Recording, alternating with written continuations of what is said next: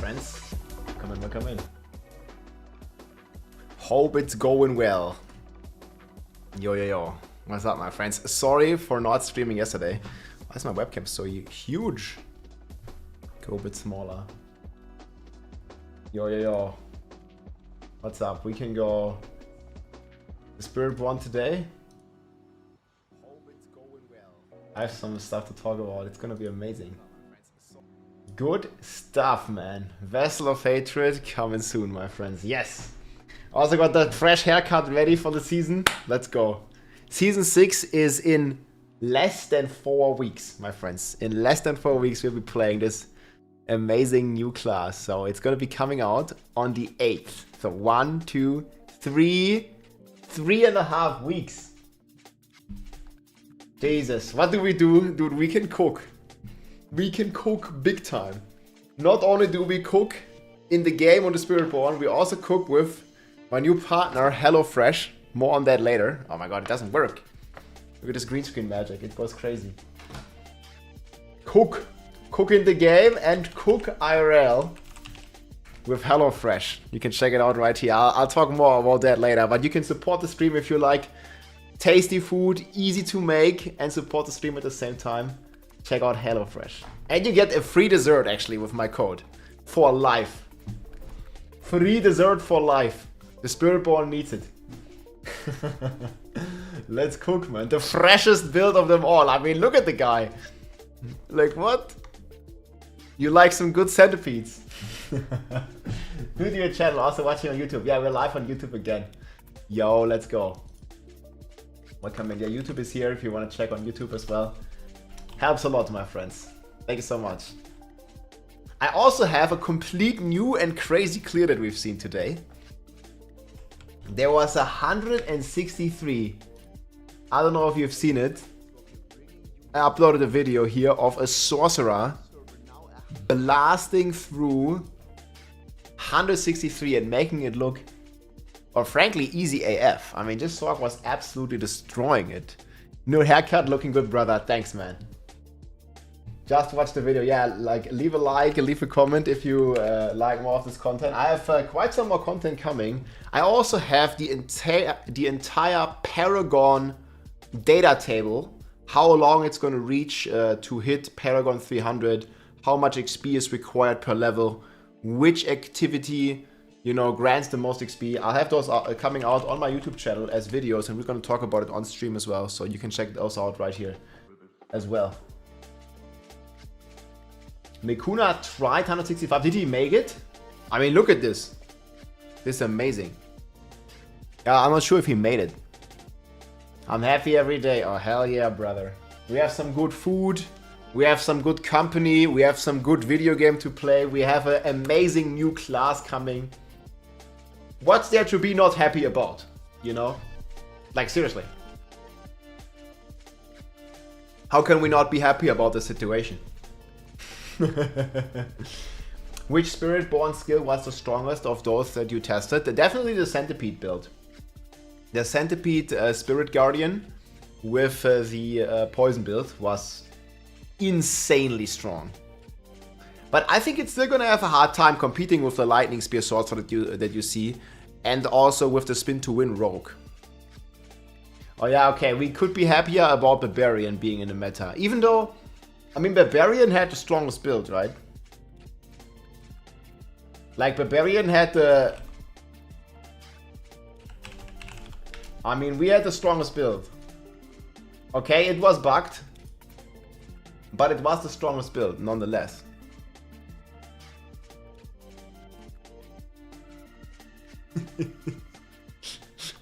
How much damage do you want to do, guys? How much damage? Yes!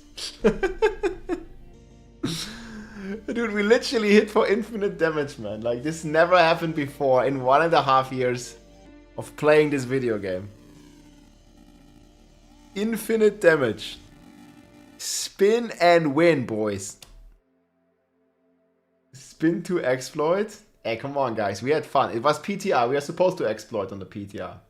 Find out all the bugs, all the craziness, so it can be a fair season start.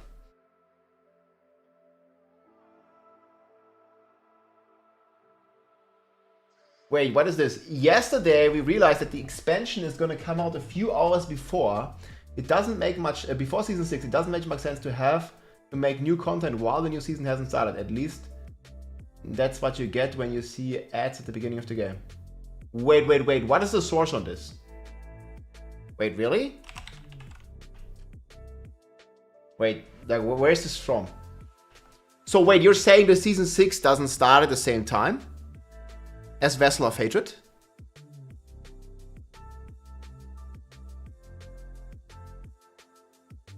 The dates in the game don't match. So this is just a conspiracy theory. This is nothing official. It might be a time zone error.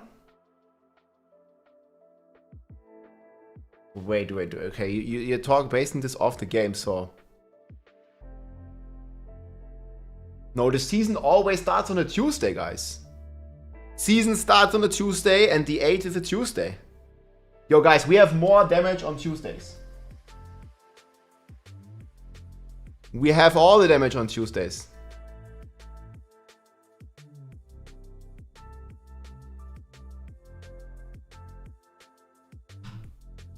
Have you seen the craziest sorcerer build of them all? Like, this one is pretty sick, right? It one-shots packs, but then look at this one. Guys, we have more damage on Tuesdays. In Spain, for example, it says the season starts on the 9th, but the expansion comes out on the 8th. Now, that's not correct. No, Mekuna unlocked 180 in last season. No? It took the pit that you already cleared. I think he can open 180. First Lilith kill was with you, Rob. Thanks again. Hey, brothers. Appreciate it, man. Yo, Aldroman, what's up? Welcome in.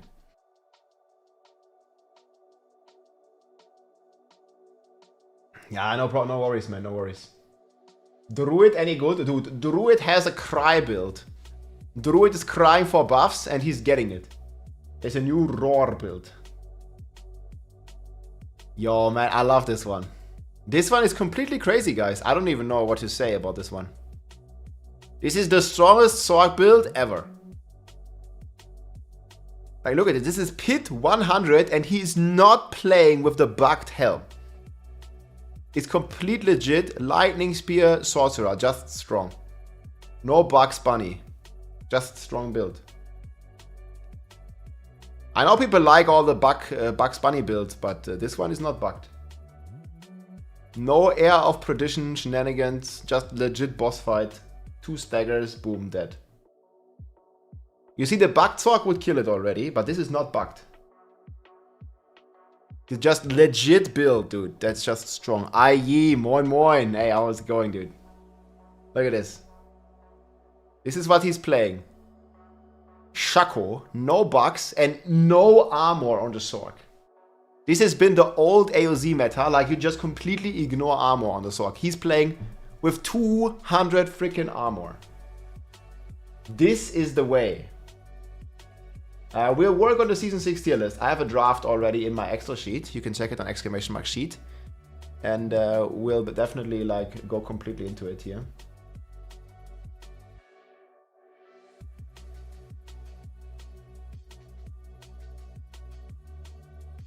It's gonna be amazing.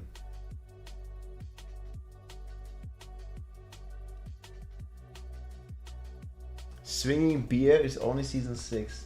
Singing Beer. Yeah, it's only Season 6 build. It's like the Flash Render has been buffed tremendously. But this is just amazing to me.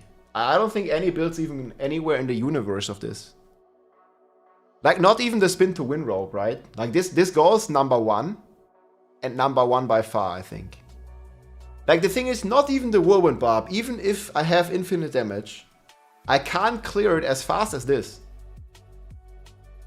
On the Whirlwind Barb. Like, you have infinite damage, you can't be as fast. The Sorg is just faster.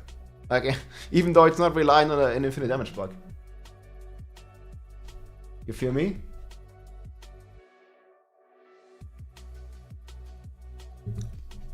Nah, the Singing Bear did 100 pretty comfortable, I think. Why does he have no skulls? Because he doesn't need it. It's a Sorg, man. It's like the strongest class ever. I mean, until Spiritborn comes along. But this one might even give Spiritborn a run for its money.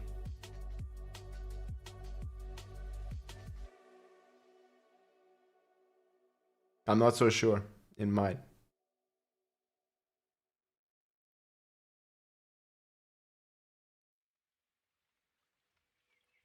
I mean, it is crazy.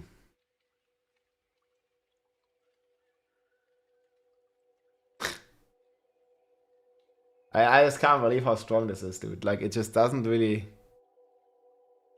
It's just hard to comprehend even, man, how fast this is. This is like the hardest pit tier ever. Spear, Sorg, and Spirit Boons, yeah. Man, S on Sorg and Spiritborn stands for S tier, yes? The S in Spiritborn stands for S tier, guys. Barbarian is always B tier.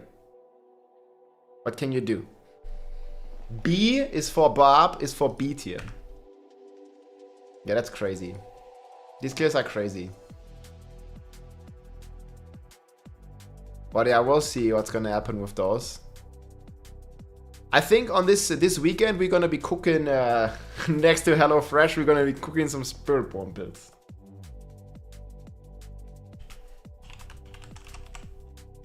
There's a double cooking, man. IRL, theory crafting, and cooking in real life for good food with HelloFresh. Moin Rob, fresher haircut start R2628 boss. Hey, thanks, man. Yo. Appreciate the support. That's right. That's right.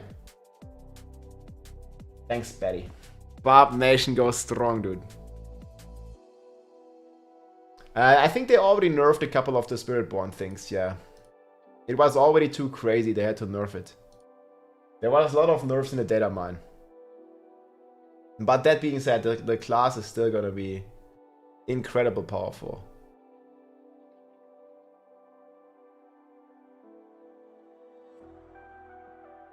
We'll see. think here.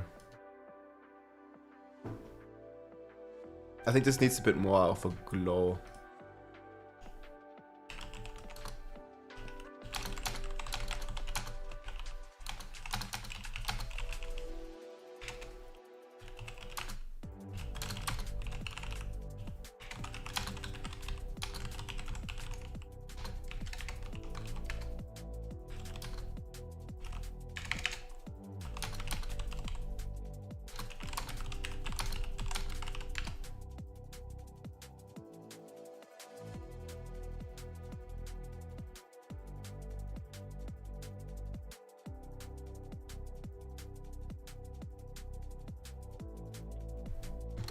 A bit more highlight. Plus 27 to all skills, dude. Yeah, I still don't know if this one is gonna make it in, guys. Like, it was in the data, but it's clearly way too crazy. Unique glaive. 10 to all skills. This is like one of the items is like, I believe it when I see it, you know, kind of thing. I believe it when I see it. Okay, but you're saying I launched a game. Let's launch it for a second here. So the new season in German time and in the other times. Cool haircut, man. Hey, thanks, guys. Let's go. We have to get a fresh cut to play Spiritborn, guys. Yes? There was only one way. Fresh cut, Spiritborn.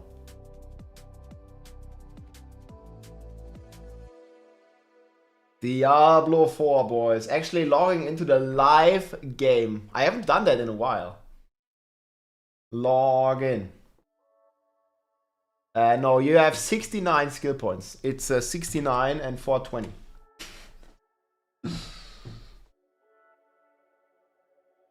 After watching your best build video, I'm confirming on making a Spiritborn Bloodwave Kaboom Necro for next season. Hey, let's go, dude. Nice.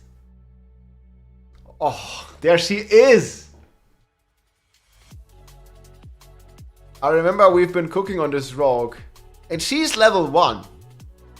Doesn't really look like she's level 1, does it? Hey, Dronix, what's up? Yo, by the way, Dronix, do you have any footage of the top druid builds? That thing, that clear that you linked me, the guy just deleted his entire thing. Or it's private or whatever. Like that raw druid, like he just made it all private. There is better. Yeah, I want to see, because this, does this look to be one of the best builds? Because we're going to be cooking in the tier list.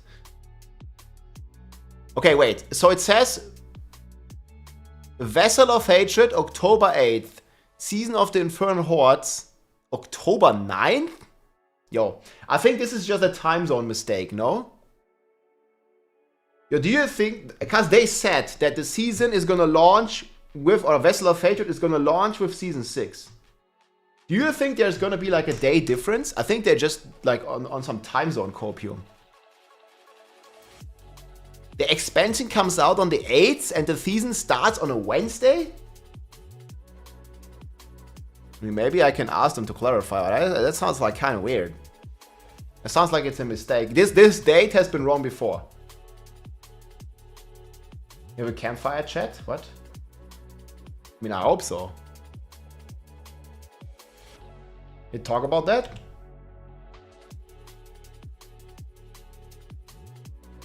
Linked me in Discord. Okay.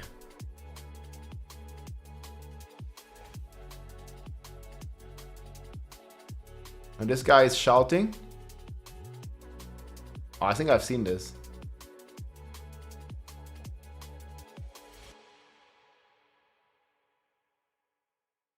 Wait, this is just shout druid?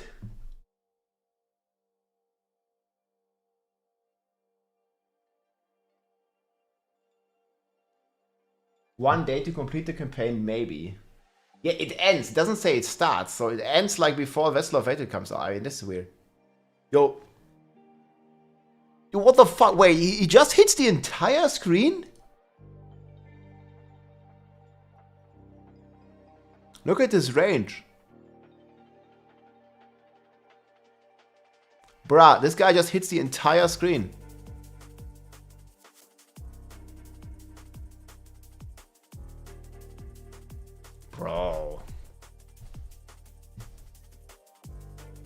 Yo, this is a build. Damn, dude. Yeah, I'm not doing kisses. Sorry. 2 launches? What? Yeah, I don't know. I think it's just copium.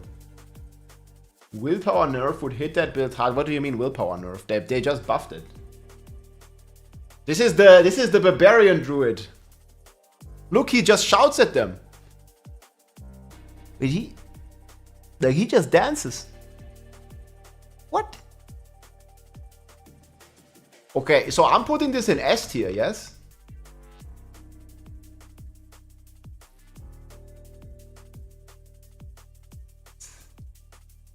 Oh, I already had this. Oh, I already had this in here. Okay. Did this guy share a planner? Do we have planner for this? Frosty dog.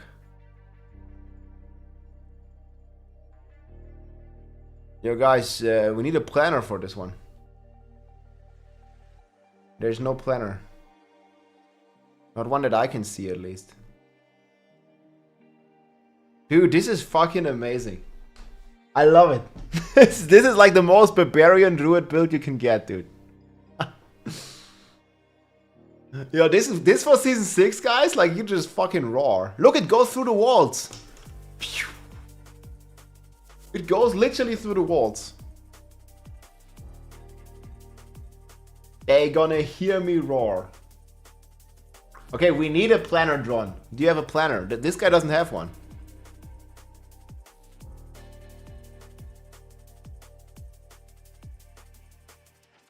Singing bear. No, this is the singing wolf. Yo, wait, what was that hit? Yo, what?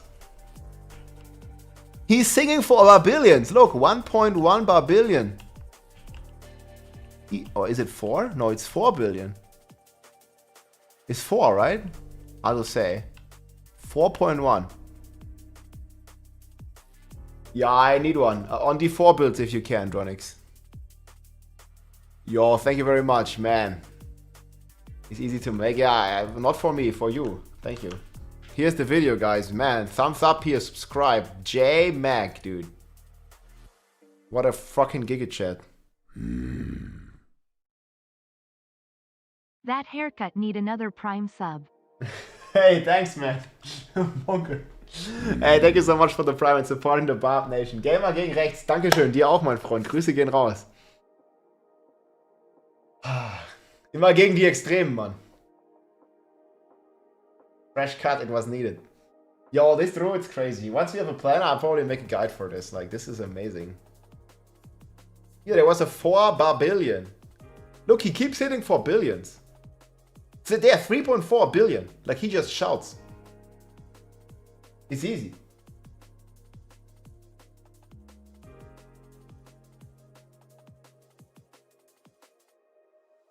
J-Mac is here. You get me the planner? Hey, that would be sick, dude. Yeah, guys, check out. It's you, right? Yeah, that's your build. Yeah, you just earned a new subscriber, man. Here's the link on YouTube as well.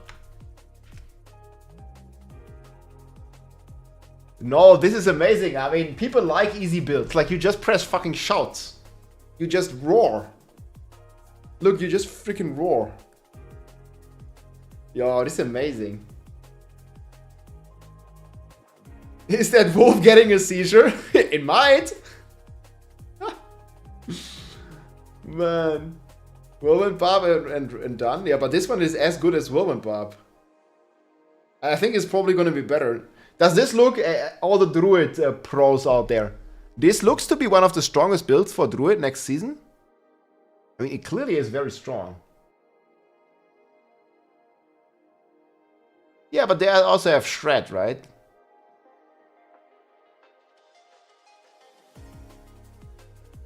Yeah, you have to poison them. But it also hits the entire... Look at this, he hits the entire screen, man.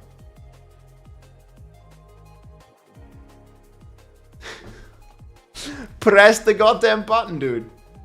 Press the goddamn button. You sent me the planner already? Okay, wait. Message requests. Vader, is that you?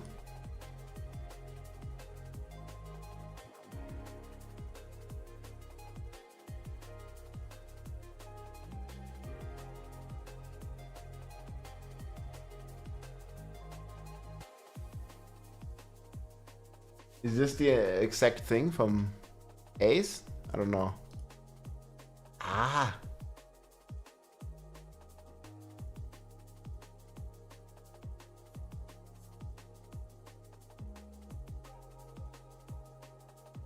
Yo, look at this.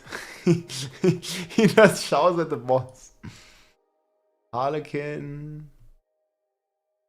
Can I remove this? No, it just stays.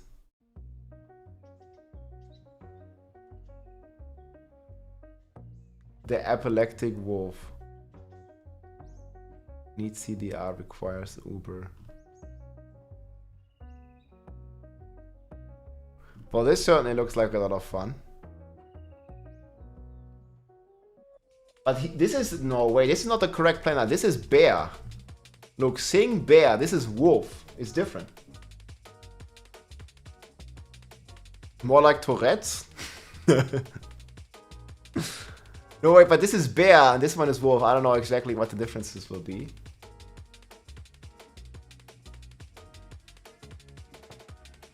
Do you sing as a wolf or do you sing as a bear?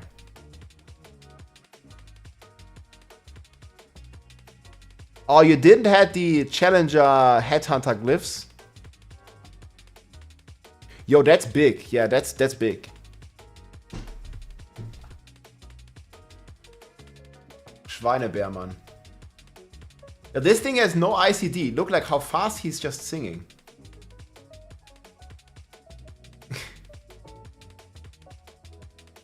Yeah, but like, why does it have no cooldown at all? Look, he just plays range and he just sings at the boss.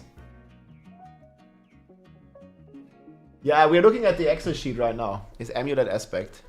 Yeah, I need a planner. Like, hey, JMac, let me know when you have one. You feel free to DM me in Discord. I will add you. Let me know when you DM me. I can check. That'd be sick. I want one from the... This is JMax clear. It's in the list here, guys. Yeah. So yeah, here's the full sheet. So I don't think it's S tier, right? Does Druid have any build in S tier? Wait, the fuck did it not work? Discord. There we go. Bolt's Chieftain Max CDR aspect, I see. You miss out on the new zone and on a new class and on the runes. I think you will not have access to the runes. Yeah, you think this is gonna be S tier, JMac? I mean, these are like currently the S tier builds. And I don't think that one competes with the... Yo, that's Druid? I think Druid is just gonna be like the Barb, like no S tier build. Like this is gonna get nuked and then Barb also has no S tier builds. You think that's the case? No S tier for Druid, but strong A tier. Okay, I mean maybe if they get the glyph and they were also missing like multipliers, maybe it gets in the sub 4 minute range. I just need the planner, but doubt it. Yeah, you won't get the runes if you don't buy the expansion, guys. No rune words. That's gonna suck. And no Spirit Bjorn. And Spirit Bjorn is the strongest character by a mile, I think. We'll see though, they already received the nerf before they even came out. PT 100 shouldn't be able to clear under 2 minutes. Well, shouldn't, but is.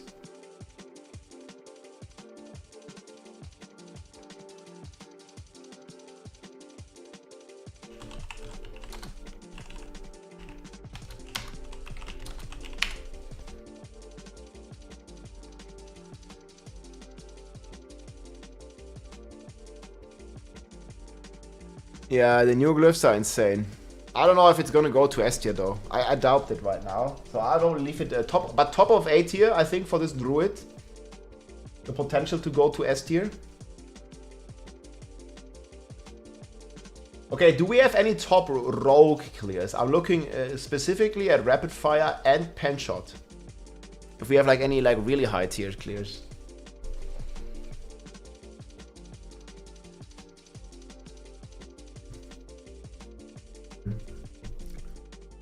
I'm also, man, like, there's gonna be so many shitty builds. Shitty walk. I think Flay, Deathblow, they all need to move down. Flay, Deathblow, they all suck. Bash Barb is kind of okay.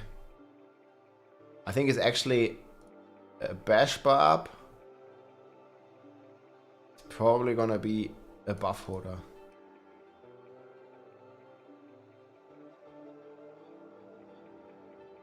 Even Metal Shards is gonna be a buff holder, I feel. And then I don't know about these other builds. They nerf Bone Splinter like crazy, right? Flay is like that.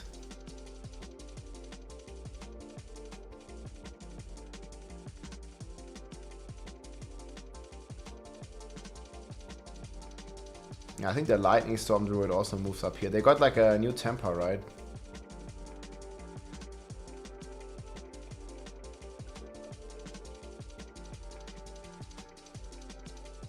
Pulverize moves up. Down here it's gonna be very hard to really rank these.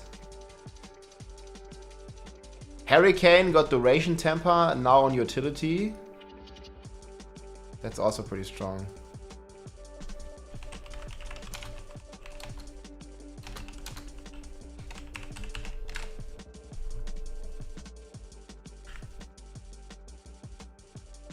I mean, this all is Earthquake Barb.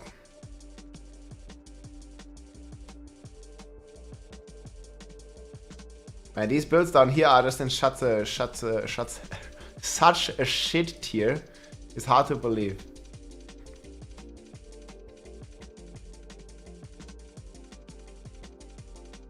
Probably these two move up.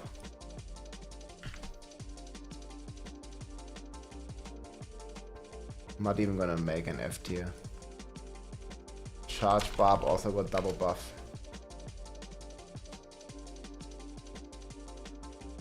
Yeah, I'm not gonna make another tier. Hurricane build, yeah. What happened to Landslide?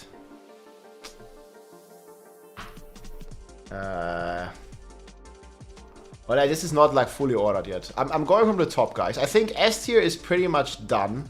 I'm still looking for rapid fire footage and pen shot footage. But yeah. Small suggestion for your cheat sheet: add a column for the class so you can faster filter by a given class. Maybe. We'll see. I might do that. That's a good suggestion.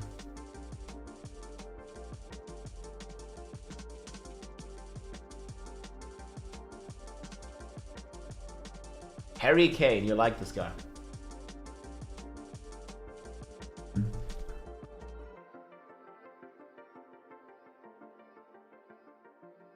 Yeah, they were all pretty incredible clears. You see this one from M1PI? This is the fastest 100 clear I've seen. This is what S tier freaking looks like, guys. It's so crazy. Dad Witch, what's up? Welcome in. Servus. This is what fucking S tier looks like. I mean, it's not even close to the Sorg or to the Barb, but it is insane. Yeah, the protection is gone, so they nuked it. Nada, gone. Fully gone.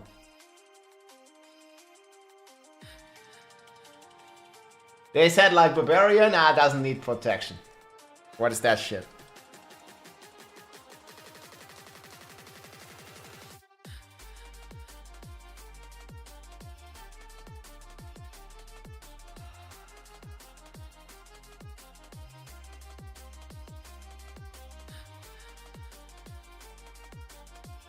Yo, did he just port?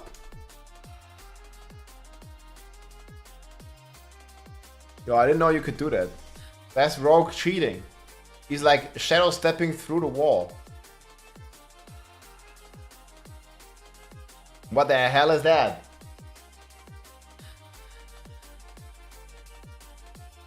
This is the spin to win rogue in the pit 100.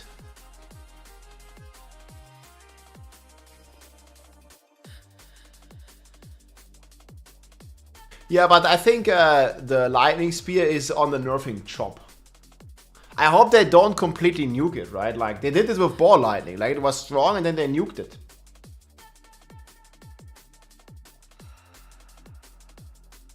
But yeah, this guy is speed farming this in 3 minutes, man. Mippy. M1PI.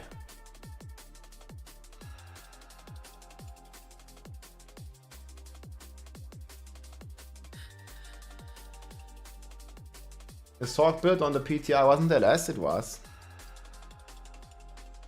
Well, I mean, there was also Firebolt, which is clearing 163 in the live server right now. And then there is also, well, basically just Shatter with that combination. No point of doing a tier list before you have the final patch notes. Well, I got a shocker for you. I don't think we're gonna have final patch notes. Like, we never get those. When have we ever gotten final patch notes? Never. Or at least they were never complete. Sure, there's a point of making a tier list. It's fun. We're playing the video game for fun. Of course there's a point of making a tier list. People just like tier lists. Of course it's just a guess. It's always just a guess. Like, it's a guessing game. No one knows. But we can still try to get as close to a good and educated guess as possible. And that's what I'll do, because that's what people want to see. You gotta get the people what they want, man. And they clearly want that. Jonas. Nourishment from Spiritborn stacks up every time you're healing? I'm not sure. But we have not been able to test like in that deep. We only had like access to a level 30 version of the Spiritborn. Yo, this boss kill is nuts, dude. I mean, this is with the bugged helm, but still. That's crazy. Yo, he completely nuked this boss. Yeah, this is the link, guys. M1PI. I met this guy, but I think I have a photo with him. He's also a German dude. Fellow German. La la la. We met at the... Does this work? At Gamescom. I'm not quite sure how these turned out. Wait. I have to download them. What is this? It's weird.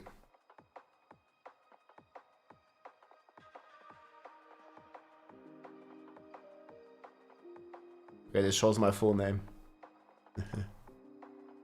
But yeah, that's the one. How many Germans? Yes. Yeah, it was like a bit foggy in that segment of the where we took the photos. So, but yeah, like he's a big rogue cooker, just like with HelloFresh.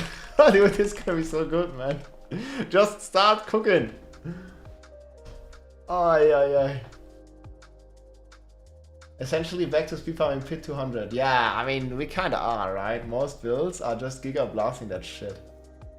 They have to nerf Victimize? Wait, do you guys want them to nerf Victimize again?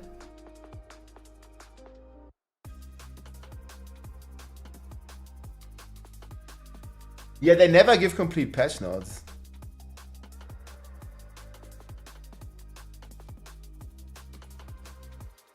I mean, they probably don't like Victimize that much, but I think it's great, dude. Hey, Mark S, what's up? Welcome in, dude. It's going well. Sorry for not streaming yesterday. I had some IRL stuff. Like, I got a haircut. I had to, you know, get some chores done. I had to get some tax bullshit, some email stuff. Like, oh my god, man. It was a lot. I need to prepare, like, properly.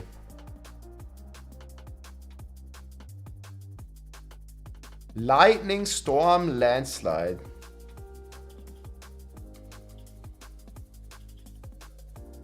So that's an S tier build. Okay, we're gonna put it below here.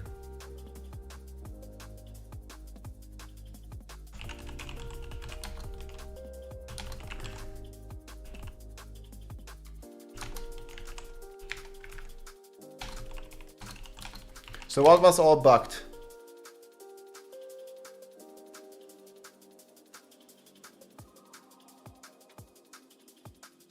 Okay, but do we have a planner link? Like, it's basically just the storm slide from old patch. Do I have that one?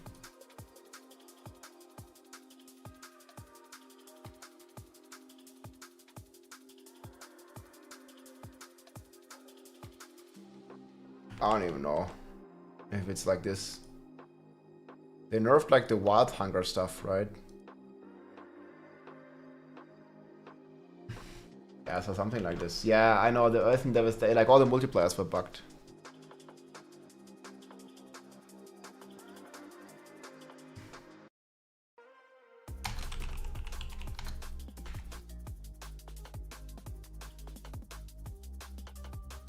Assimilation certainly helps. I'm really sad that they giga nerfed Starlight the way they did. Like Starlight got completely nuked. I didn't like it.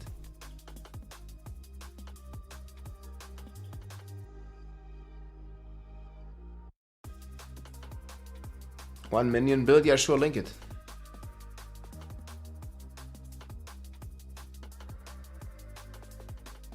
And Daryl Barrage Rogue, but I don't think it's S tier, right?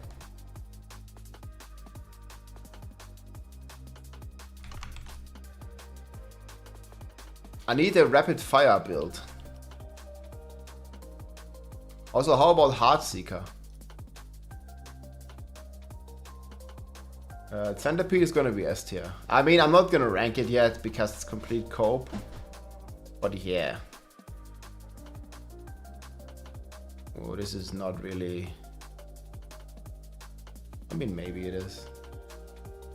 Was this already playing precision? But there's way too many boards. Heartseeker is no way it's S tier. Heartseeker as strong as Dance of Knives? Yo, unless you have a video, I don't believe it. Sorry. I just don't believe it. Ramallah, the Ira, use the Revenge one is the best if you have enough berserking. If you have good gear, the Revenge is the best. Because it has one more multipliers. Yo, Swati. Halli, hello, hallo. Halli, hallo, hallöle. Yo, what's up, man? Welcome in. All is well. Heartseeker is no way it's S tier.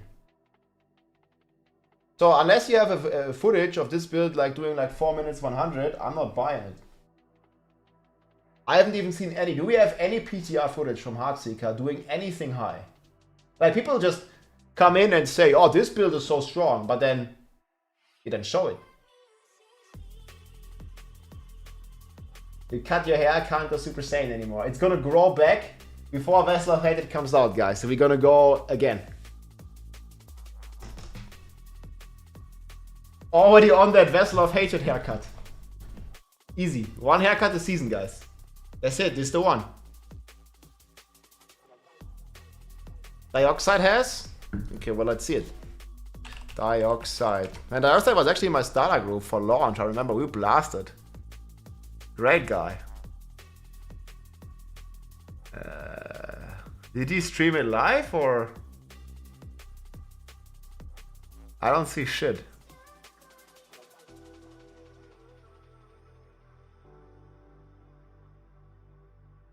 I don't see. If you can link it to me, that will be much appreciated. I don't see it. Looking sharp. Hey, thank you, Demo Fots. Nice name.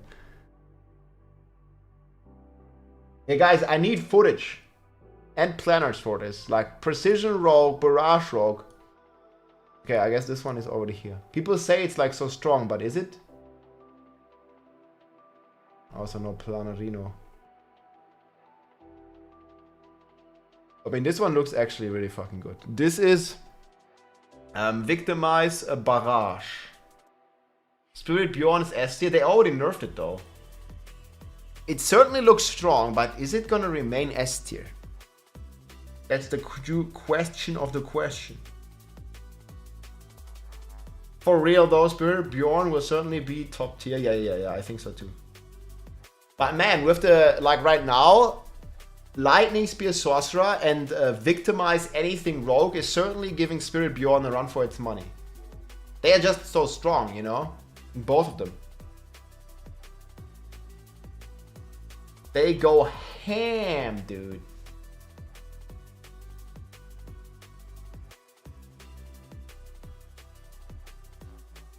Going down quite a bit with the bug fix? Maybe.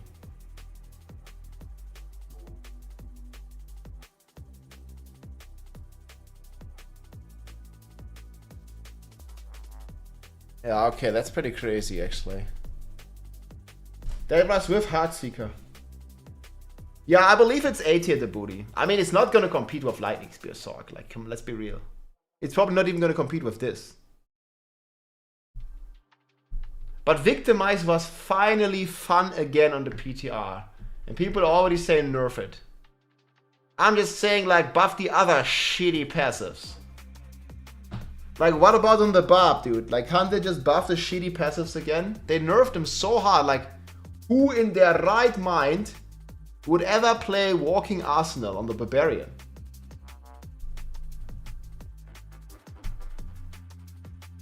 You gotta be insane to play that. Nah, they're not fixing the Malali bug. They are not working on the game, I don't think. It's all Vessel of Hatred now. I don't think so. I think this has like no priority, sadly. Sad to say, Nussi. It just didn't strike me as this is priority. It's Spiritborn, it's Spiritborn expansion. And probably we're still gonna have that bug in the expansion. Oh, I might actually, yeah, I'm gonna give some feedback on that. Before I forget this.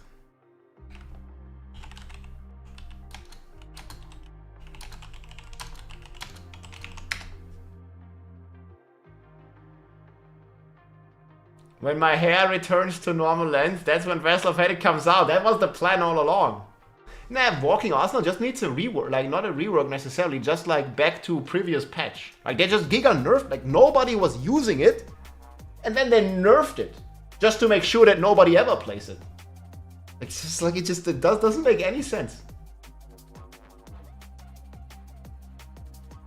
When I first heard about it, I gave this feedback immediately. Like, there's no reason to nerf Walking Arsenal. I did it anyway. Shocker, no one plays it.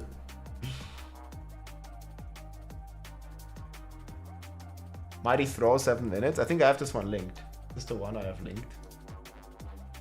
Mighty Throw, Mighty Throw. Wait, this was 10 minutes. It's a different one.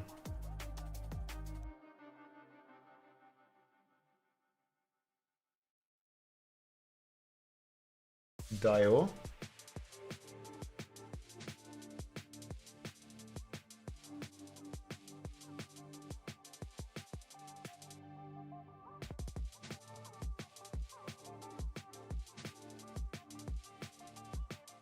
Yeah, this is with the whole idea, but I think Dio was the creator, so I'm gonna keep Dio's video in. But this is pretty good.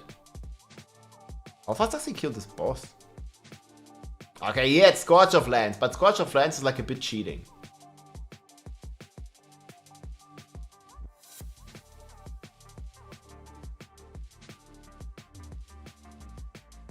Well, thanks for linking. Yeah, I think it's gonna be tough to put this in A tier though. At the moment. What is Woody saying the same thing about? The entire stat squish. I agree with him for sure on that. Like, I mean, we're back to doing billions on of damage on every single class anyways, right? Pure stealth, yeah, I've seen that. I mean, the stealth thing was crazy anyways. Basically not allowing any other builds to shine through.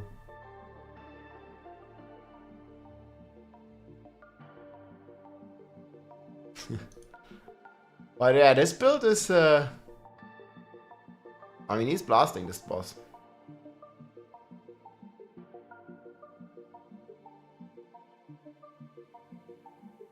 Dude, that was like a 1-minute boss fight. Yeah, okay, this guy is crazy gear, I would guess. I mean, I did like a 10-minute alpha video coming out, like a 10-minute 100. But yeah, if you have this crazy gear, I only shows it like 4 split second. Why do all these people like not show their gear? Yeah, non-GA. God.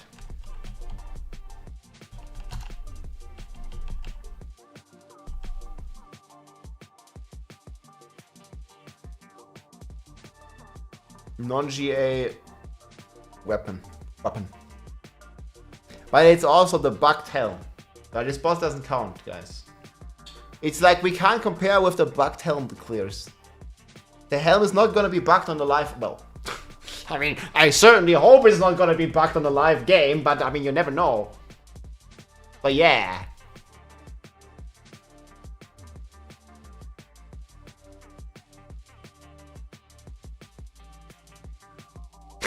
Certainly, it's not intended to be bugged. But if you want to play the same character all time, well, you certainly can, Houdini. What's the point of playing the season in Realm when the end of season your character is moved to Eternal Realm? Well, I mean, what's the point of playing any video games? Like, you only play if you enjoy it, right? Like, else you just don't play. Like, if you're not enjoying the video game, then you're right. There's no point in playing the season. Like, it's just like, it's gonna reset in 3 months, so you might as well just not play, of course. But then you can, like, apply this, like, weird logic to everything, right? Like, yeah, what's the point of playing a video game? Like, you just, if you enjoy, like, a lot of people like me, we just enjoy the fresh season start. And if that's not for you, I mean, that's fine, right? Then just don't play.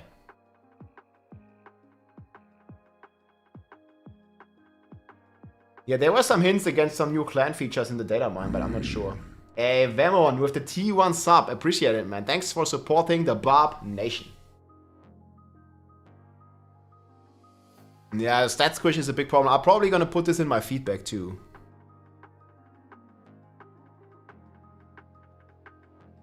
Why live life? You're gonna die anyways. That's a slippery slope, man. Come on. The life can be so good. You just gotta enjoy the journey, man.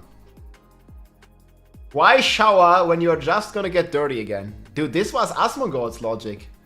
I recently watched the video where he was like not showering for like a few months. And he was like sharing his experience. Now, what's the point? Like, you know, you shower and then you get dirty again the next day. But why? Yeah, you could play Diablo Immortal instead. It's good. What's the point in showering? You're just gonna get dirty again.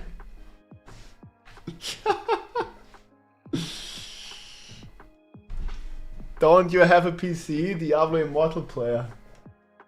Man, I played a lot of Diablo Immortal on my actual PC, guys. That was a social experience. I mean, yeah, he did make some experience, but for him it's just a lifestyle. I already got a wife. I need no shower no more. Dude's questioning life choices. What if I already have a wife? Dude, guys, come on. Just do whatever you're comfortable with, man. I already got a wife. Dude. The poor wifey. Happy wife, happy life. Come on.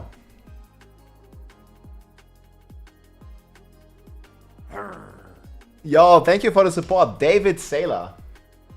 There needs to be a fix for the inflation and gold purchases. Well, the inflation always is high because there is just so many easy ways to farm gold in the game. And gold is not used as much anymore. Like, they nerfed the enchantment costs, they nerfed the masterworking costs, and they gave you a giga gold farming method with the Infernal Horde.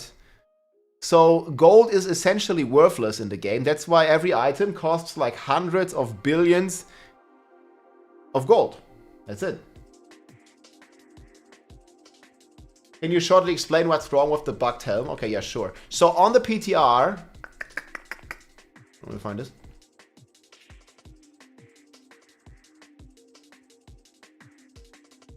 So we go on season 6 and let's go on Mighty Throw. They're banished. So on the PTR, there was this helm here. The Heir of Perdition. And this one, you see the implicit is supposed to give you plus 200% damage to angels and demons. But this plus was bugged. And it got tilted to the side. So now what reads it? It's an X. So they have a mathematical error like they have so many times in the game, where plus becomes X. And then it just, you know, it gives you 3 times the damage instead of 5% damage. Like they always have this like mathematical problems where a plus becomes an X or an X becomes a plus. I'm not quite sure how this keeps happening, but it does. So it's that this math is hard, we know this. And especially as Barbs. And yeah, wait, is it math? Yeah. Like plus becomes an X, X becomes a plus. Multiplication and addition is difficult.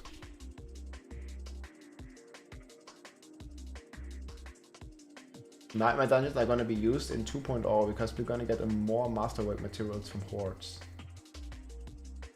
That's a difficult question to ask. I think T4 Nightmare Dungeon should be pretty efficient still.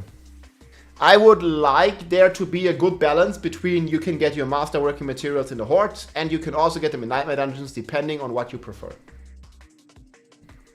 Oh yeah, I have plenty of PTR bots. All my PTR bots you can find here. Blizzard Marv TM. You also get a ton of boss mods. Yeah, guys, we're going to continue with some more guide cooking here for sure. And we're going to finish the tier list here in just a second. But guys, I have a new partner here. And I've been trying some of the amazing meals from HelloFresh. Very easy to prepare. You basically get like a bunch of ingredients. Right delivered to your doorsteps. And I had a few here like that already got delivered to me. And we have a very cool offer for you. You get free dessert for life as long as you have like a running subscription. I was testing out, like I'm not vegan, I like meat as well.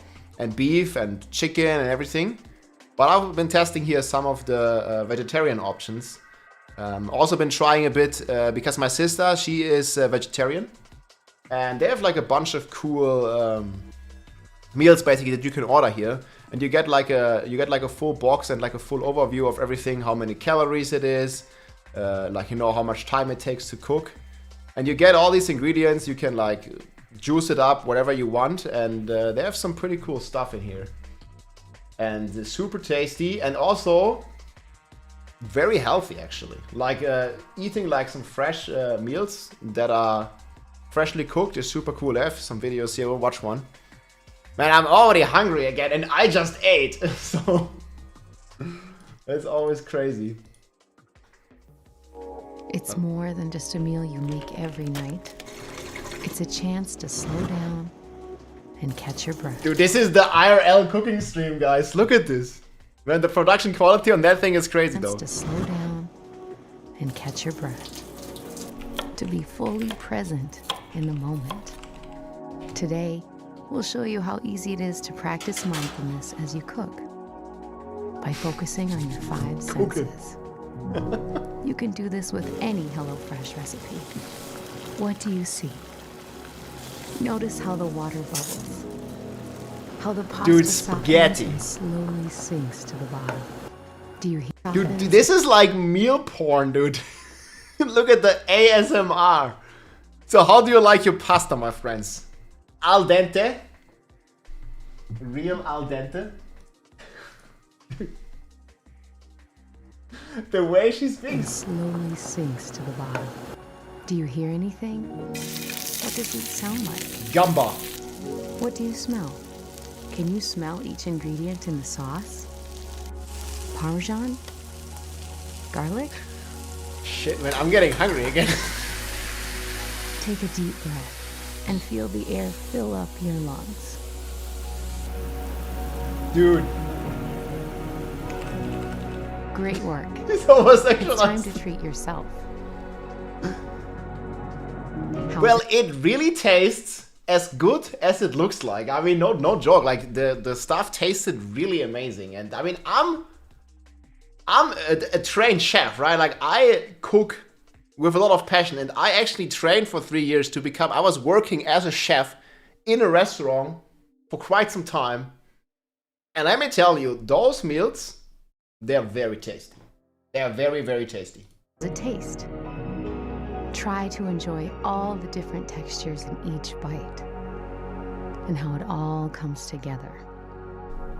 Here's to a better, more mindful dinner routine in 2021 with HelloFresh. Or also in 2024, I guess. I didn't realize this video was a few years old, but man, that's a fucking good ad. And yeah, guys, they're not kidding with that. It's really amazing. You can just like get your meals, like choose them together, and if you are from Germany, like I am, Austria or Switzerland here, with my code, you actually, as long as you know, order like main meals, you get free dessert for life. Like literally for life. As long as you have like, you know, running meal orders there. So it's pretty cool. And I mean, I don't know, like maybe I'll finally do it like an IRL cooking stream. But yeah, they are basically HelloFresh is like the world's leading meal prep company. You have like this step-by-step guide, like it comes, like every box comes with like a paper here, it like gets delivered to your doorstep. You get this this box, and very easy to make. You get like all your ingredients. There's always like 2 portions here, like you can get it like together with your spouse or with your girlfriend or with your boyfriend, whatever, and just start cooking. And usually you see here, like these meals are done like 20 minutes, 30 minutes cooking time. And I've been cooking a few days ago. We've been cooking this one here. This is how it looked like. I already ate it, so I haven't been cooking this like live on stream. This is what it looked like. It was chana malsa with pies and baby spinach on basmati rice with cashew nuts. So it's really easy. Like this is how it looks. Or this is how it looked from me. This was in my kitchen. You just get these ingredients, and then you see here like you have the entire instruction basically. Well, and then you just start cooking. Nah, it's not it's not microwave. Okay, here, look. No, it wasn't full microwave. Here, like we did some onions in the pan. This was the peas here with the onions later. Like, come on, man, dude. That was freaking delicious. I gotta tell ya. And then there was like this baby spinach on top with a bunch of rice. It was really good. And yeah, the process is pretty easy. Like you can basically just, if you want to try it, you can just follow this link. You can support the stream at the same time. You can choose, I think like, well, however many you want. But right now I'm going with 3 meals basically per week. So I have like 1 every other day basically. And this is like 2 portions always. And I think it only costs like, I don't know, there might be some regional pricing. But for me, man, like for like 6 total meals with this link, it was like, I think 24 euros. And this basically for 6 meals. And that's very competitive for fresh food, man. With actual like some very healthy stuff. I mean, depending on what you can choose. There was, let me actually go in incognito, because I don't want to leak my address, like this has happened before. So I gotta be a bit careful. Oh, this is in German now. But yeah, you can basically... Do they make pineapple on pizza? I think they might. I haven't tried the delivery pizza like that. Because usually the ingredients are like raw, right? Like you get, I don't know, like a potato, you gotta cook it. It's not like a full ready to eat meal. Like you gotta still do a little bit of cooking. I don't know why this is in German now. But you have basically no waste and stuff, right? It's like very simple. You don't have to, you know, go to the supermarket. It gets like delivered right to your doorstep. and you can basically just start cooking. It's comfortable, man. It's like, it saves you a lot of time. You select your weekly meals, you can modify the servings per week. It's very chill. And there are many different ones to go with, basically. Like, you can check out the best sellers. You can choose, like, do you want like a very like you know, meat focused, or do you like, you know, without meat, vegetarian, vegan. There's also meals for children and all the stuff here. And I think they have like very local ingredients from supplier, like specifically selected basically for this and HelloFresh. And yeah, I mean, high quality. There's also like a very protein favorite meals, like where you have a lot of protein in there. So that's also pretty cool. Do supermarkets not deliver in Germany? I think they do. We have like Lidl, Aldi, which are like the biggest ones, but usually they don't deliver. So this is like a very, I mean, this is like, here, Oktoberfest. So they're already preparing for this, right? Look at this. So you can already get the Bavarian pork knuckle with gravy, and I don't know if the beer is included, guys. The dessert is included with my link. But I think the German, the Deutsche beer, you have to get separately. But, dude, it's really good, man. I don't know if this is a knuckle. Is this how you say it? Oh, wait, it says it. No, plus free beer. Wait, seriously. Plus a free Spartan beer per order. Well, okay, guys, you can order the Oktoberfest. Man, okay, we gotta try this. October is here soon, guys. We're gonna try it with Oktoberfest. Yeah, they have children meals, everything, dude. I like it. Let's go. Well, it's from Munich, but I'm pretty sure they'll deliver it. Like, I'm more like in the center of Germany, and I'm pretty sure they'll deliver it here. But yeah, my friends, check out HelloFresh. Get free dessert for life if you're in those regions. And yeah, let's start cooking, and let's continue cooking some GG builds. And have some good fun with all of this stuff, man. Delicious. Alright, so where were we here? With some big blast. Ouchie. Rapid fire, we still don't have a video for it. Raw Druid was amazing. We have the Death Trap. This one surprised me, actually. Hello, everybody. Matthias here. This guy was blasting on Death Trapper. Getting beer delivered. Why not? Hell yeah. Man, that video was crazy from HelloFresh. I'm still like, where was it? I already lost it. But yeah, this is the Death Trapper Rogue. Yeah, they have some good videos. Let me check out this one later. Spirit Wave was bugged, really? Well, what was the bug on Spirit Wave? I mean, this Death Trap wasn't bugged. This is just like... I mean, Rogue just have so many good builds. Yo, like Rogue has like every build and it's insane. All of them. Pretty much.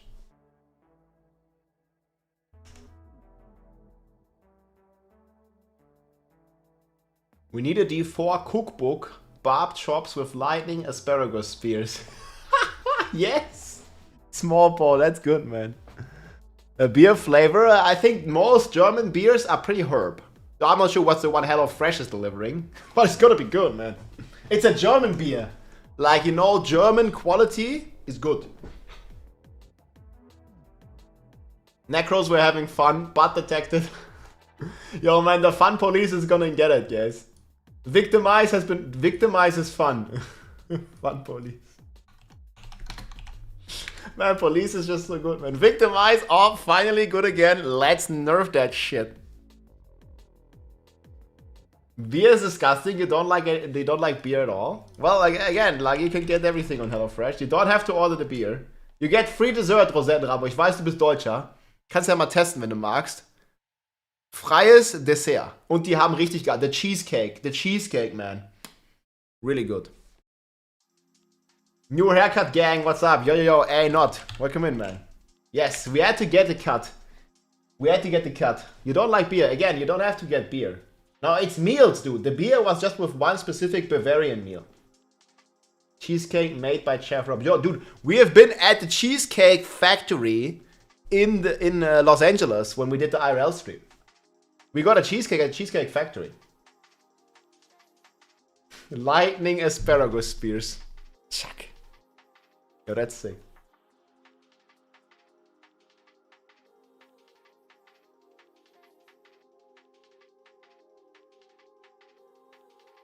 New barb skill, lectors.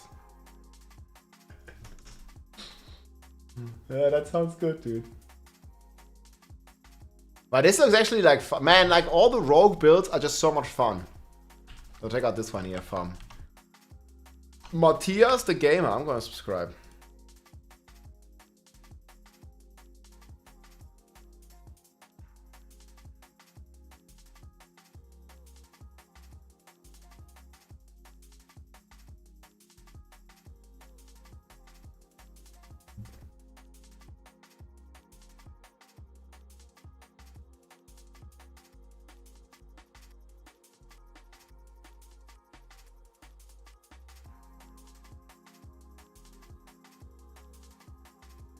That's gonna be amazing.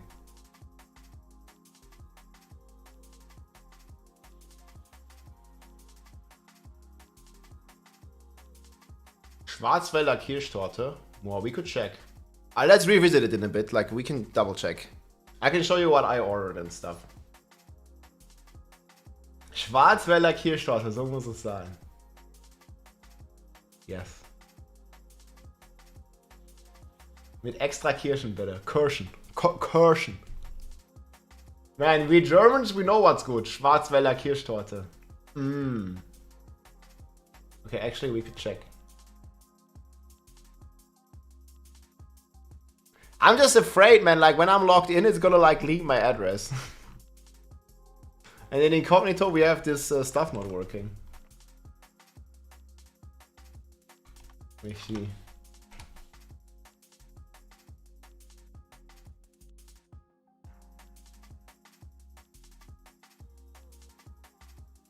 I think it might be at a dessert. Translate to English. Well, I need like a dark view on this website, dude. Here's the big discount that you get as well if you order via my link.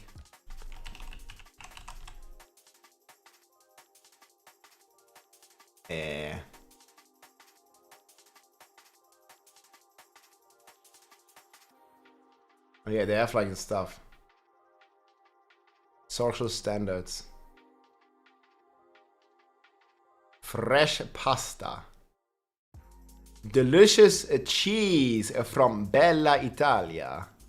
Yo, what is this? Käse ist eine beliebte Starzutat in vielen hellofresh Why is it all in German? Rezepten. Unseren italienischen Käse beziehen wir von Zanetti SP. Okay, so they're getting like some fresh cheese right from Italia.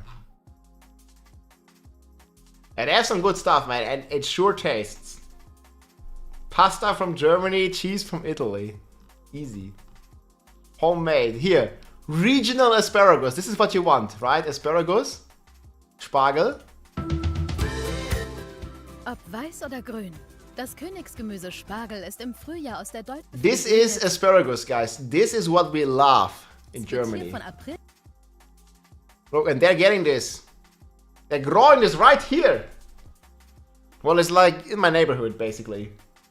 Schnitzel mit Spargel, man, it's really good. Yeah, look at this.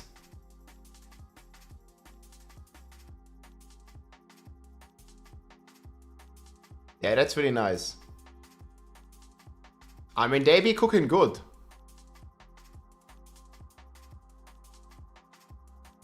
But the craziest thing is then usually like they have this all in Germany, but a lot of the workers are actually not from Germany. I just remember this, like, because I'm like a little bit in the industry as well. And they have a lot of machines, actually. Do you not like asparagus? Rob Ramsey. I mean, you gotta like peel this asparagus. It takes some time. The best of asparagus is the pea after. Well, you know, not only the pea. Oh, it reminds me of the South Park episode. Yeah, they do, man. But anyways, the product is really good. The product is really good, and those are some happy people. Yes? Those are some happy people. Hmm.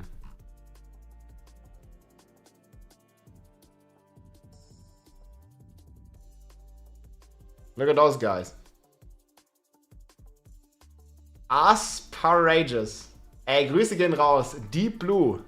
Dankeschön, mein Freund. Ja, also wie gesagt, wenn ihr Bock habt, könnt ihr euch das ja gerne mal angucken. Also hilft sehr. Und ja, wenn ihr aus Deutschland, Österreich kommt und das versteht, kriegt ihr sogar 120 bis zu 120 Euro geschenkt und freies Dessert. Solange ihr hier was kauft. Also richtig geil. Ist natürlich eine Werbung. Also ihr supportet damit auch den Stream. Richtig cool. Danke euch. Yeah, good stuff, man. Very tasty. Okay, but enough cooking. We're gonna cook more builds.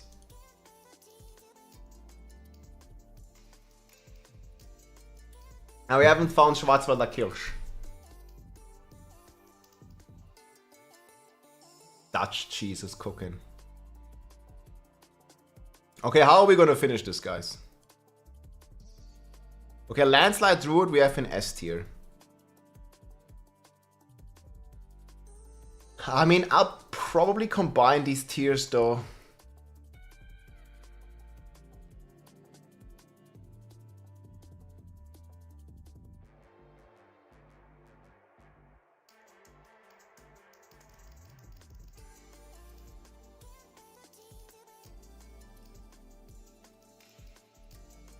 I think I'll put mid.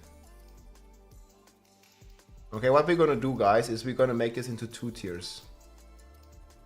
Because I kind of want to at least make an early tier list and finish this. Obviously, this is gonna change, guys. It's all gonna be subject to change.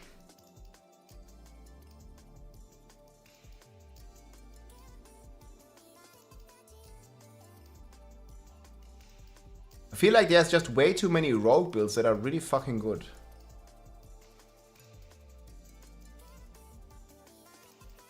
This is really hard. Seeker Rogue. Doubtful. Barrage. I think we're gonna put them all in the same tier.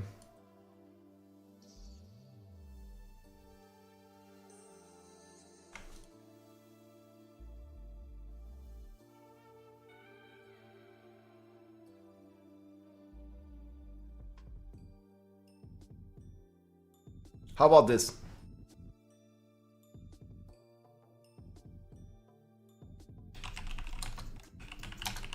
Did Roxy do a clear?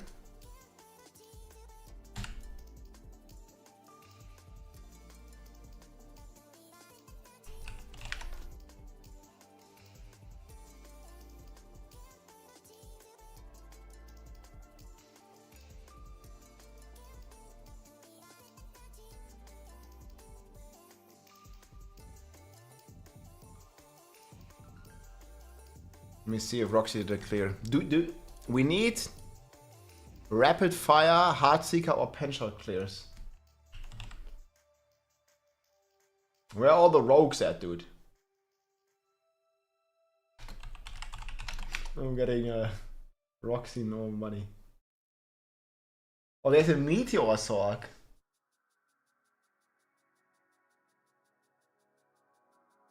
No, there isn't any. Base setup. Did he do fire bolt? Where are the Blizzard Sorgs?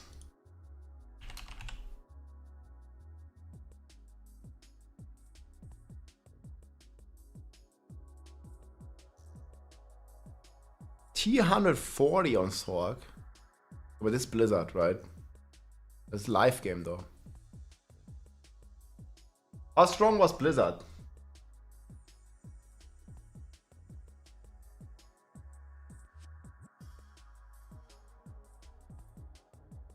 Oh, look at this.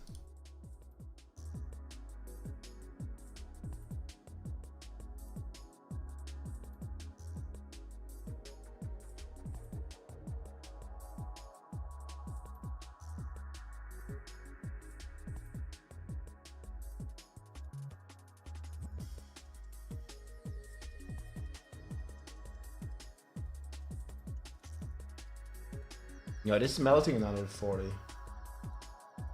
I think Blizzard was fine. All the rogues were playing spin to win. No one was testing anything else. You got banned for saying you got a black colored puppy. Well, I don't know. It doesn't sound too offensive, but no, it's cool, man. Like puppies and kitties. Stormslide Druid. Stormslide is S tier. I have a storm. Okay, but this Blizzard clear looks fantastic. Anyways, I'm gonna add this in the current tier list.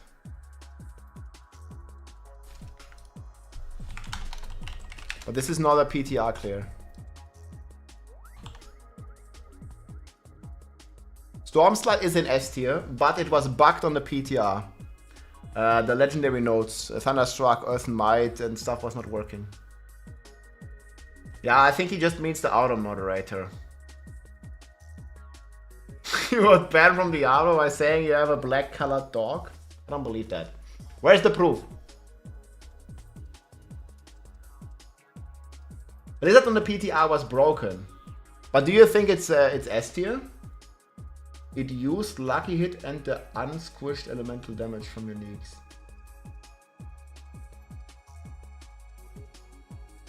There's some auto moderation, Raven. I'm sorry about that. I can't change. I mean, I could change that, but the auto moderation does more harm than does more good than harm, so it's good for me.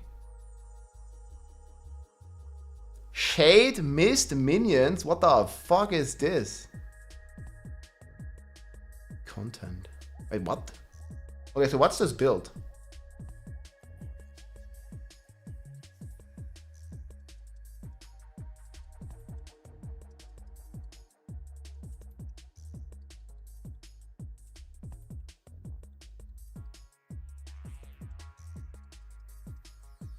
Wait, this is a non-boner spirit?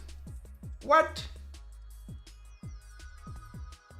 African American dog. Hey dude, come on. Yeah, automatic. It didn't ban you. It just like didn't let through your message. Yeah, I don't know why the word black is considered offensive. What the fuck? You can say you have a black cat or a black dog. Like what the fuck? It's like just a color. Like I had a black cat when I was young. Like she just had black fur. That's it. Nothing offensive about that. Like, in 2024, you can't say anything, dude. Like, what the fuck?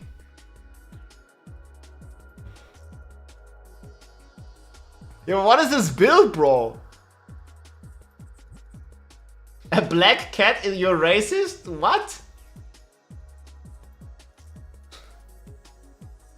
Dude, she had black fur. Like what? Just like you can have, I don't know, like a brown fur on a cat.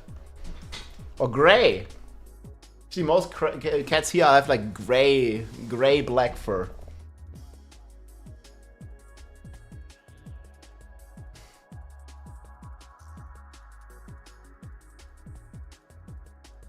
I can't say brown. No, the cat wasn't brown. He didn't have brown fur. It was black.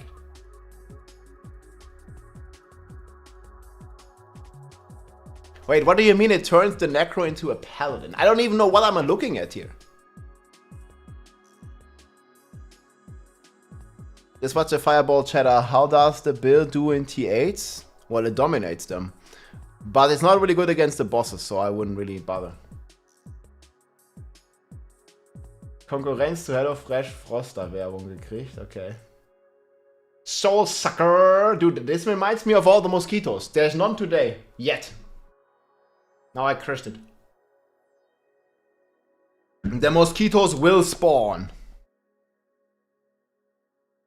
They'll fucking spawn somewhere.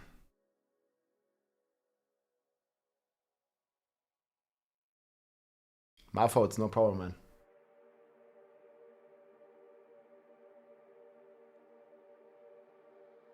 Mosquito time is almost over. Yeah, it's actually decently cold today in Germany. I think we had like 9 degrees. That's not really mosquito weather. Okay, so Aldo, what is this build? Like, I don't even know. What is a damage dealer? Did anybody figure out what the damage dealer is? The fuck is dealing damage? That's the lazy man, son. Dude, you have a planner.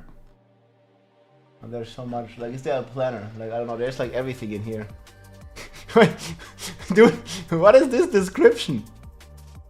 It's so long, but I still can't find a planner.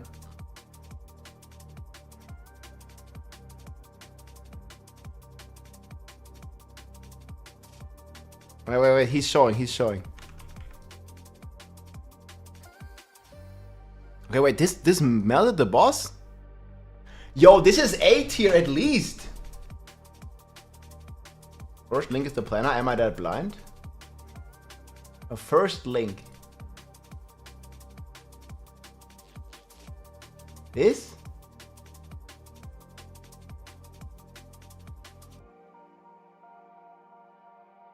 Skeleton wolves.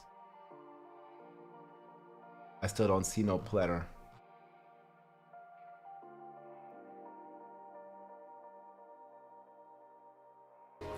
Okay, do you have this like in like a D4 build planner or something? But I'll add this. This is amazing. Check out this clear, guys. This is fucking easy. So what do you call this though? Shade mist?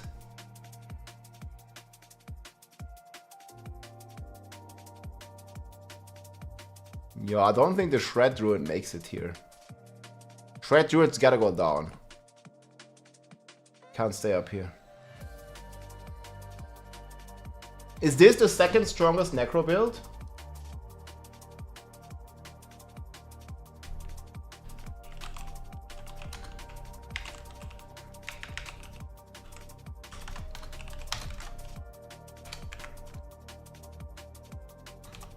And this was not even bugged?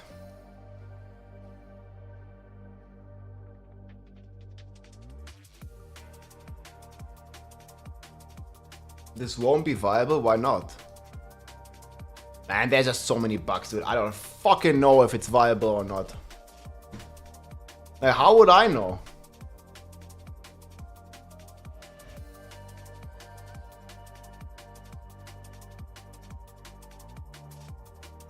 This is playing air. Yeah, but even without it, right? Was this a demon boss? Maybe it was. Yeah, Scorch of the Lands is demon. Soul Rift.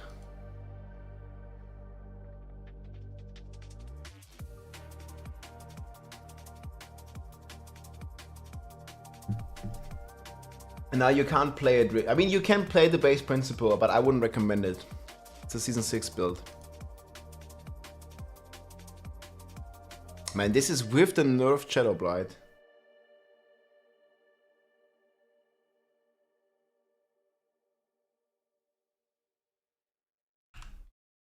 Well, if you have a planner link, we need those planner links, man.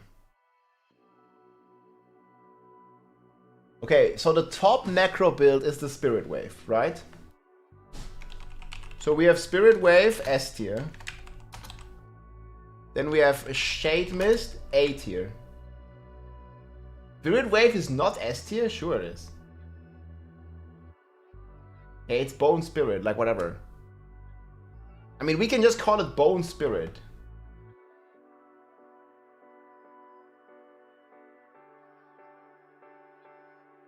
It's not, it's hitting for 10 billion. How is it not S tier? Yeah, I mean, so is the Thorns Barb. It's bugged as well, but it's still S tier.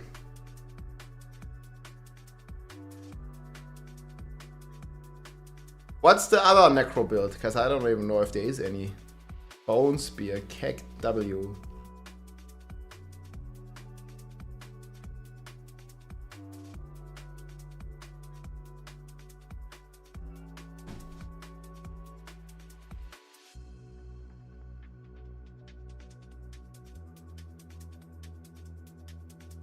Okay, what is Blood Rift? Overpower Soul Rift. Do you have a video, Serok? What is that? Too many bugs.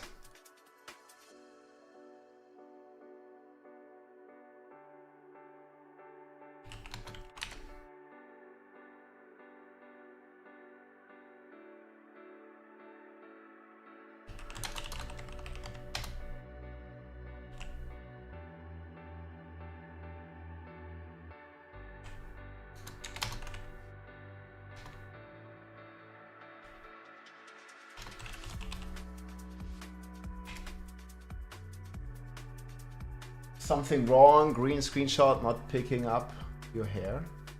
And what? Yeah, I didn't cut it, man. It's just a green screen, dude. I don't even look like this.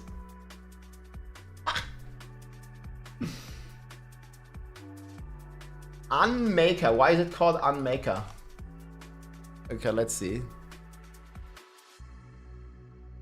Lord X Sora. What the hell is that? Unmaker build, this one.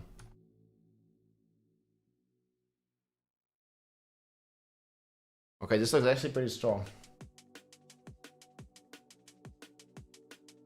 Looking good, boys. Looking good.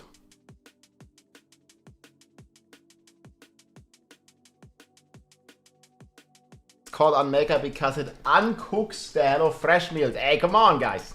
HelloFresh, let's go. Oh, not HellFresh. Before hell freezes over, dude. Hey, Neon C, thanks for the 2 months. Appreciate it. But yeah, check out HelloFresh, my friends. Delicious.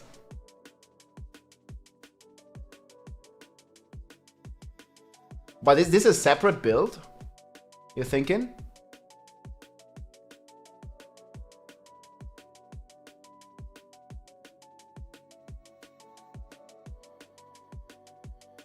Holy is still here.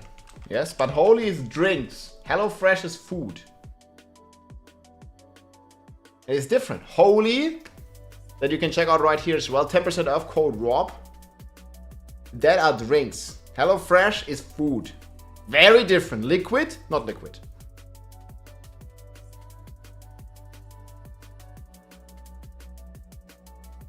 Promoted HelloFresh for free. Hey, nice. 4 times per week. Yeah, I'm at 3 times per week now. It's very good. Very, very, very nice.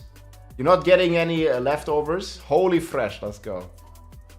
Yeah, this doesn't really look that strong, but maybe we put it in A tier.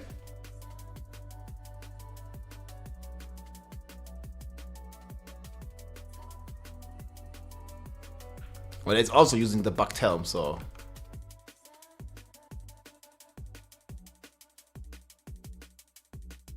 Five-minute clear. Dang.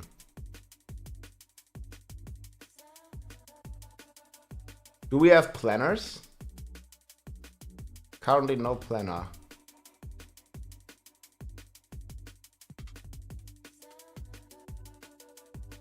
Okay, I'm not gonna put all the planners. 105.30. So we're gonna add this. I think a buff. Shade Mist.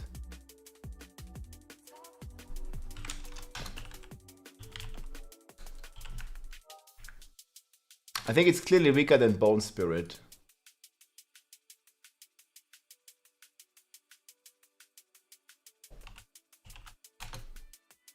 But why is it called Unmaker again?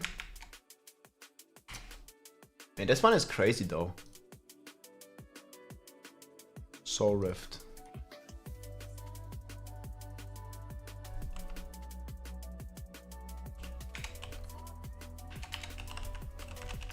So these are the 3 strongest builds. Bone Spirit number 1, Unmaker number 2, Shade Mist number 3.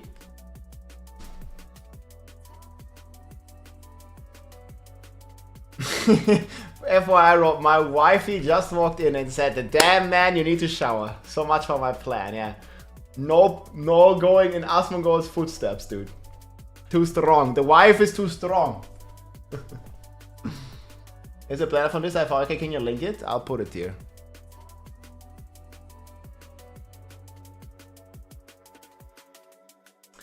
Yeah, we'll see.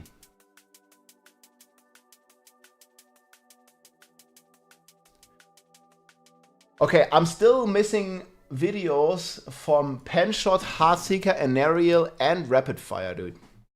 Can't be.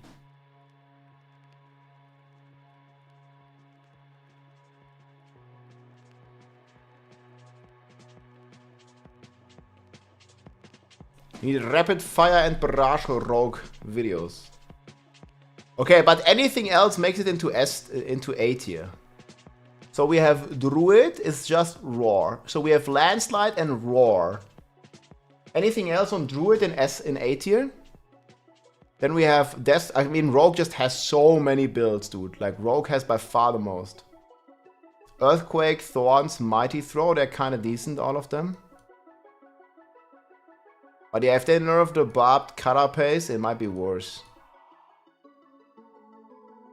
Fire, Bolt, Shatter, Blizzard, Sorg. Unmaker Planner. Alright then. I'll add this one. I don't know who made this, but thank you for linking. Okay, do you have a planner?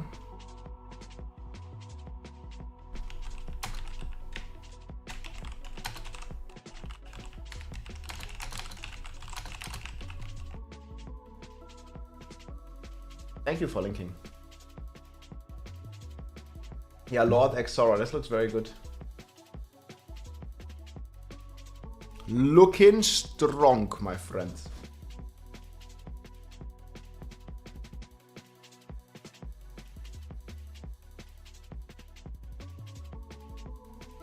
Okay, anything else? Any other contenders for AT? I don't think there's anything else for Barbarian.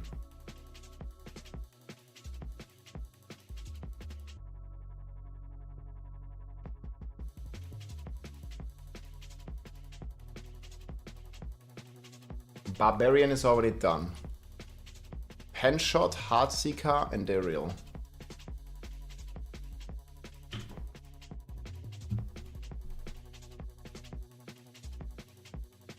Firebolt, Blizzard. I mean, Frozen Orb Sorg is just like Firebolt. It's just like Lightning Spear, basically, right? I mean, probably Frozen Orb could do it as well.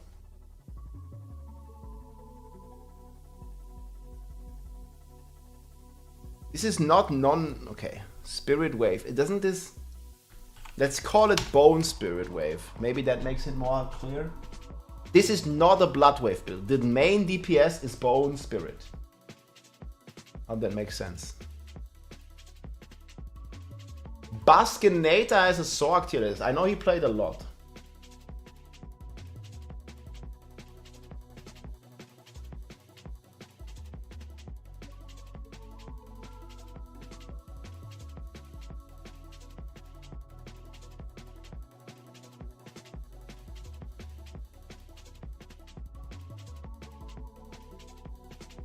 Let me see. Yeah, Baskinator I trust. Like, he had great insights. Also in Diablo 3 always. Yeah, Lars.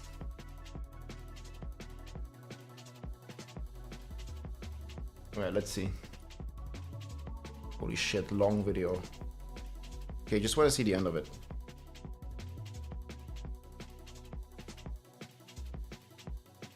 Does he have like a final list?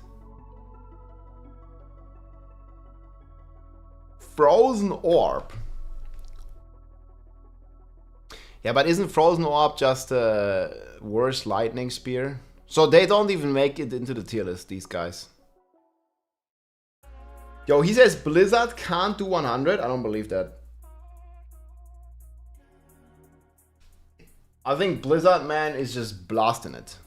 But maybe not. But I really think it does, man. Come on, it's Blizzard. It's the name of the company. Like, it's gotta do it. Rika also has a video on it. Well, let's check that then. I'm interested in what Rika has to say about these. Like, he always has very good takes. Also from a different approach. Just a video here. And the PTR for Diablo 4 2.0 has ended. And in this video, I wanted to highlight 5 builds that I'm excited about going similar video of what I did with the 5 builds. Into Vessel of Hatred. I mean, technically 6. Let's just say, first and foremost, the Spiritborn, the new class. That's probably gonna be my first. Hey, folks, this is Rika. Check out Rika, guys. Giga class, Chat Blaster. My first build. He's like on top of all the Diablo and gaming related news. I'm gonna go with a Jaguar, maybe a Jaguar Eagle build, but we didn't get to try that on the PTR. So For the other 5 classes, I've picked one build that I'm most excited about. All the footage that you're seeing, I recorded this myself on builds that I just kind of slapped together on the PTR for testing. These are not optimized, and they're already destroying Torment 4 content. Fully optimized with all the right items and all the masterworks up and everything, these can push very deep into the pit and can probably tackle the hardest content in the game, the pit 100, which is now the highest pit level in the game. Now we're gonna start right off with... Yeah, I worked with him like very closely together in Diablo 3 tier lists for quite some time, and he always had like very good and based takes. I want to say the one I'm most excited about, but honestly, whenever I swap between these builds, I get more excited and more excited. But very based. The spin to win rogue using the new skill Dance of Knives. Look, I loved twisting blades. I played that as my rogue build for a while before now migrating to ranged rogue. But Dance of Knives is so fun. Back in the D3 days, I love the spin to win as well. Now we got an even cooler spin to win build for the rogue. Look at him. D4. Yes. Dance of Knives is an interesting new skill that is channeled, but it doesn't consume any of your actual resource. When I first started just making my own Fan of Knives build, I was using it as a generator. Actually, I was using it in a... Dude, I'm also like one of the persons that keep calling the rogue Demon Hunter, because we've been playing the Gears, the God Demon Hunter, the Gears of Dreadland, which was the strafe spin to win in Diablo 3 for so long. Like a penetrating shot or a barrage or some other spender. Fan of Knives does not generate by itself, of course, but rogues have interactions where, oh, you know, if you... Knives does not generate... Sorry, Mighty Freeze, so he just keeps saying Fan of Knives. It's Dance. Thank you for all the support in the game. Hey, Henry, thank you so much for the support, man, and for being a part of the Bob Nation. Of course, but rogues have interactions where, oh, you know, if you deal shadow damage on class, crit or what have you, you generate resource. But I was really excited to migrate then to a full pure Dance of Knives build. And again, it doesn't consume resource, but it does have charges. So it's a channeled skill. You build up charges very rapidly, and you can sustain those charges to some degree, but you can't really sustain it infinitely in general. You're going to be spinning to win quite a bit, then you take a break, which is fine because you want to be leaving yourself moments to pop your imbues, for instance. The build that you're seeing me run is one that is running a poison imbue, but it is actually also using the new rogue keystone passive Alchemical Admixture, which is all about mixing and matching all 3 of the imbues. Now at first I ran this build with actual triple imbue. Sorry, 3 elements, not 3 imbues. I was running this with full-on triple imbue, but then I found this build by Mippy or M1PY. He's an excellent... Dude, I'm like the same thing, man. I never know how to pronounce him. But I think it's just Mippy. Rogue player. He's on the max roll team. He's the one we checked out earlier. He's certainly going to have a full build guide for this in time for the launch of Vessel of Hatred. And he cleverly said, hey, I don't actually need to put these skills on my bar. What he did was... Can you tell he's not using Victimize in this footage? I mean, it's only a 70. You probably don't need it. The build's so strong. Tempered onto his weapons, chance to deal shadow damage and chance to deal cold damage. That's smart. So you're getting those triple elements just at the cost of a couple little tempers there. All right, now moving on to the... But okay, so wait. Alchemist... Wait, so what does this do again? I need to move. This is the new key passive, right? 3 different types of non-physical damage. So you can just temper the... what is it, Blood Surge or whatever, on your temper weapon, and then you get this? Makes sense. Elements just at the cost of a couple little tempers there. All right, now moving on to the Druid build. If you want to make explosions appear all over your screen constantly, this is the build for you. It uses the new skill Stone Burst. This Stone Burst, or also called Stone Bust. This is a skill that you could channel it, or you can just tap it to pop it. If you hold and channel, the explosion will, it's gonna grow. The radius is gonna grow until eventually you release and trigger the explosion. But it seems you can just rapidly spam it, and it's kind of more effective that way. At least it's more effective when you're able to solve your spirit issues. And we do that via the Mjolnir Ring. This is a unique ring that while Cataclysm is active, you gain unlimited spirit and deal double damage. So then the rest of the kit is basically... But this was pretty weak, no? I don't even have this in my tier list. Look at his face. It's amazing. Oh wait, the HelloFresh code's in the way. Let me move this. Yeah, but Stone Bust was bugged. So I'm not quite wait, I gotta move up here or something. It was like kind of bugged, no? Ensuring we have Cataclysm up pretty much all the time. We get a bunch of cooldown reduction tempers for our Cataclysm. We take the Wolf Calamity boon to extend the duration of Cataclysm by 25%. We take the Snake Spirit boon, Calm Before the Storm. That's going to further make us be reducing the cooldown on our Cataclysm. And then we even take the new aspect of Anticline Burst. That's going to make Stone Burst automatically trigger at... Yeah, this is why we call it, instead of Stone Burst, we call it Stone Bust. Because it does this. Billions and billions and billions of damage. Here. What is this? Million, billion, trillion. Yeah. Big DPS. 63. Let's just call it babillion. I don't even know this number. Babillion. Okay, this one is definitely like pretty strong, dude. That's in this post here. It's the Freedom build. Stone Bust. Do we put this on the tier list, guys? Where would this go on the tier list? I don't even... Can it even do 100? Its maximum radius while you're spamming it, basically bypassing the core mechanic. Druid's been eating well lately. Season 5 has a really fun Druid build with Trample. Druid's been eating good, man. No pun intended.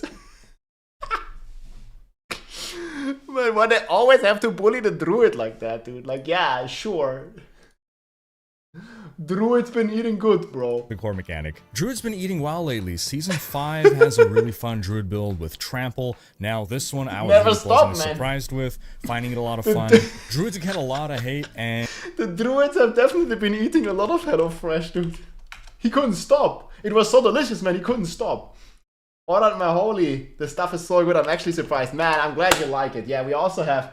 Well, guys, you can eat HelloFresh for food, and then Holy as the drink, man. Check out Holy. Super delicious. This is right now my favorite iced tea from Holy. Exclamation mark Holy. I'm glad that you like it, Tara Shell, dude. Tell your friends, and again, code Rob for 10% off Holy. Very good, very delicious.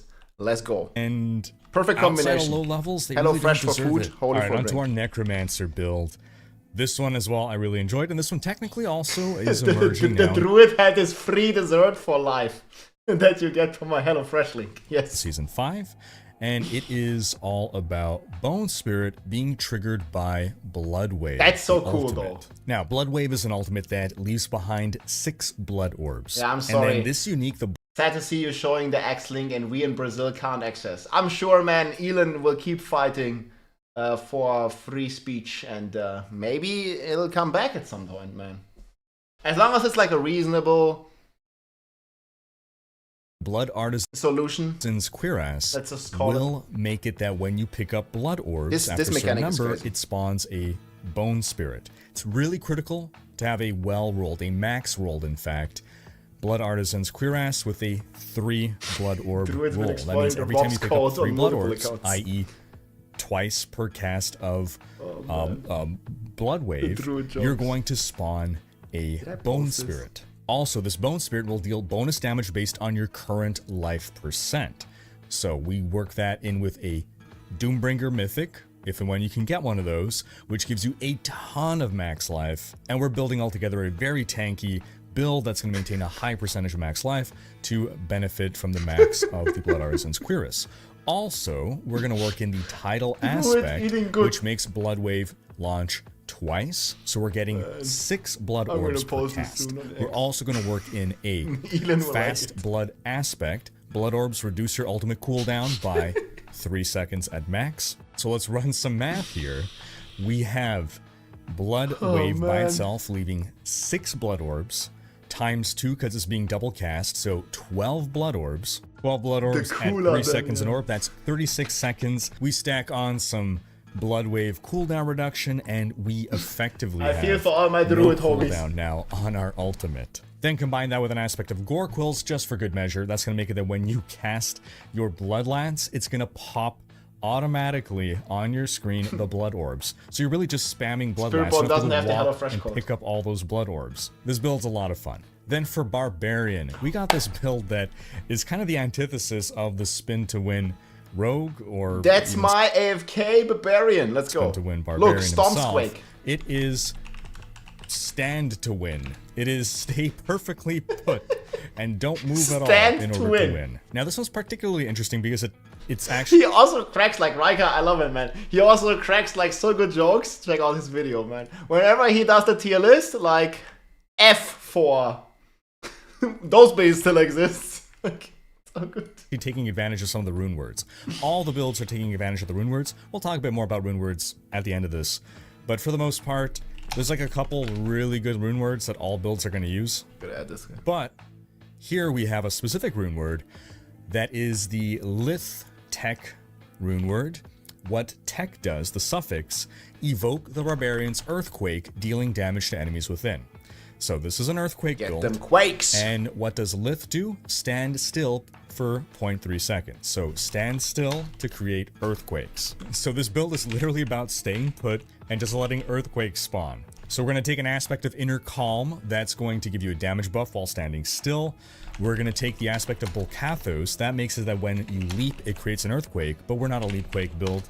It also makes it that you gain 30% damage reduction while standing within an earthquake. And believe me, you will want and need that damage reduction because you're sitting there tanking everything. You're a Bob, super man. important is the Wild Bolt aspect.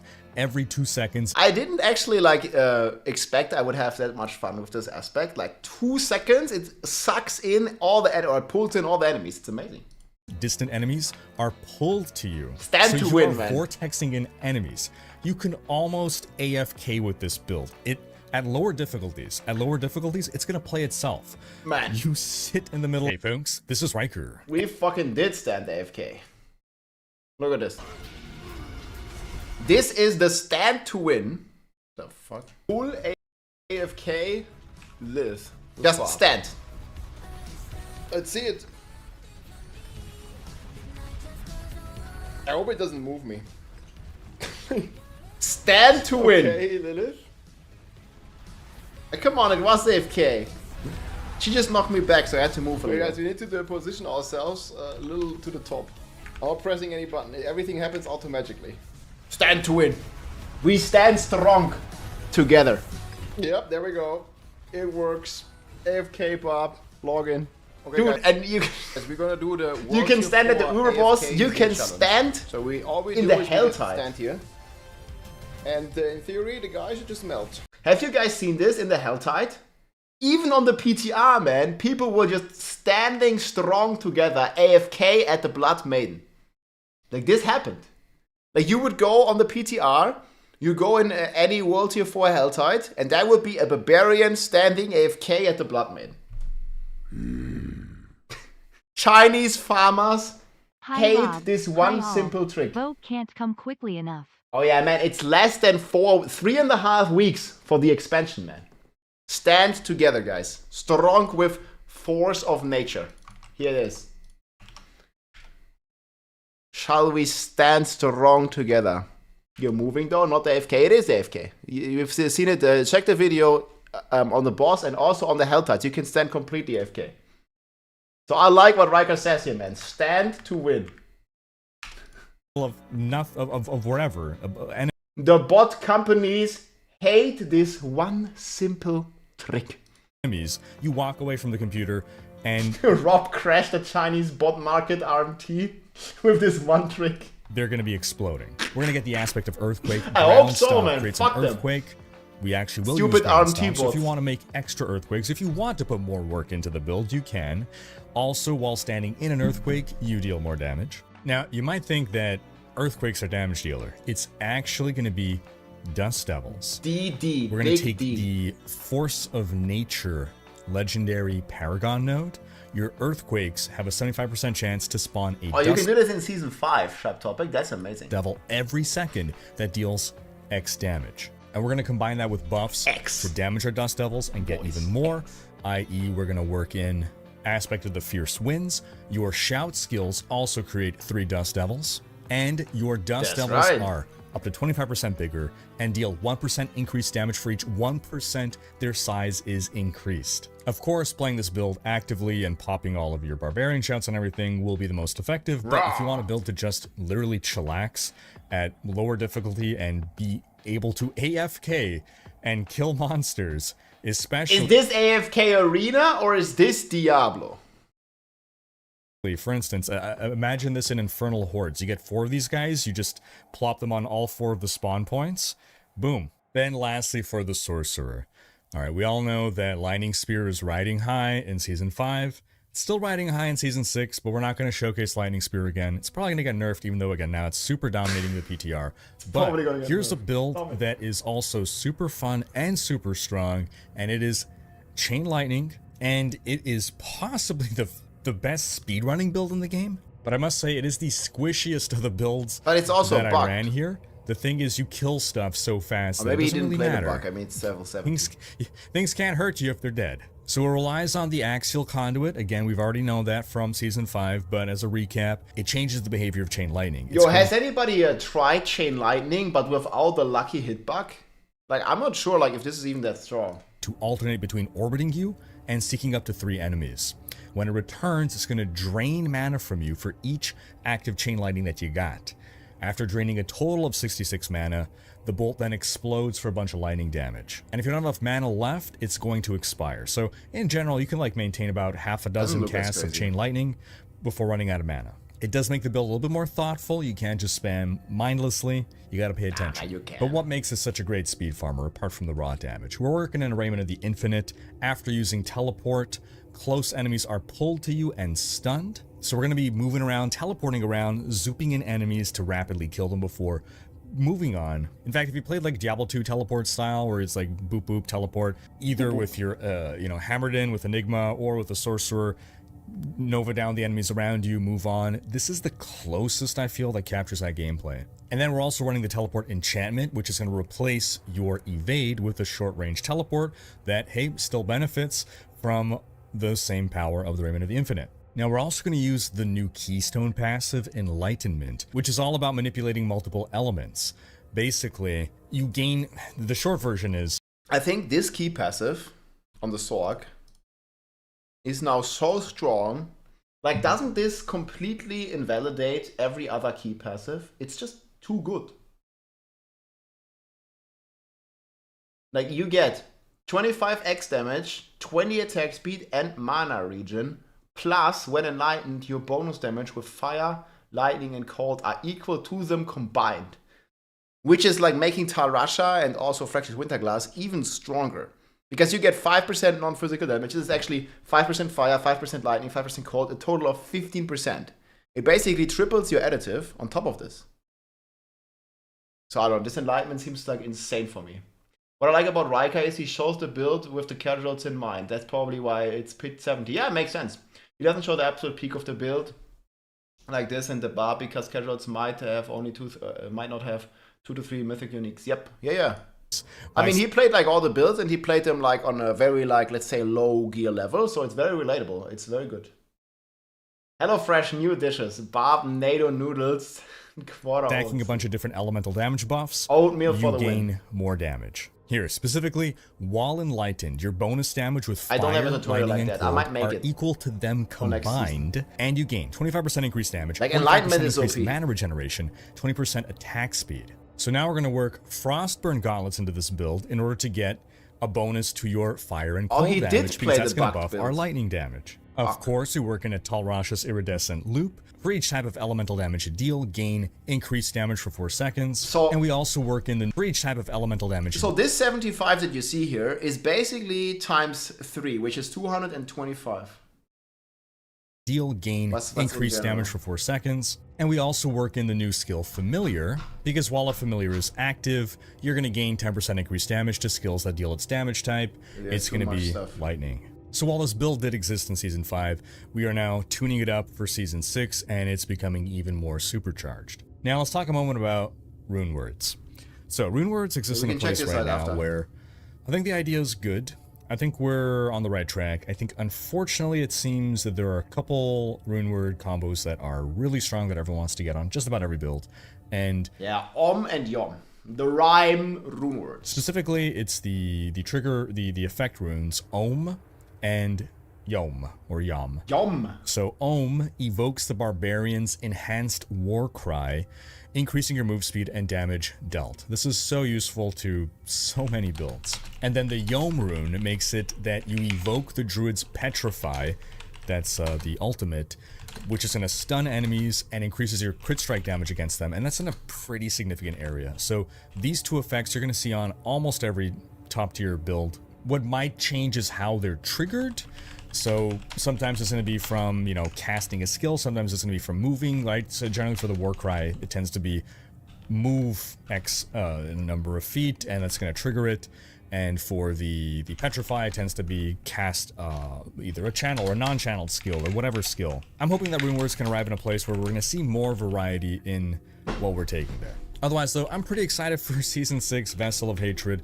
A lot of builds that I am eager to play. But I turn the question to you folks. What builds are you most excited to play in Season 6? Apart from the Spiritborn, of course. Sound off in the comments. Dude. Yeah, Riker is a giga chat, man. Well, we'll see. So about that stone bust druid, are we gonna put it into the tier list? Here's Riker's video, guys. Leave a like, leave a comment. Yeah, man, 3.5 weeks. And then we're gonna be playing Spiritborn, guys. This is like happening. Like, you know, a couple more weeks and we're there on the 8th. And I mean, there's some rumors that it might release even like the day earlier, like with this in-game stuff. So the in-game notification says that the Vessel of Hatred is launching before the season start, but I'm not sure if I'm buying that. Am I still in the game? No, I closed it already. Do you guys think that would be true? Back to some music.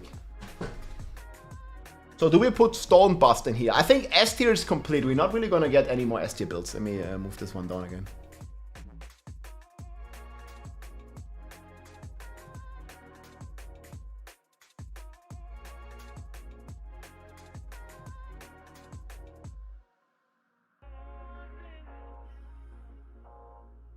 Yeah, dude, if there's no pre-download, I'm fucked anyways because I'm from Germany. There's no good internet here, so...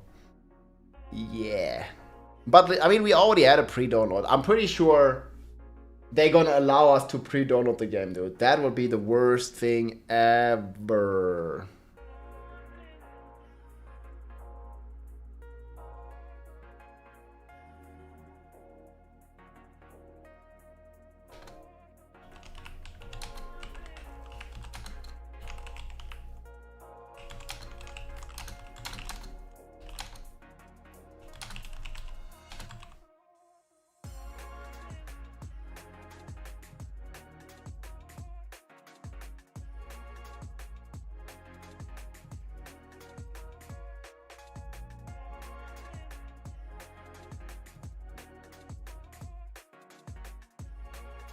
Yeah, I didn't expect this. The fire build going that strong.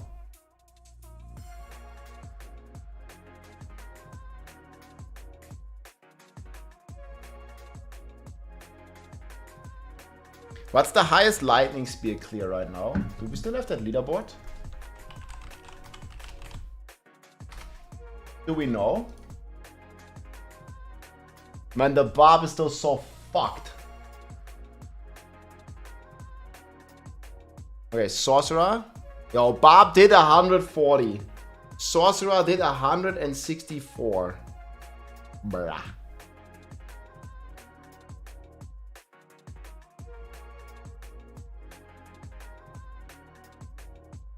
This is even a new build. And he just keeps on cooking. Dude, like, Barb is not even in the same universe.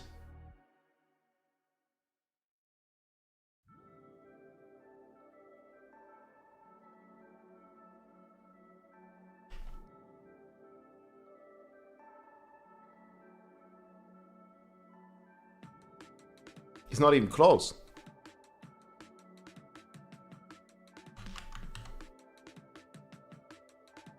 live server now 163 has been done, and this has not been done with Lightning Spear or any of the new builds, obviously.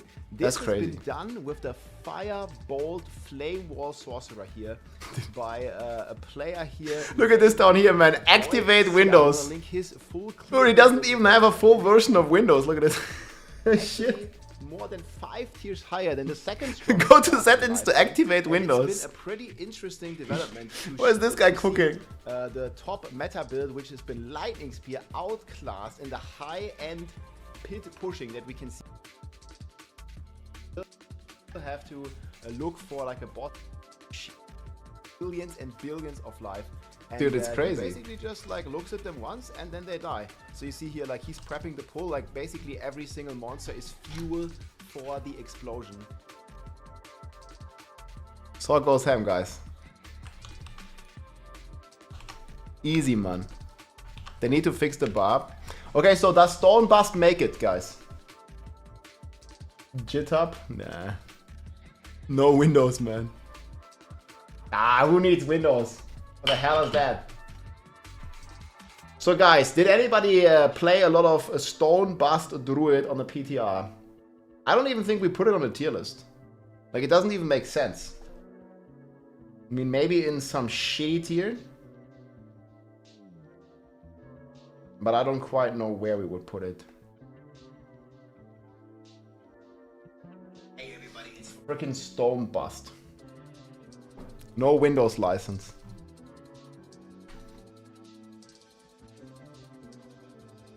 But yeah, so he had Lightning Spear, Frozen Orb. I'll put Frozen Orb here as well.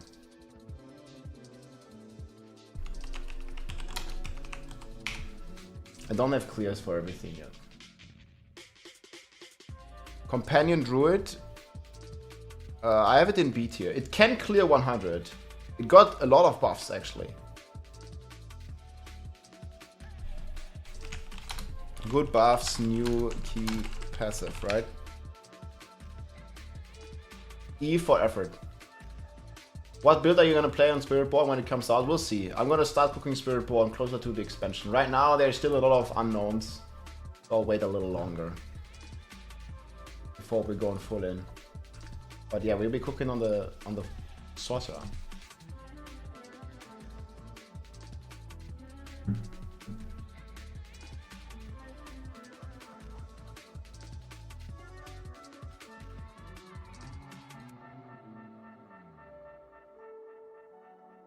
Gorilla. Centipede Gorilla. Yeah, I think Gorilla is not going to be the best for leveling. Centipede takes the cake, but in the end game, I think Gorilla Thorns is going to be insane. Okay, are we going to put Stone Bust here or no?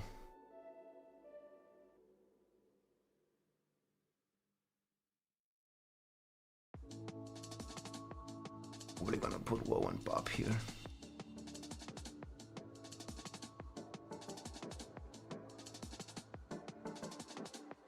We're gonna move. Let's just leave Shred there. I don't think Stone Bust is a build. I mean, we might be able to put it here.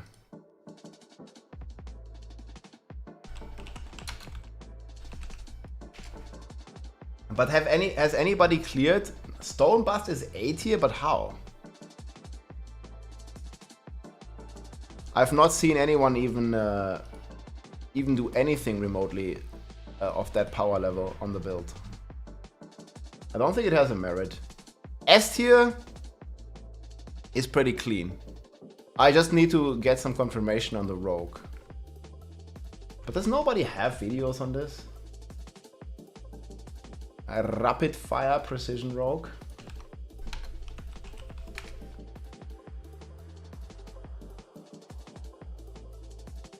No, no one.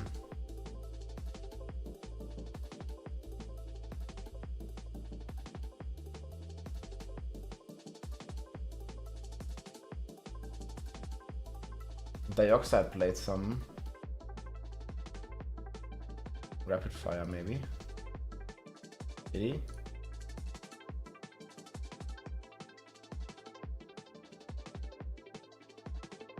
Nice Heartseeker. I'd like to see some Heartseeker clears though as well. Those would certainly help.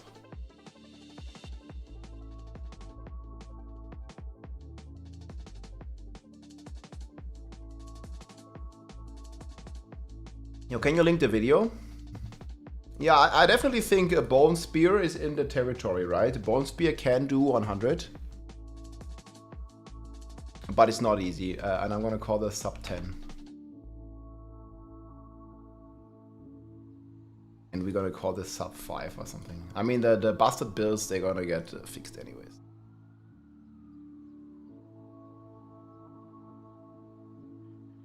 Yeah, can you link it? I'm also like, if anybody has a rapid fire precision, that'd be cool. And somebody sent me this. What is this?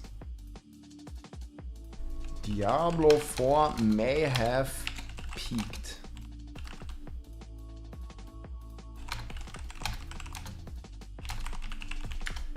What they say about me?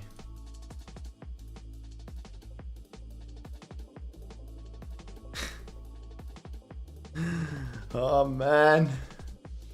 Gamers Radar. So guys, they wrote an article about our barbarian build. Bone Spear. Okay, wait, we're gonna check that in a second. Does this look good? That's actually pretty cool. Hey, thanks for linking.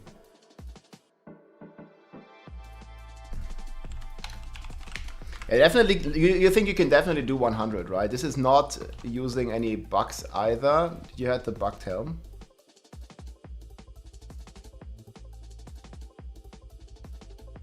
Yeah, no bugged helm, so that's legit clear.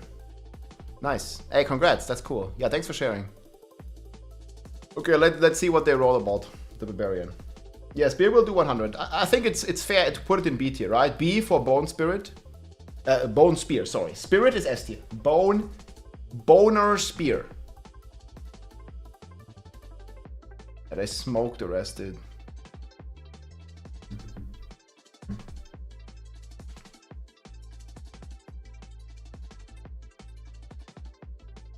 B for Spear, yeah.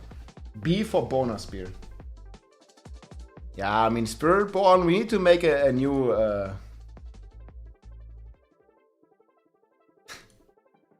Shall we just do this?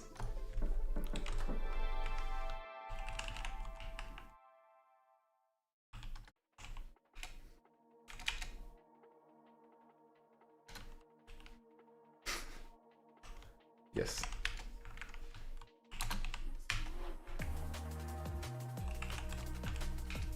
That's good, right? I think we gotta do it. It's gonna be a fun joke in the video.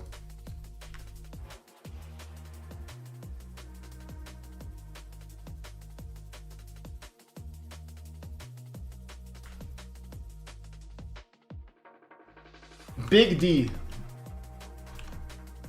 Spirit Bjorn, Big D.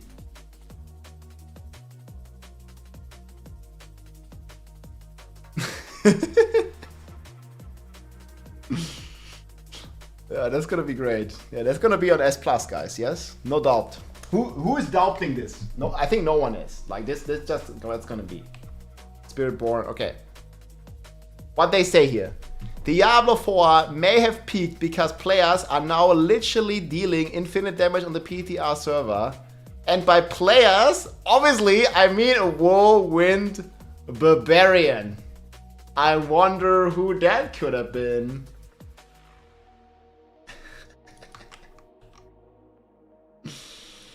Oh man, no doubt, dude.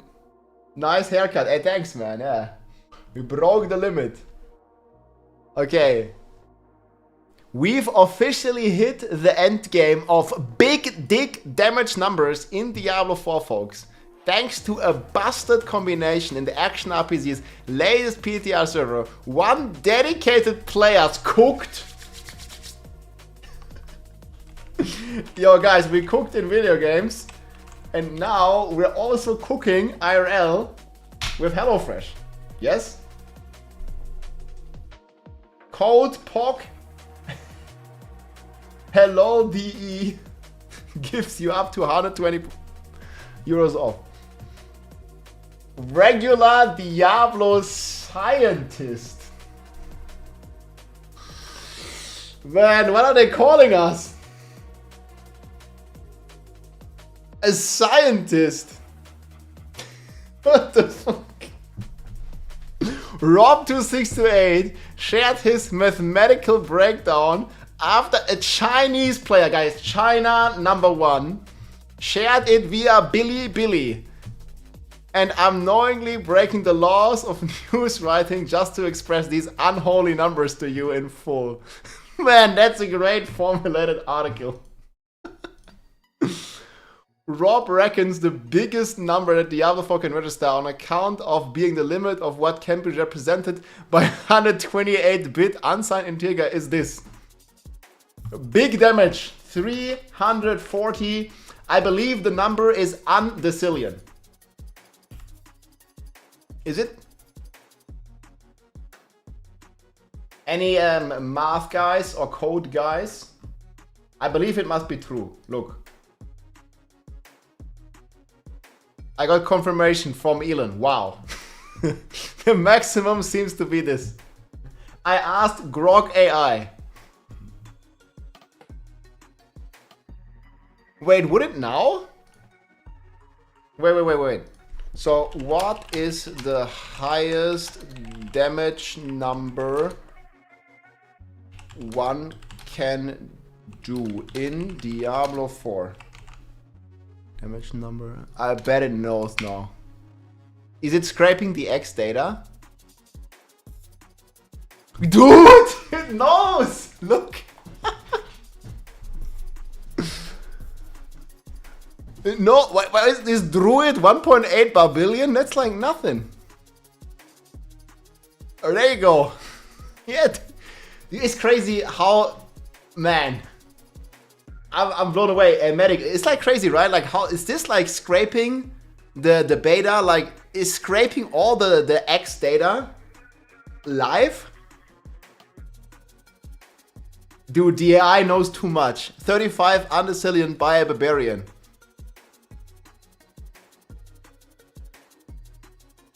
Dude, what the fuck? It just knows. So yeah, at this point, guys, it's confirmed. The largest single number he was able to capture on camera was 333 billion. Grok has access to all posts, dude. It goes crazy, man. By the way, yeah, I saw your DM, Medic. I gotta like double check that. I just didn't have time yet to catch up on all that. But that's super cool, man. I'll definitely check, man. We gotta embrace the AI. Once it takes over, guys, we were the ones that embraced it. Grok is watching you while you sleep. I hope not, man. I have my camera taped off. Look, I can do this. Look, I have this thing. I just put it on the camera. And then you can't see shit. See? How is the AI gonna get past this? It just blocks the camera. What would it do? There's no way. Can't break this. Unbreakable. How? My school hates the use of AI. It's like, yeah, you just ask the AI, write me an essay for my home. I can't type essay. Dude, this needs like a spell corrector. How do you type essay? Aufsatz auf Deutsch. Testing of a metal or ore. I think that's wrong. Essay? Oh, it's with an E, not with an A. Yeah. Good, I was almost right. It's with E, not A. Sorry, guys. About, I don't know, Tesla. You know? And then it's just gonna do it. Look, like, what? This is how kids nowadays do their homework. So guys, you wanted like 1,000 words about Tesla's impact on the automotive industry. Well, there you go. It's done. Like, bro.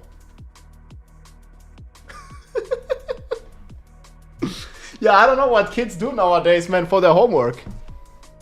Like, Like, you know, even like you see like, I don't know, some complicated math problem, you can probably just take a photo of the math problem, you upload it into an AI and it's gonna give you the answer. Yeah, back in my days, man, I had to research and write this myself with my own handwriting. Now that it's just generated.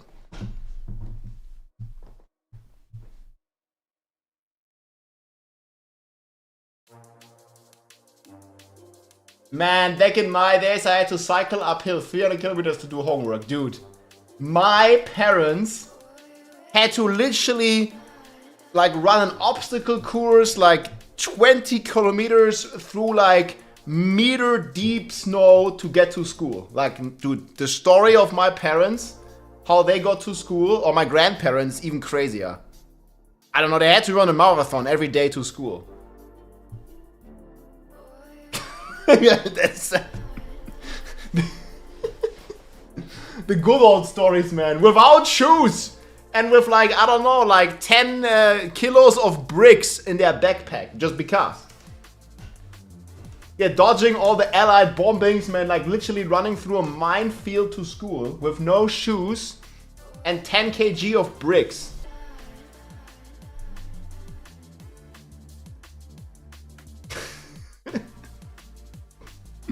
These adventures, man, how my grandparents got to school, dude. They didn't take showers, man. They were all embracing Asmongold. By my math, Rob was roughly several bazillion damage short of the theoretical limit, but he didn't stop there. His obscene damage output was enabled by a bizarre unintended interaction between a few skills, since that combo can be stacked up without limit. Rob was able to scale straight to infinity. You see it here, there's the 8 symbol. Guys, this is literally the definition of... Abend und schön Gruß aus Dortmund winking face. Ey, dankeschön, mein Freund. Schöne Grüße. Ey, nahe Dortmund, da komme ich auch her, Mann. And we've been cooking today, guys. We've been cooking damage numbers und HelloFresh hier. Wenn ihr aus Deutschland kommt, free the Zero for life. Wenn ihr mit meinem Code ordert. Und natürlich eine Subscription habt. Danke euch, meine Freunde, für den Support. HelloFresh is amazing. I like to ask the AI what is the best food and hydration known to man so far. Well, I mean, we can ask. Okay, let's see. This was my Tesla essay homework.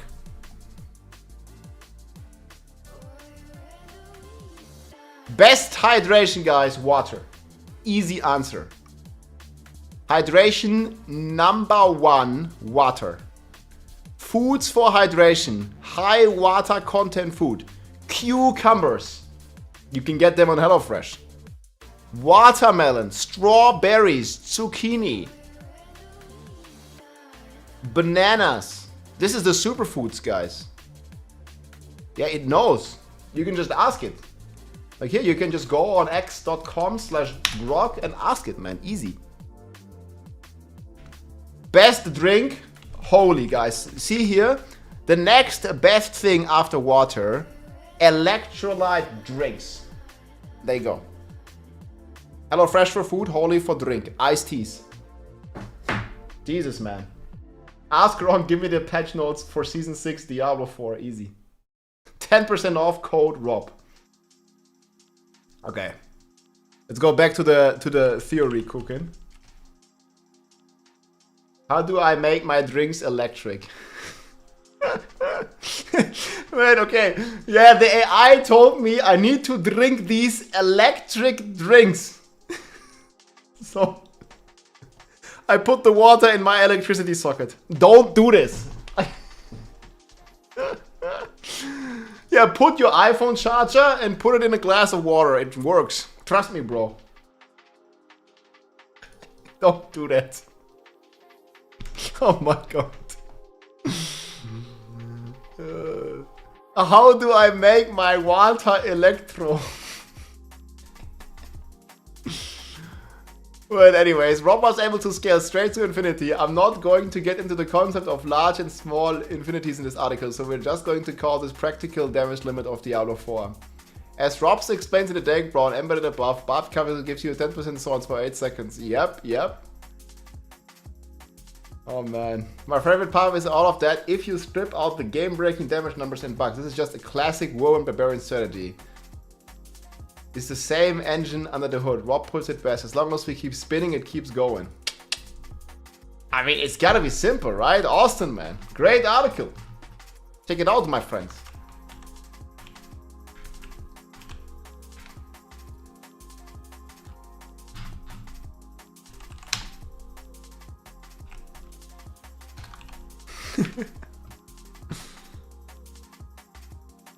Diablo 4 may have peaked.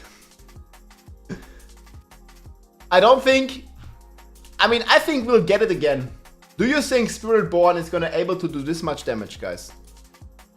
The Whirlwind Barbarian won the What do you think? The Whirlwind Barbarian won the PTR. Do you think we'll ever get this again? I think Spiritborn can beat it. Well, it can't beat it, it can just go the same. Spiritborn will be infinity squared.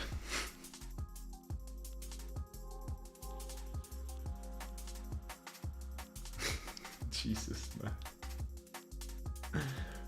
During the mid-season patch, they revert changes by accident. Jesus. 2 minutes for Pit 100. Okay, I'll check that. Yeah, I mean, obviously it doesn't make sense. Like, it's the test build, you're supposed to break things. Shadow, Cold, Dock, Victimize, Rock.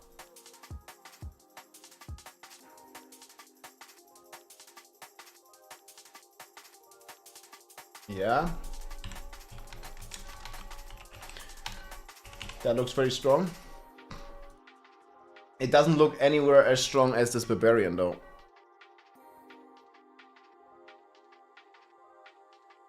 I mean, there's no way. I'm gonna go bathroom for a sec.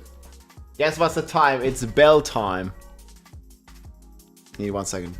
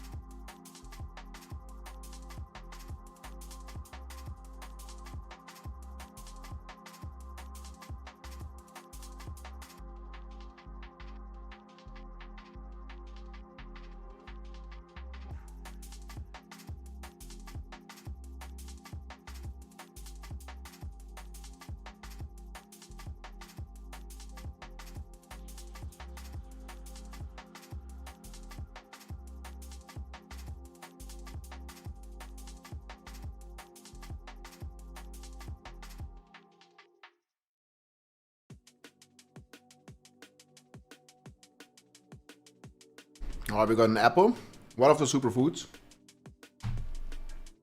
and we got some more water. It's 8 damage, not 17. Dude, the druid is stronger than this. That's some damage though.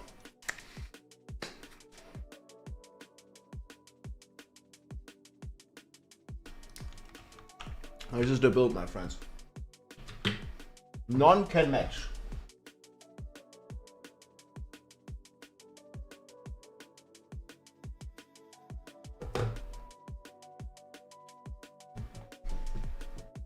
Oh man, this infinity doesn't work. Wait, did you just copy this? It doesn't work for me. It doesn't even show. Is it like a Twitch emote? But yeah. None will match this. It's an emoji. Okay. Yeah, I don't have this. I know it's fun and for the memes, but why even include this bugged mess in any tier list? I mean, we could exclude this. Like, it's just here, right? The real Thorns build's down here. And even this one is bugged. Do we put this under honorable mentions?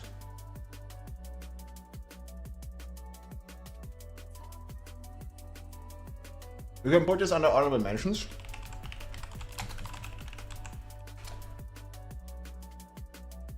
Yes?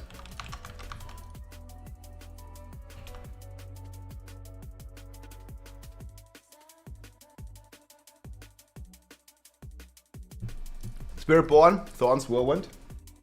These are not gonna survive.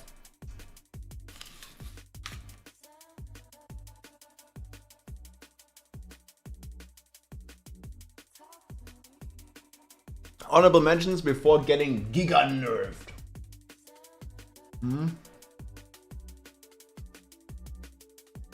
Yes, bosses are elites, but elites are not bosses. How that makes sense. Yes, you do get more against the bosses.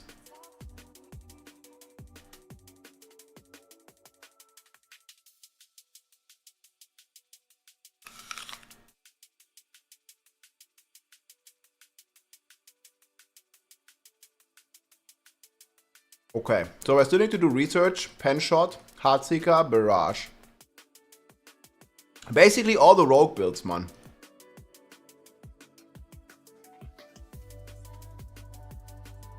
And then, do you think there's any other contenders that can make it into A tier? So we have Raw Druid, Death Trap Rogue, Pen Shot, Heartseeker, Andariel, Earthquake Barb, Thorns Barb, Mighty Throw Barb, Unmaker, Shade Mist, Firebolt, Blizzard, Frozen Orb. What about Ball Lightning?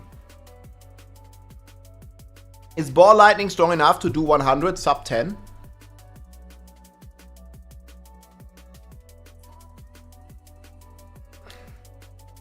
I haven't really seen it.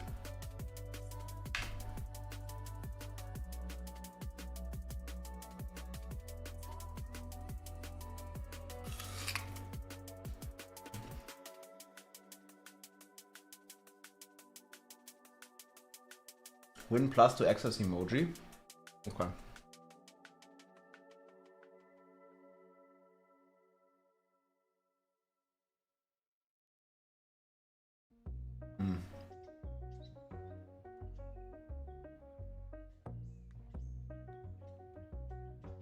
Yeah, Rogue has, like, Rogue just has these insane passives, dude. Like, I don't even know how they work in the current game. Like, why is Rogue so crazy with the passives?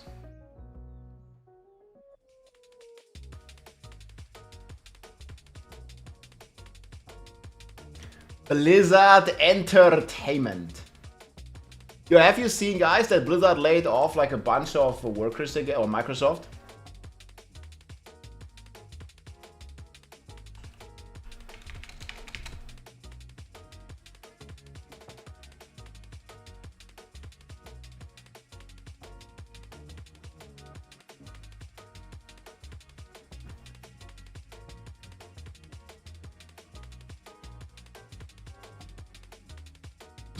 Oh my god, man, I'm just like getting so much stuff in recommended. It was on Xbox, right?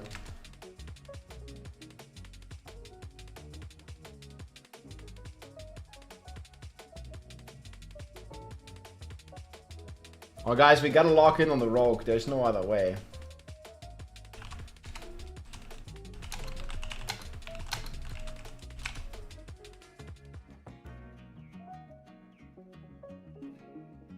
I mean, it's not that crazy many, but 650 people. It's only in the gaming division, right? Microsoft continues the cost cutting in its Xbox and video games division.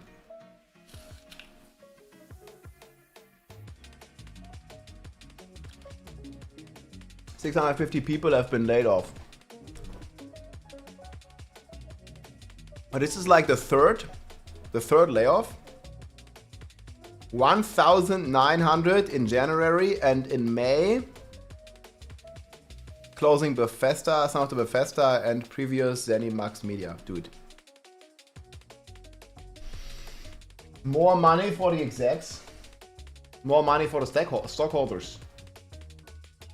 Well, but it's a very common thing though. You know, if one company, like Microsoft, acquires another smaller company, they acquire it, and then there's like a lot of overlap in the jobs, right? Like probably they both had like, you know, similar people on similar positions.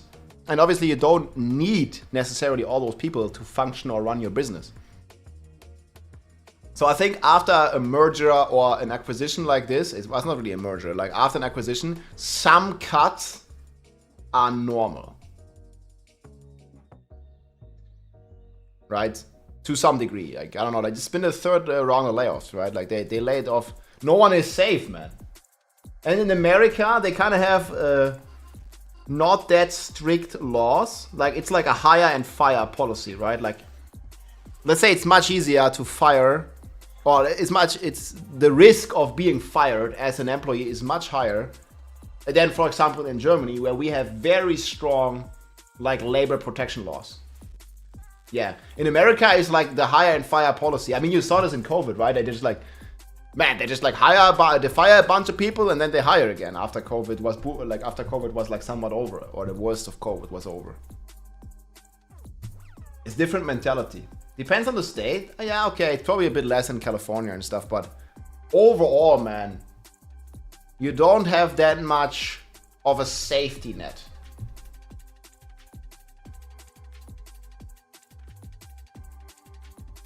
Of the employees, right?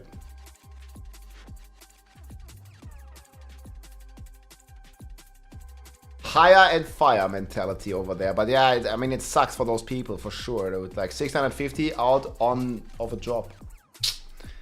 Yuck. Better make some better shop transmog so they don't have to fire that many people. Guys. As long as they don't sell power, but some people really like some of these. Yeah, I'm not really digging them though. Hire and fire policies.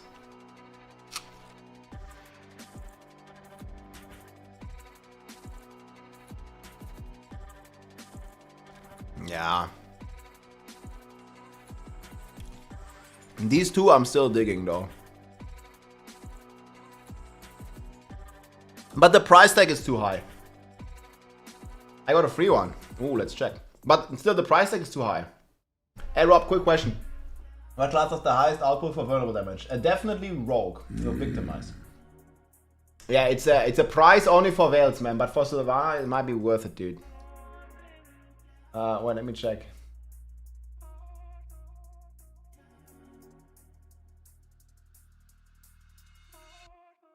Yeah, like this is how my victimize was looking. They just chain companies to underperforming employees, yeah. Look at this. This is how crazy vulnerable gets on victimize, so definitely that. It's wild, lol. In the store I worked, we couldn't hang on to a Series X for more than a few hours, and that was a month at a time. Where'd all the money going? Walmart, Target, Best Buy? Yeah, I mean, it probably is going a lot to the executives and to the shareholders, right, of such companies. Yeah, just post it here, JMac. Thank you so much. Yeah, sure. Just share it here. I mean, people can check it out. But yeah, Victimize goes crazy, dude. But I think 28 is just too much, man. No matter how you look at it, it should not cost 30 or 28 euros for a skin, dude. Like half of that, I would still, like 15 bucks, I would still consider expensive, but okay at least. But almost $30 for this. I mean, it is 30, like 28 euros is $30 roughly. Cost me like $30, that stuff. Oh, but we have one for free, boys. Blood Pedestal Ballister. Yo, nice. Did you put in your video too on the showcase? Okay, I mean, einem geschenkten Gaul schaut man nicht ins Maul, they say. Take it for free, boys. Free Blood Pedestal Ballista.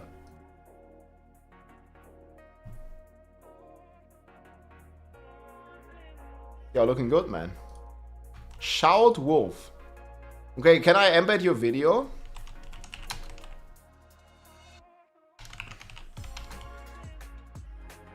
I put your video in here. I think you...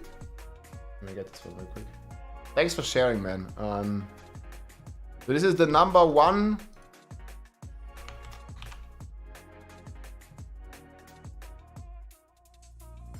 The Wolf Crier. Dude, I remember Wolf Crier. He's a content creator as well.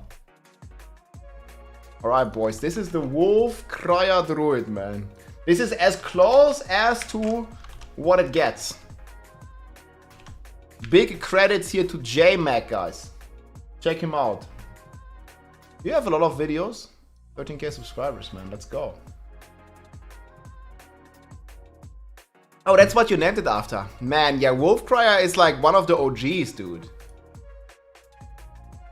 One of the OGs. Next to like Big Daddy Dan and some of the guys from Diablo 3, man. They've been around like since the beginning, man. Bloodshed is actually one of them, now working for Blizzard.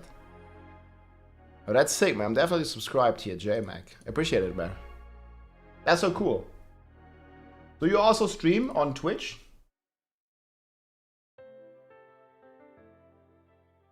Hell yeah, he does.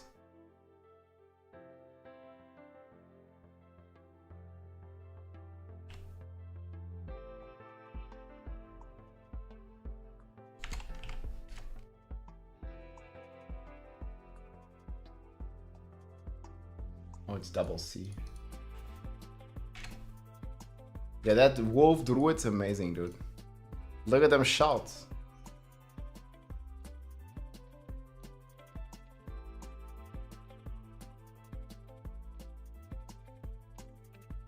Yo, I see him rocking.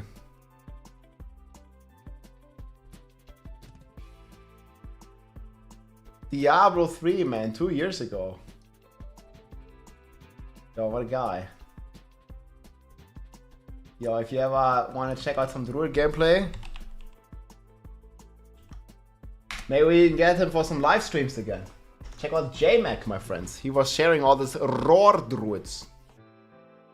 This is his build. Dang, yo. Thanks for linking this, Dronix, as well. The Druid squads. Hey, so JMac, I know Dronix here is gonna be playing a lot of Spiritborn as well. Are you excited for Spiritborn, JMac? Because it's like, you know, in some... Or it has a lot of similarities, at least, to the Druids. And a lot of the cool mechanics as well, where you can basically have skills count as other skills, like your Storm skills can be your Earth skills, or the other way around, and your Jaguar skills can be your Gorilla skills and stuff. Like, I'm really excited for that. Holla, yo, Chai and FMS. Welcome in, dude. Nah, Wolfcry was amazing, dude. Let's go. Why are you baiting people with Season 6 builds when every idiot knows that the meta will change dramatically? Because people... I mean, I don't appreciate them calling them idiots, but people just like to hear about the strongest builds. I just give the people what they want. Yeah, obviously, the meta is going to change. But how is it cringe? Like, people just want to see what is best right now.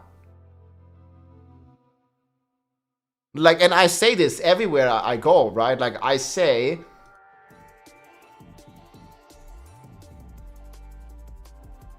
I need to work on this disclaimer. But yeah, it doesn't strike to like every build. I can probably say again, this is only, just make it obvious. This is only a best guess. We don't have the final patch.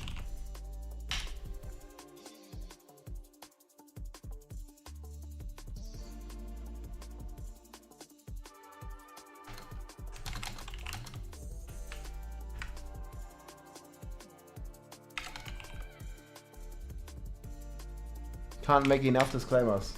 People will still like it.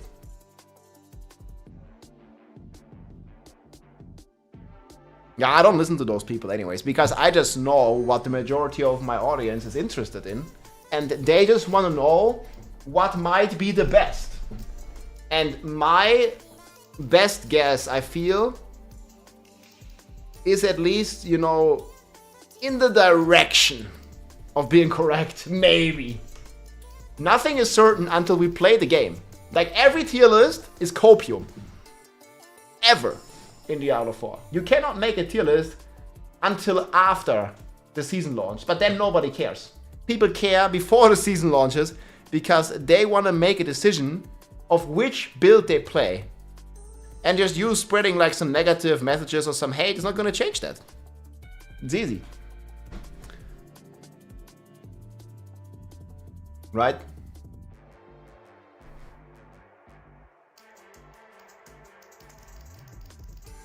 Nice haircut, hey, thanks guys. We got a fresh one. Wait, what is this one? This planner? Spirit planner? Is this for like boner spirit? Like base boner? Or the soul rift one? The Undermaker. Wait, I already forgot what it's called. Unmaker, wait, this is a different one. I mean, I don't know which one is right. That one is one on the video. Don't listen to the idiots unless they ask for feed pics.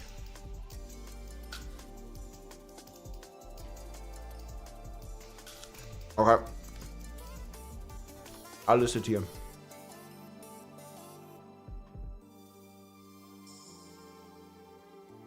Boner spirit.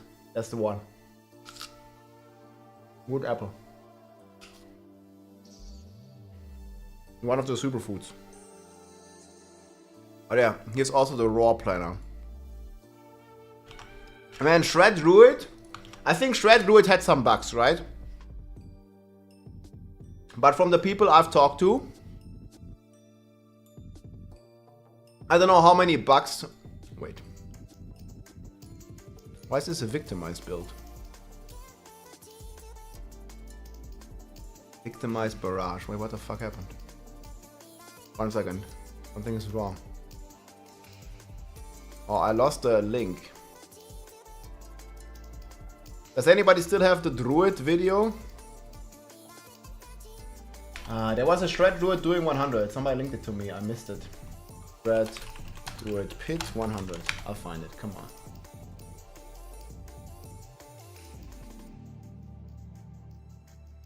Okay, but this was the bugged version. How many bugs did Shred have? Wait, is this like live game? This guy is not. This is fucking live. Sorry. Oh my god, I lost the video. How did that happen?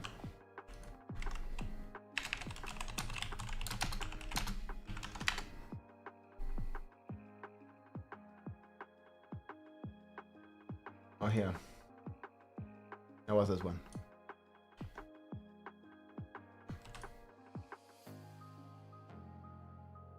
I found it. Did Shred had many bugs, guys?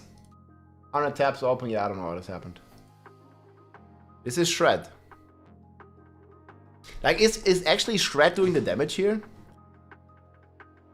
Man, I see like Druid has the same problem as Bob.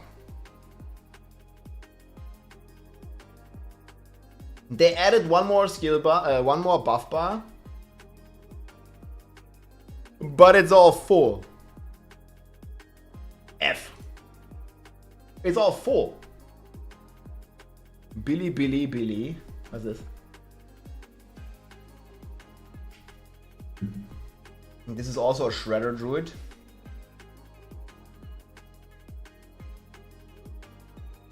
Now this one looks kind of faster though.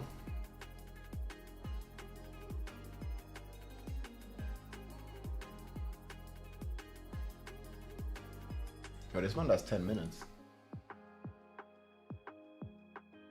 Yeah, we have too many buffs. Like, it, of course it helped adding this buff bar, but man, it's just too much on the bar.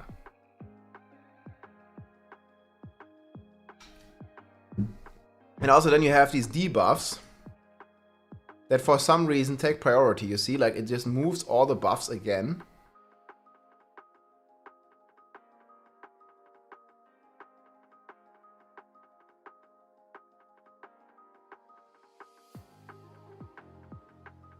Yeah.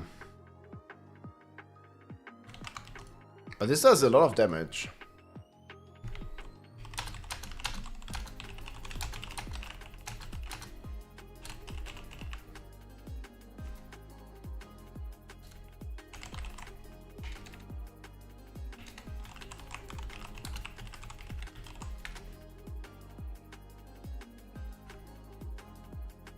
Yeah, dude, man. How many buffs is he gonna have?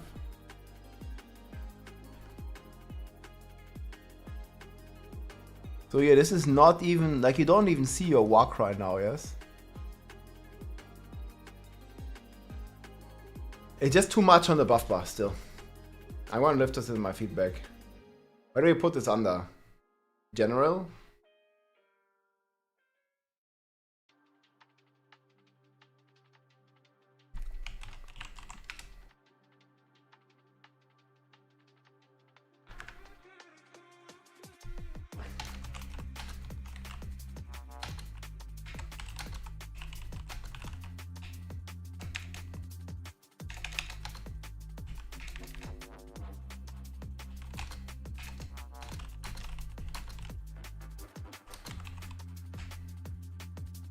But still not adequate to the amount.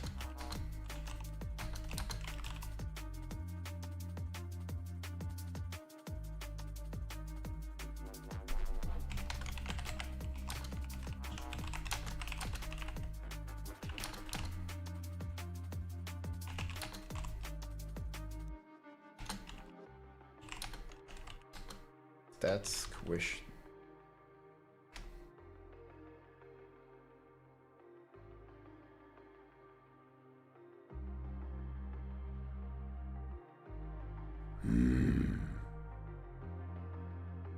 Hi.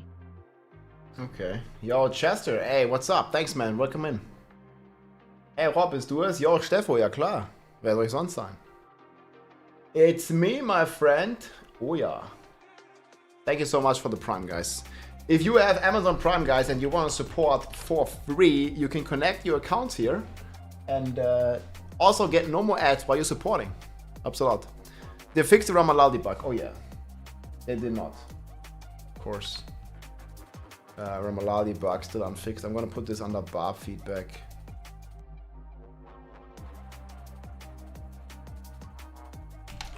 Ramalani Fist of Fate bug still exists. Makes Whirlwind unplayable in pits. There we go. Added it. Wait, what is bug with cut to the bone? Die super oft eine Frise. Hey, thanks, we just got a new one.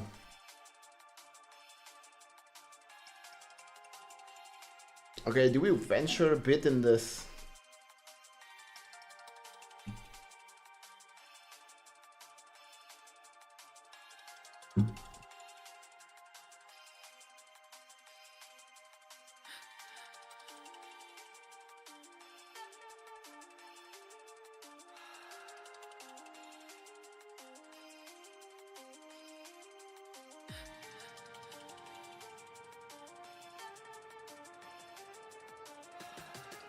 For the love of God, please, Dev, do not touch Whirlwind Rogue.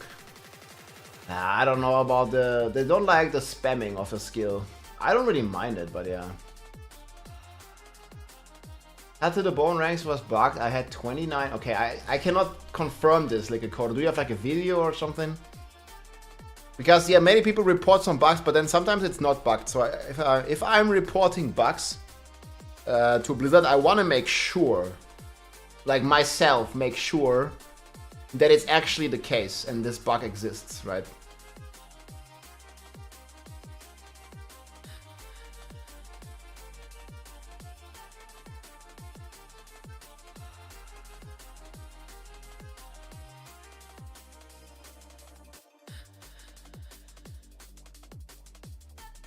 We'll find it. Okay, yeah, cool.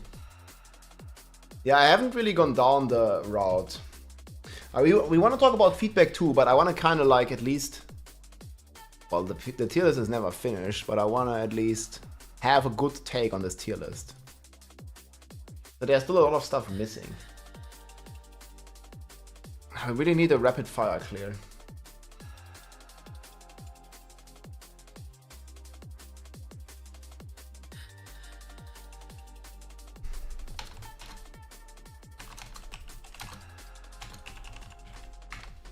Hey, this one will be fixed. Yeah, in the feedback I have the 5 board cap. But I'm not really so much against it.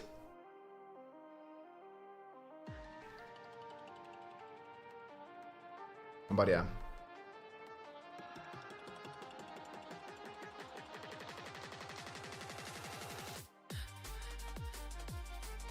I'm not really fully against it.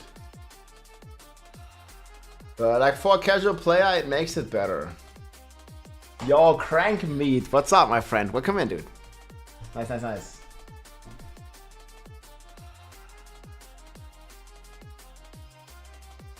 Hoping I'm wrong here, but here you go. Dude, man, the amount of tabs is going crazy, guys. Look.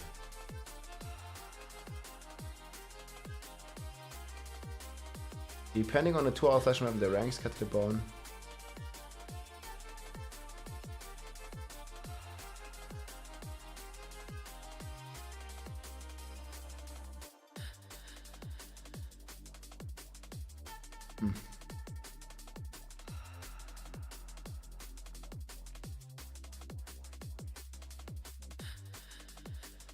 Okay, this guy tested it as well.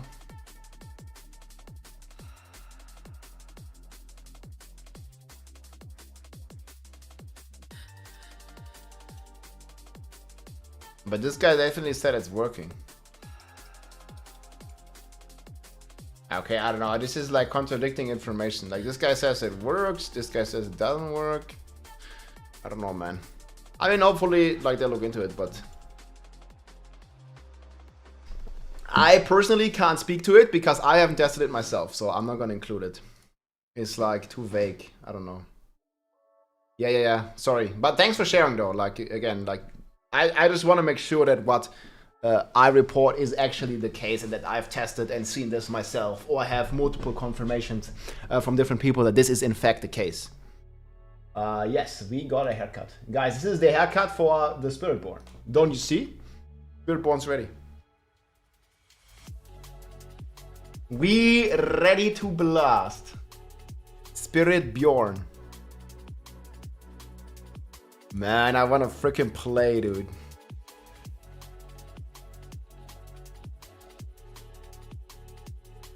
The warrior of the jungle. Guys, who's hyped, man? 3.5 weeks. Oh, dude. I like my monk. Yeah, guys, probably next week we're gonna be really starting to cook Spiritborn builds. I think the final patch notes are here now, man. We're kind of ready. I did.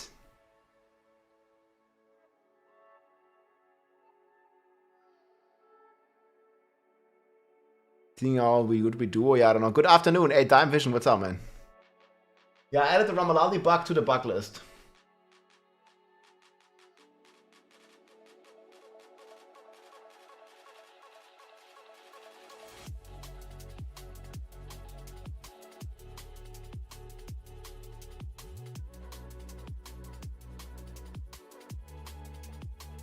Okay, guys, do we have some more feedback or some more lists for the tier? Some more strong builds. I think I pretty much cover S and A tier. Like, there's not really... Maybe there's like 1 or 2 more that I haven't checked.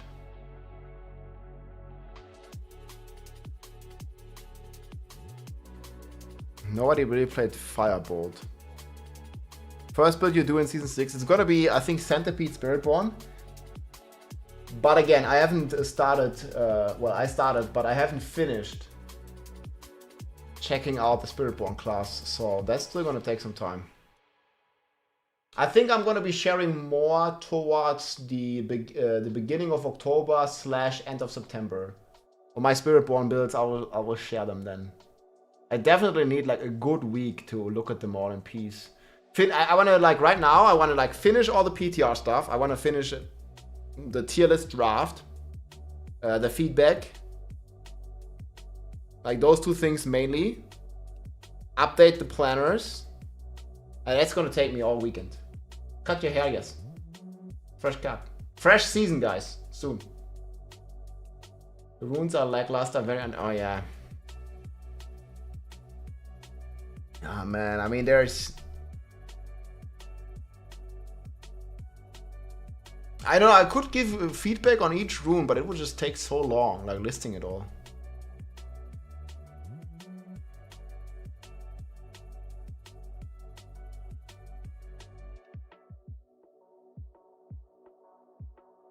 Link to the sheet? Sure. I mean, exclamations like tier list also just works. I'll link it here though. I haven't checked.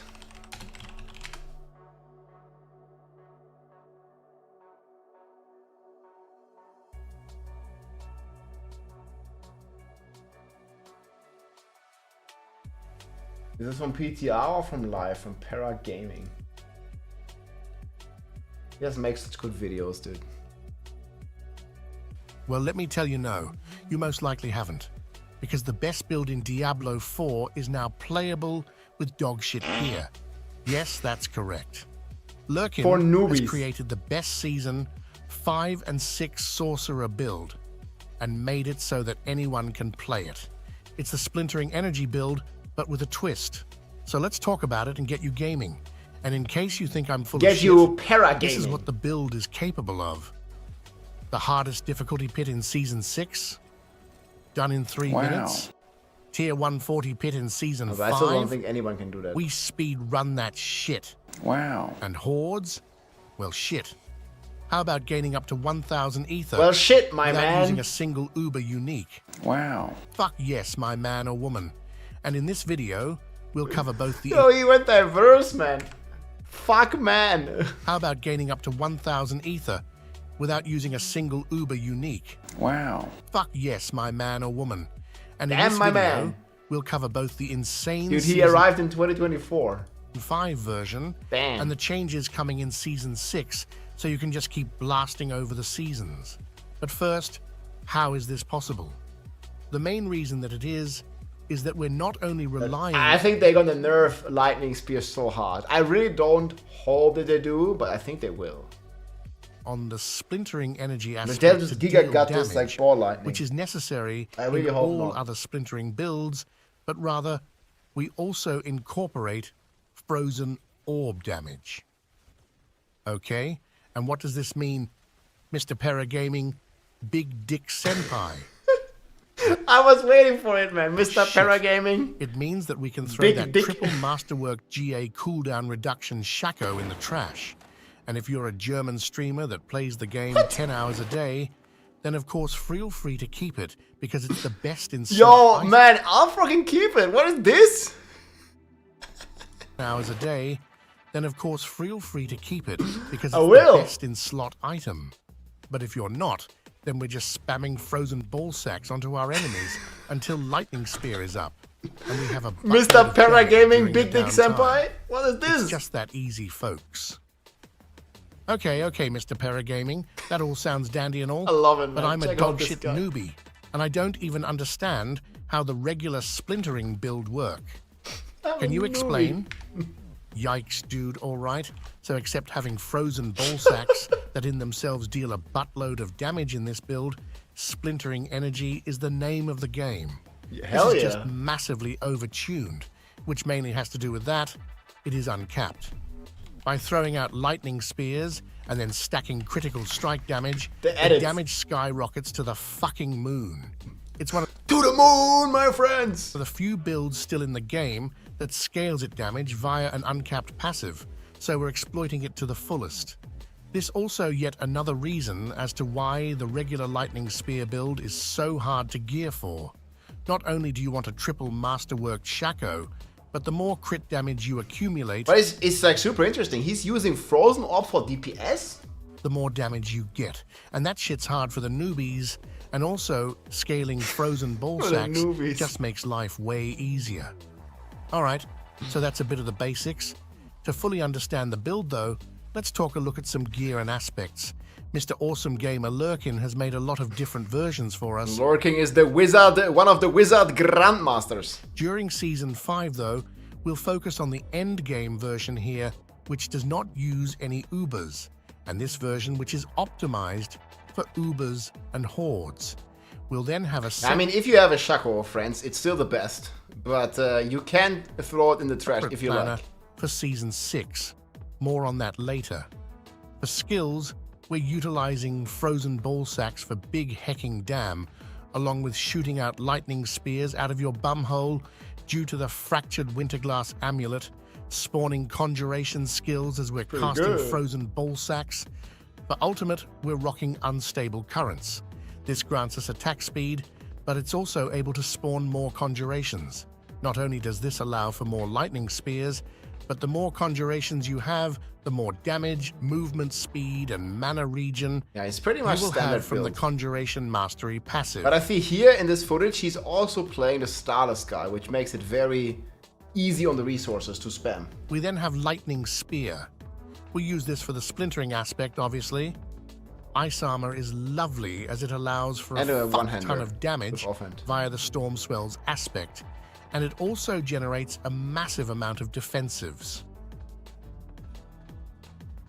Teleport is pretty much a must in every build as to not be slow as fuck, and Ice Blades is used for both more conjurations and to reset our cooldowns via the skill tree talents.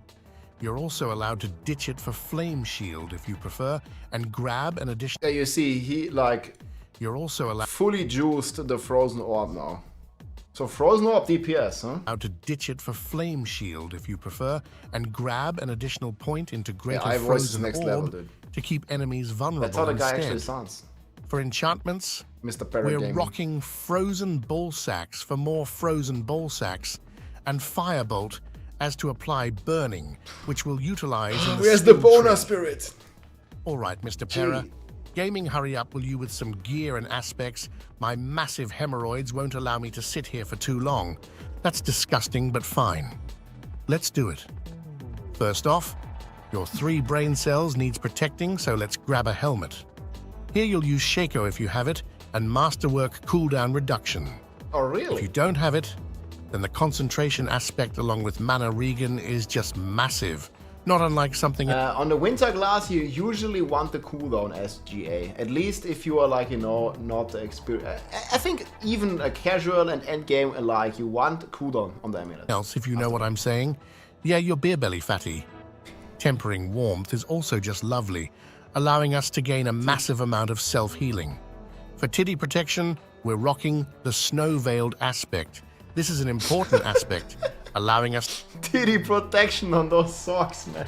To keep permanent unstoppable. Oh, what is this? You'll need it for both the Uber and non-Uber versions, but you'll rock Tyraels in the Uber setup.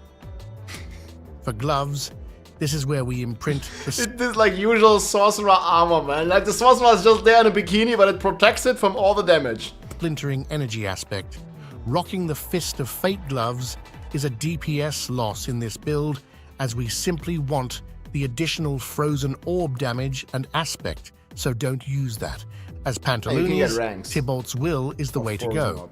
These are just massive for damage and mana regen, as you can simply teleport or use Ice Barrier to gain mana back.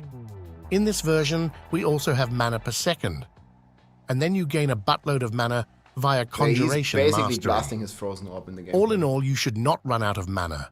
In the Uber version, you also have Starless Skies, and you can skip some mana regen due to this.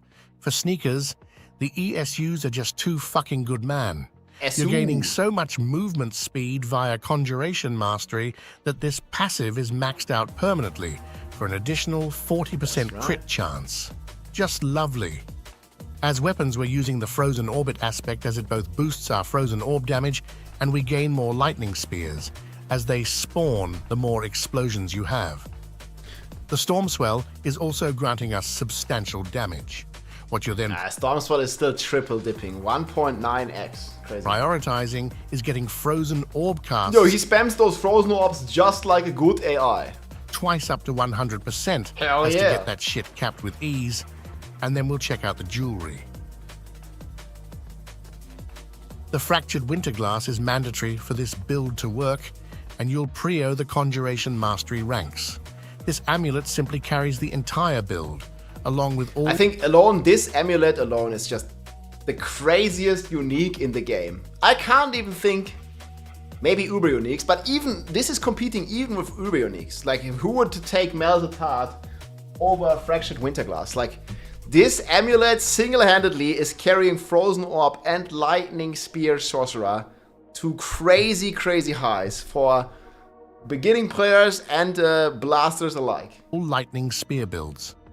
So let's just say it's pretty damn It's not a important. macro, it was a As joke. conjuration cooldowns are reduced from frozen orb Melted Heart of explosions, Salvage. you now see Yep. how we gain more conjurations via I think they should just go crazy with the Melted Heart. Like, the amulet is so weak, it should just make you immortal as long as you have resources or something crazy. I don't know. Like, make it crazy. It's an Uber unique, right? No one is using that amulet frozen It's orb dog. aspect. at the moment. For the rings, the Tal Rasha is just too hecking good, man.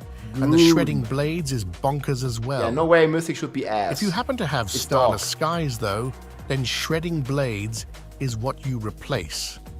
Oh shit. Yeah, I like this, showcasing the full non-Uber variant. It's I good. forgot what time it is. It's already skill tree a fucking clock, and you know it, baby. Let's check it out. Oh man, Start. his jokes, dude. It's almost skill tree a fucking Letting us clock. off, Firebolt is going to be our enchantment. What we're after then are the frozen ball sacks, along with enhanced frozen ball That's sack right. for a humongous damage boost. After that, we go for elemental dominance and fuck off from here. Shimmering teleport is just love lovely this guy. for massive damage reduction. Class cannon is a must, as we're no better cuck soy boys, and we go for ice armor as to not hecking dial Mao. In the conjuration skills, we grab everything available. But this Paragaming, guys, check him out, is build guides in Diablo 4 with some big entertainment value. Pretty much. Enhanced summoned ice blades is used for the cooldown reduction. Lightning spear is what deals damage. And conjuration mastery is one of our main sources of damage scaling, as we'll be able to pump out over 20 conjurations at once. We then grab a few defensives and head on over to pick up Devouring Blaze. Big pass. Yummers. In the ultimates, we have Sock all eating of good. these damage passives. Now this is important, so listen up, damn it. If you run out of mana, Yeah, so he's playing like Icy Touch in these passives because now he's actually dealing cold damage. Usually you don't run this because your Lightning Spear is not a frost skill, but now since you're playing Frozen Orb, it is. passives. Now this is important, so listen up, damn it. If I'll you link the run out plan of below. mana, just grab some points into Frigid Breeze. It should solve that shit with ease. So if you ask me how you can gain more mana without picking points in here first, then I'll shove a massive cucumber down your throat as punishment. We also have unstable currents for more conjurations along cucumber? with attack speed. What about an And aubergine? finally, the Vier's Mastery. A lovely passive for some additional damage via our lightning spears and splintering energy. And also considering all sorcerer key passive suckballs, we don't have much of a choice. Well, damn son. But the new one that's gonna be up here is pretty OP in Season 6 for you, my friends. It gives you attack speed and it gives you big dig damage. Tree complete. Let's check out the Paragons, shall we? Lurkin makes some damn good Paragons, and if you check out his previous builds, then you may have seen some of his Paragons in other build guides. Because, well, it's easier than Love to the create Season your 6. own, I guess, LOL. Look, man, I just love the Season 6 boards. Like, they look so much more efficient than the PTR boards because you're just, like, pathing in and you can, like, take 6, 7 boards, man.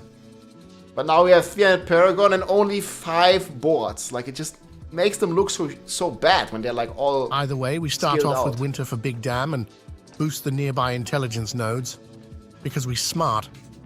We then go for the Enchantment Master board and Socket Elementalist real good for 15% Big Dam. Next up is Frigid Fate, which we cap via non-physical nodes and socket unleash for massive damage and regen. This is best it's for then time for as well. Burning Instinct, where we socket Tactician for it's like easy gameplay, more you know? big dam. Chill. We also have 20% damage reduction here. People like this, like, you know, brain dead, chill builds. Like, you don't really need to pay attention too much. You have crazy mana rack, you have crazy cooldown. Which is and everything. basically an aspect. So for that, it's real good. Lovely. It's then time for Icefall to boost our frozen orb damage and grab the exploit glyph for... Yeah, this is getting repetitive. We have destruction for the same reason and also try to grab as much crit damage here as possible That's a very for the good board from splintering Merkin. aspect, and finish off with the Flame Feeder glyph in the Ceaseless Conduit board, along with Conjurer as to keep our conjurations up longer in the Elemental Summoner board. All in all, 8 glyphs for 8... Yeah, look at how efficient these are pathed. 8 glyphs, man. And this is with Paragon 100. We are getting... This guy is getting 8 boards with Paragon 100. And we are getting up to 300 Paragon. But we can only have 5 boards, dude. Like, this is how Paragon should look. It looks like very efficient. Gazillion big fucking dam. And just in time, as it's now finally time to get hecking good, my friend. Good. The build is easy peasy to play and incredibly fun. Every skill on your bar is used on... Look, he's actually just spamming frozen orbs. Cooldown. And when your lightning spears are on cooldown, you're spamming frozen orb. Yes, it's actually that easy. If you're rocking flame shield instead of ice blades, then you can hold on to it, as to not hecking die.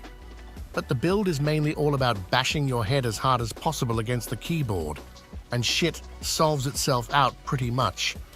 You do have a bit of ramping up. I mean, this is like pretty much every of the good builds. It also has a very nice synergy with the new rune words. Like, you just button mash, like you just like playing the piano, like you press all your buttons all the time. Pretty much. And what do I mean by that? Well, the more conjurations you have out, the more mana and damage you get. So it's a bit slow to start the fight, but gets progressively stronger. That's right. And if you're rocking the T-Bolt's Will, then remember that you can gain your mana back after teleporting or using Ice Barrier. Even as Paragon looks Other than that, though, next. just try to hit as many enemies at the same time as possible and have some goddamn fun. Okay, that was easy. And what's going to happen? That's the main point, guys. Just have fun with it. This one looks like a very chill to play build. Happen in Season 6. A fuck bunch of buffs, pretty much. Let's work our way through it. For starters, we of course have the rune words. Petrify and Warcry is the name of the game for every build in the game.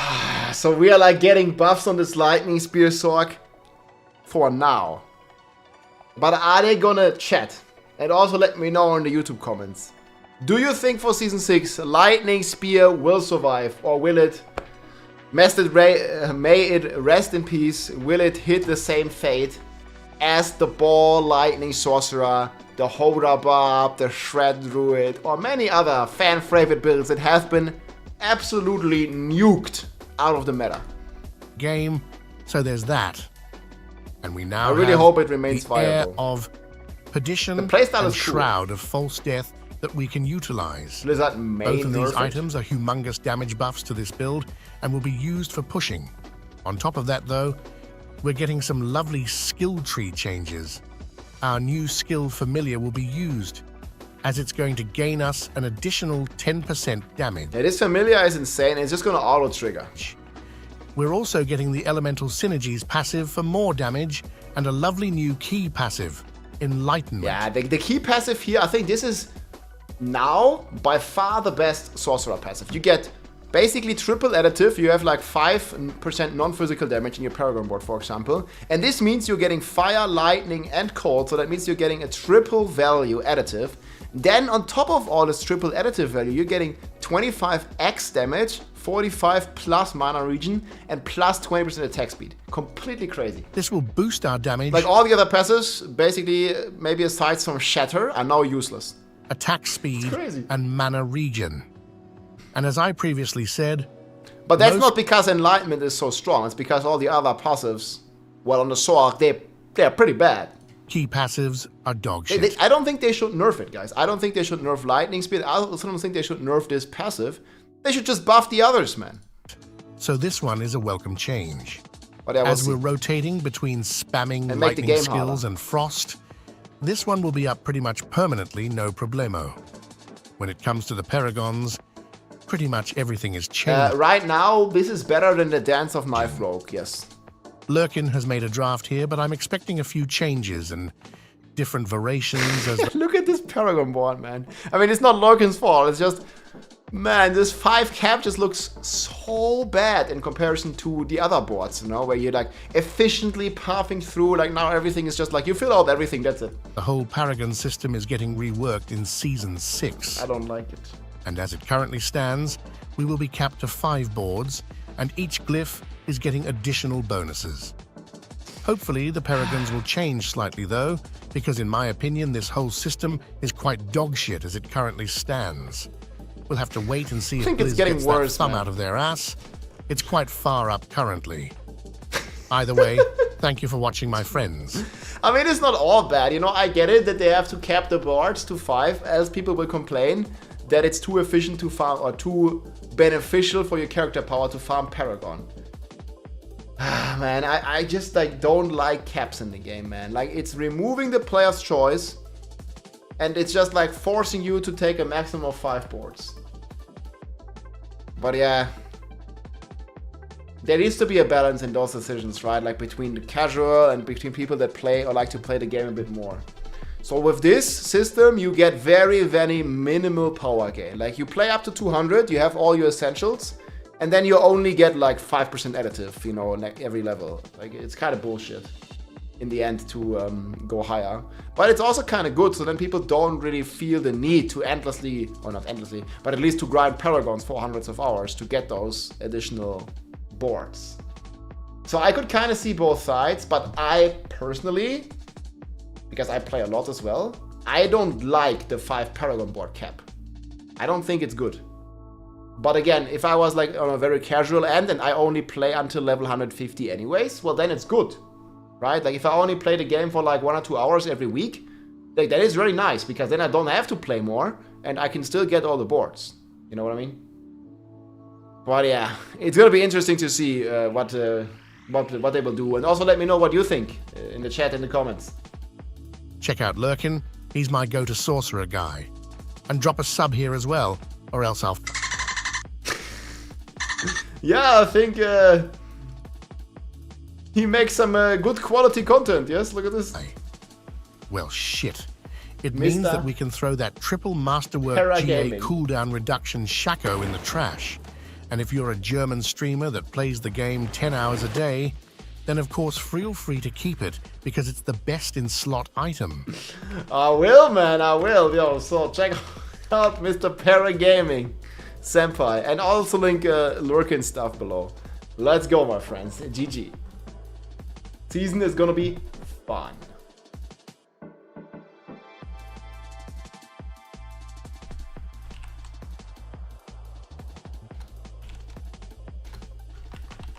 Do you have like Lurkins?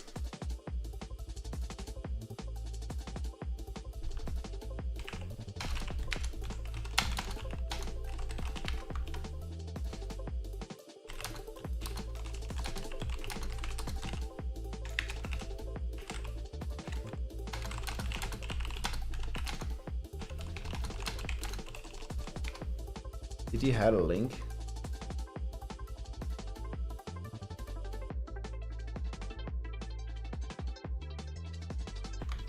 I think it was this one.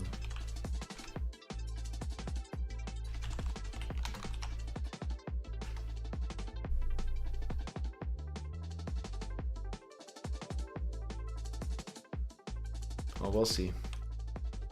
Mr. Paragaming, Big Dick Senpai. This guy makes the best videos, dude. Good freaking quality. I think he makes money about live server. I didn't really make that many PTR videos though.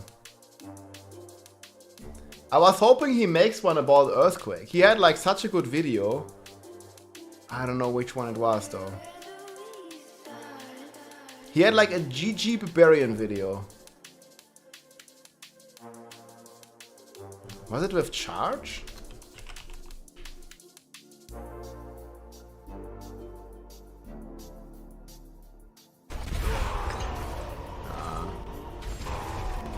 Oh, what's this? It was some earthquake build. You didn't expect death. Wow. I don't know which one it was. I want this like earthquake intro with the girl. Dude, it was so good. Like the girl ruined her makeup. Ah, fuck. That's like the best intro to any video. I was so hoping that he would do that for the new Barbarian stuff. He makes a lot of builds.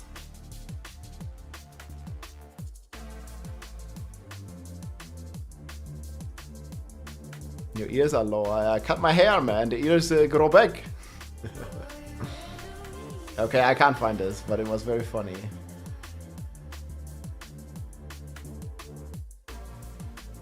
This one? Or this is the one? Yes, yes, yes, yes. Yo, you can make this one, guys. Look at this one. you can make this one for the earthquake build again. Look, look, look, look, look. Barbarian earthquake. Oh, it's so good, dude. Well, damn, this build hits goddamn hard. How goddamn hard, you may ask? Well, other than causing earthquakes, watch this. Oh, yes. I see the bomb shout, man. Oh, thanks for linking. Not ready yet. Yeah, that's the one. Oh man, I gotta save this. Girl.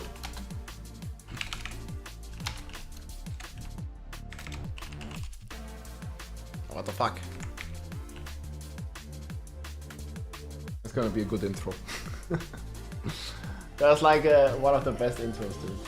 No kidding. Sick one. Paragaming. What a guy. Grill. Did I type that? I might. I might have. Okay. Okay, so we checked. There's still some more to check. There's so much stuff, dude.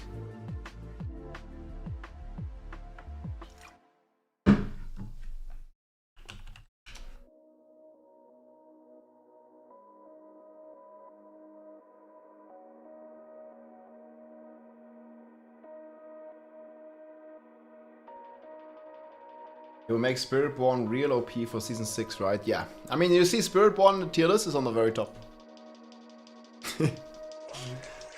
It's a lot of copium. But guys, I really need your input on the chat. Any other builds that I forgot in S and A tier? Did I forgot any? And if yes, which ones?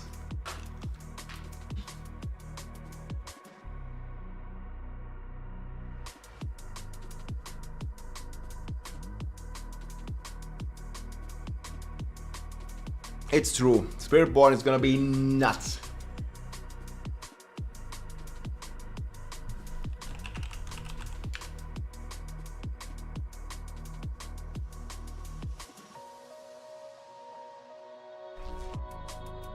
I need another trailer.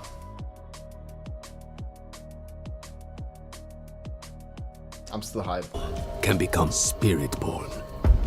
As children, the most promising face judgment in the mist.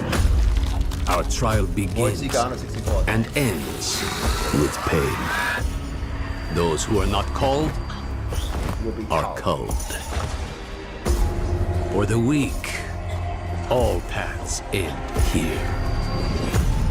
For the worthy, that path leads to power beyond compare, and a sacred charge to wield it well. Though the mortal world was designed to break us, our hearts, our minds, our bodies. There is another which makes us bold. We are without fear. We are without equal.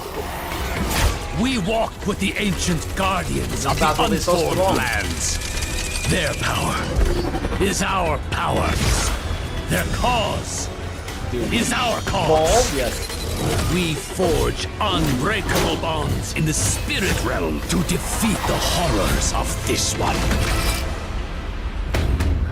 For we are spirit-born. That's right. No avatar state. I think they were like talking about it, like if you could enter the spirit realm. That people were asking about it, but they didn't really say anything about that. So you can go basically into the avatar state. It's like so sick when he like sits down. Wait. It's this one. Is that here?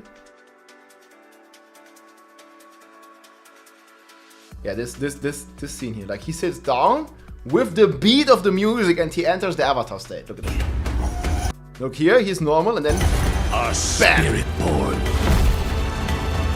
That's so sick.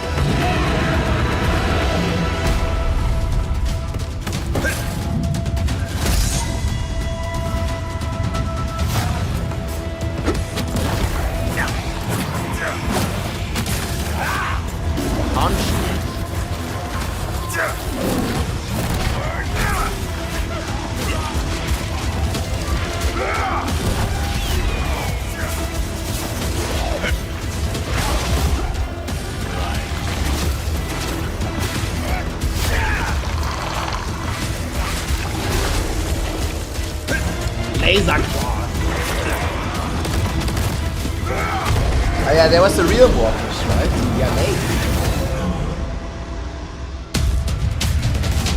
Help me purge the evil here. Dude. Druid, nah, it's very, like, I played it. It's very, very different from a druid. Very different. It has some thematical themes that the druid has, like where your skills become skills of the other type with certain bonuses. But fundamentally, it's very different from druid, besides this similarity. It's like much faster, more fast pace, you know, than druid.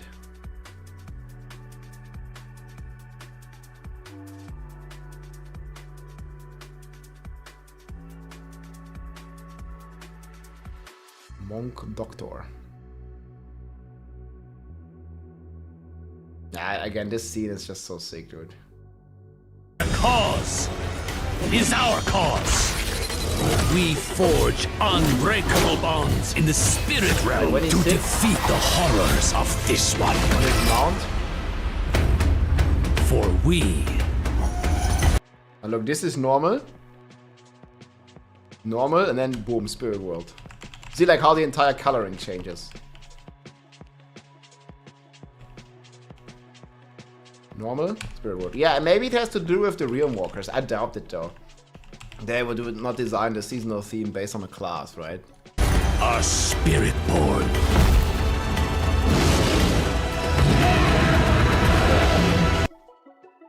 We'll see. How OP this will be with Petrify and Warcry. Dude, do you need Warcry with this gorilla? Like, he is a Warcry on its own. The real guy. Like, he has Warcry.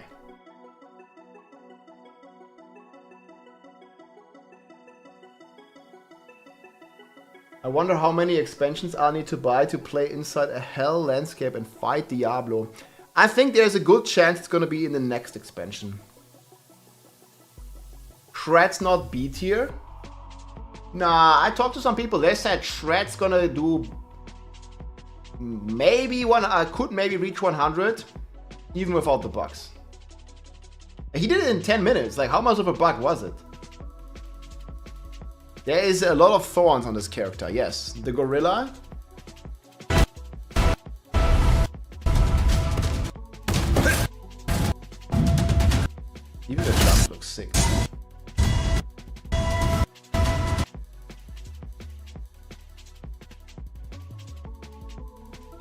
Yeah, we'll see. Human Centipede, best film ever. Much South Park, yeah.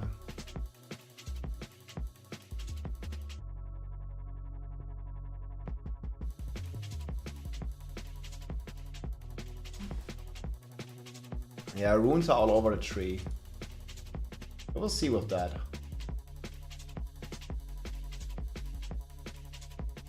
Spirit Bjorn. I want to see more, man. I have a lot of gameplay, guys, but let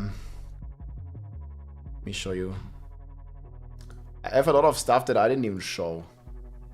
I have like 2 or 3 hours of gameplay.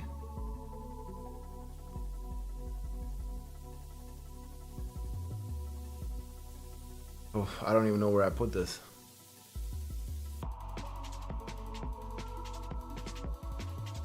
You know, there was so much.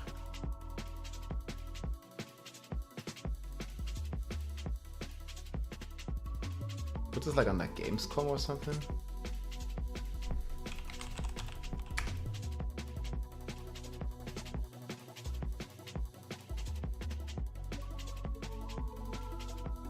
But it was certainly somewhere.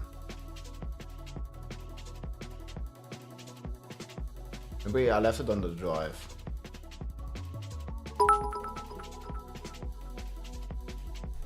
This canine might look harmless, but during battle, it splits and turns into multiple spirit wolves to feast on the feeding pit wolf. Hell yeah.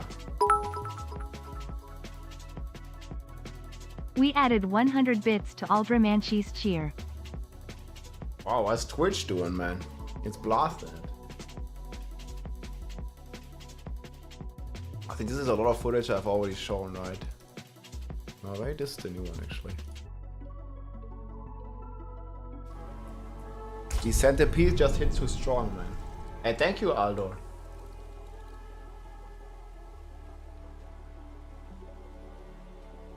Yeah, I think they'll just go crazy anyways. Rise of the Beasts. Now look how cool the class looks, man. The kitty is right next to us as well. Not ready.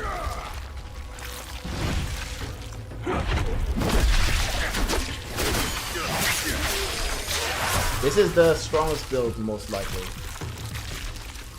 This is me playing the expansion is releasing in 3 weeks. 3.5 weeks.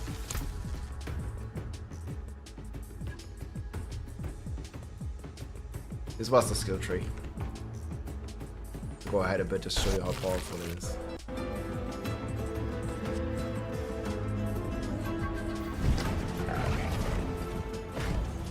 This class was crazy strong. I don't know, it seemed like the centipede just had like double damage over all the other builds. Need more time. At least for that fragment. At crazy details.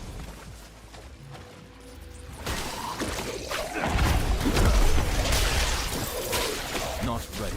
Gorilla during leveling wasn't that great. But I think that was mainly due to Gorilla will be stronger in the end game. But they already changed a lot. Need more time. Like even from the Gamescom version, they changed a lot already. At least in the data mine it looks like that.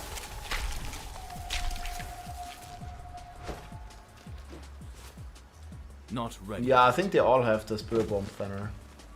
It's on Mobalytics, the 4 builds. Wowhead, I think had it first. Max Roll. It's all updated. We even have the full Paragon boards now too. But this is not the final version either. That's what I'm saying. That's what I meant. You know, like yeah, you can start doing all the Spiritborn stuff here, but it's not the final version anyway. Not ready yet. Like there's even all the Paragon boards now. But the problem is always like it's just gonna change. Need more time. But yeah, there's some crazy stuff we can do.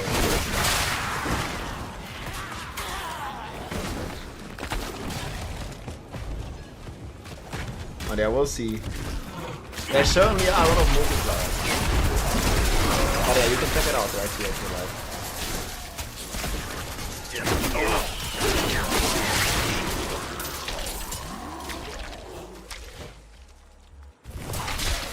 Need more time. What's your shield?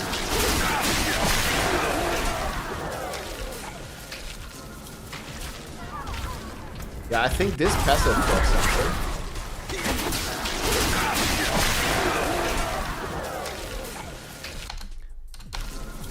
Like here, the way this passive is worded, I didn't really test its mechanic, but look at it. Your critical strikes cause enemies to burst 4% of their total poisoning to them as poison damage. Like, this passive is just nuts. It's like AoE on crack. But I'm not sure if it's even going to stay in the game, right? Because it's just that strong. Like, that's crazy. The potential. Hey Rob, are the Stygian stones being removed from the game with the update in October? Yes. So I don't know exactly like what or why they did that. But Stygian stones, like as much as they were like a rare commodity in previous seasons, in this season it's already like fairly easy to get them, Lee. And yeah, in the next season you don't need them at all. You just summon the bosses with just the normal mods.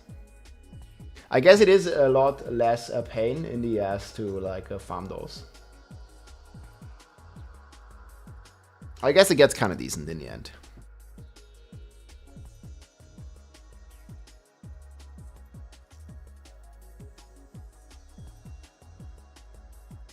But yeah, we'll see. Look, there's actually Subo, right? Look, there's my mercenary as well. Wait, did I just disable it? Why is there Subo?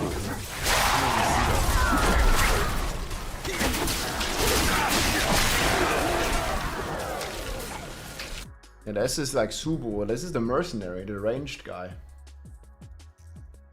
You always have to. I have to click on each one as well. I just use my scroll wheel, so I can just like hover over them, and then I get there real quick. I get there real quick. Just have a left click on scroll wheel. It's only fair removing the Stygian stones, cause all the torment boss, even in World Tier 4, drop shit. Yeah, 100 kills for 1 GA dog. Yeah.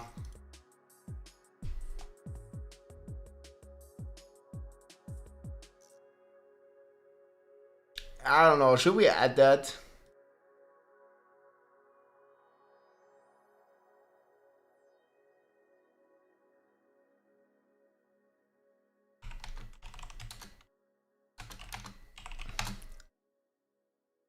Very hard to get. I mean, I kind of like that though. Like, you guys really hate it that it's like more difficult to get Ancestrals.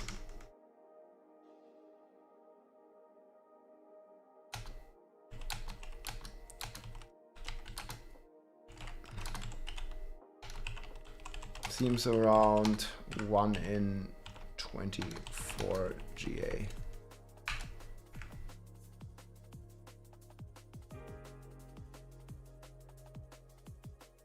Yeah, I like that the boss, I should say that. I like that.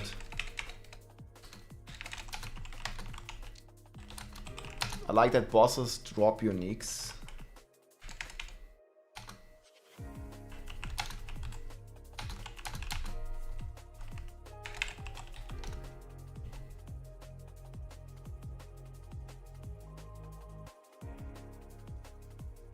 Casuals are gonna complain, yeah. I mean, the casual player is gonna complain no matter what they do, right? Like, if you only have 1 hour a week to play, you're gonna complain.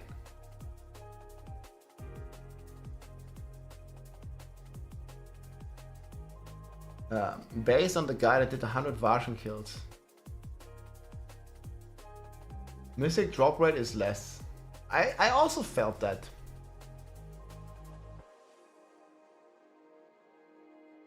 Okay. Nah, it's hard. It's very hard to say though. You think that Mythic? So do you have any data on this? Felt lower than on live, even in.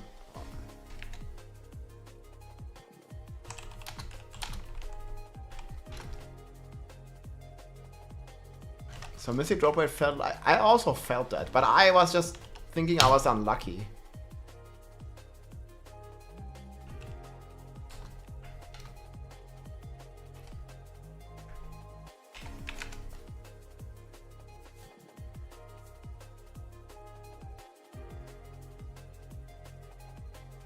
If you can't play a video game, that's not others' problems. Game can't be balanced around people who can only play 1 hour a week.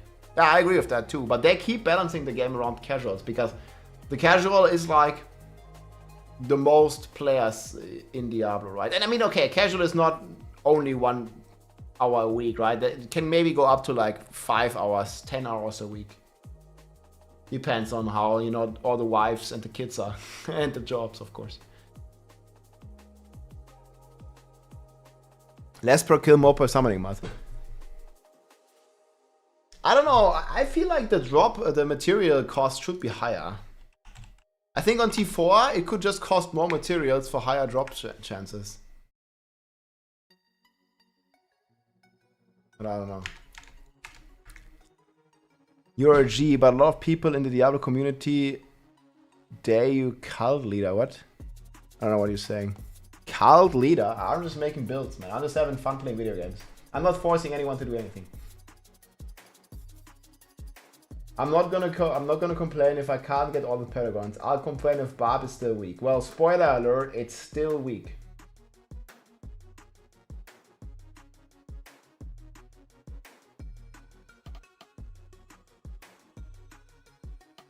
Nah, I don't know. I like it that you can get 4 GAs. It always gives you something to hunt for.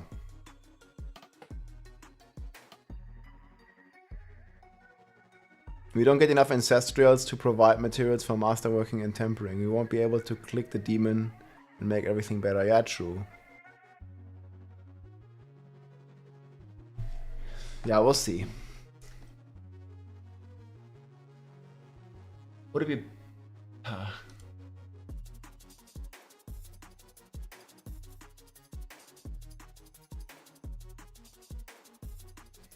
I kind of want to finish this today. I could go over everything again. Kind of.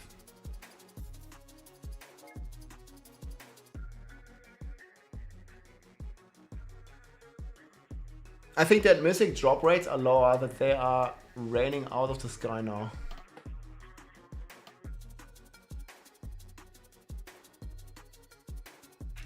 Yeah, I personally kind of like this. But I know people will disagree because like they just want everything easy.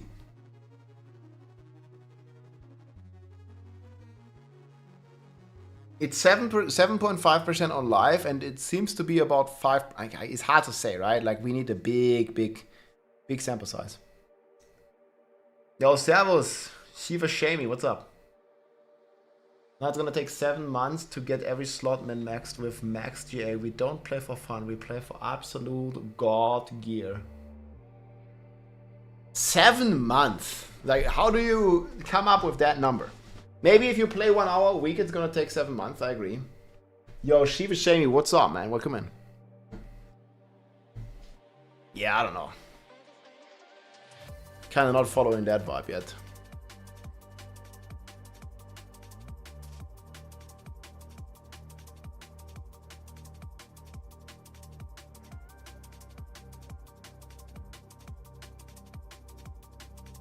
Okay. EG haircut, hey, thanks guys. Joker, let's go. Gotta add to get some cuts. I already gathered so much feedback. There's always more, man. If I keep gathering, I keep getting more. I already sent most of the stuff actually over, like especially the barb stuff, the progression stuff. Maybe not like all of this yet.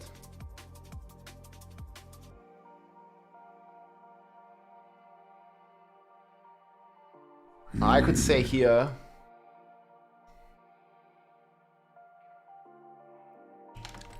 a lot of runes felt really bad, like. So which were like the worst runes? Like the absolute worst runes that you'd never ever play. Like bulwark. Like why the fuck does the bulwark cost like 5 gazillion offering? I think it was like 800. Like the Warcry rune costed less than the yeah, I need to close like 10 trillion tabs, dude. What is this, guys? How did we end up with so many tabs again? We have no more overview. Yeah, leave, man. Fuck it all, leave. Space created. Okay.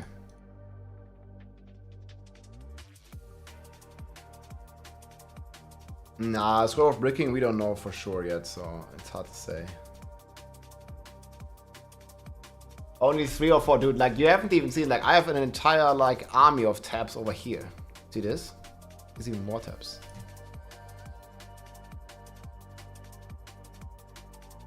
There's always more. There's always more. And desktop is kind of a mess too. 3 or 4, and then another like 50 on the other screen. Oh. Bulwark. Q. Why the F would this cost more than Warcry? Like how?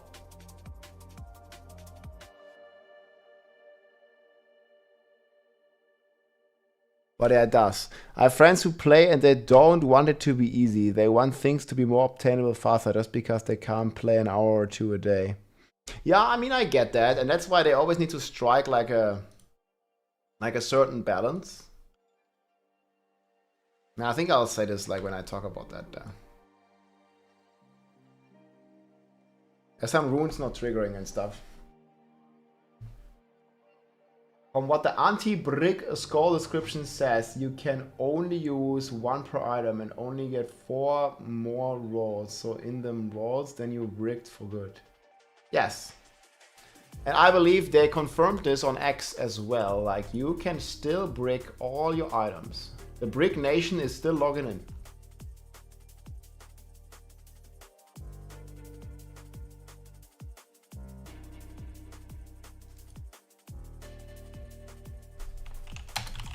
It's 164.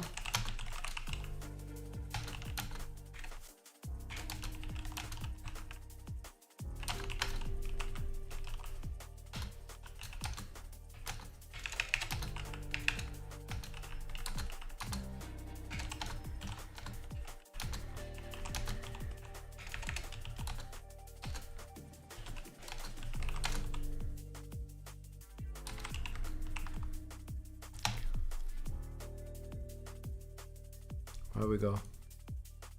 Do we have like tiers?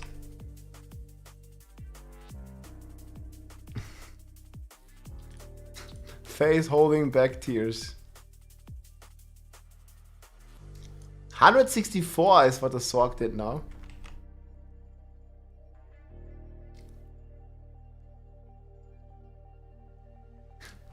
He's just 20 tiers above the Barbarian, guys. It's okay. In Umbra, I don't, sorry. I need to check like even what I have on live server at the moment. I don't think it's that much. Man, they keep on blasting, guys.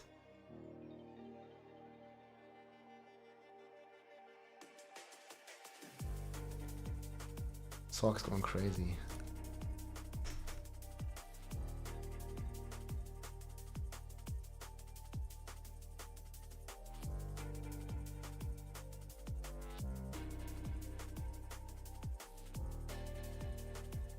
Oh, you see the damage in the clear?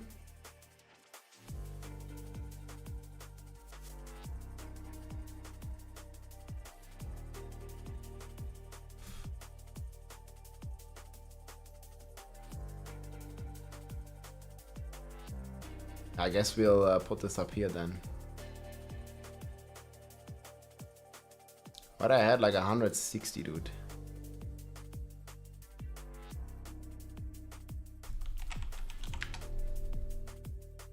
With hey everybody, it's on.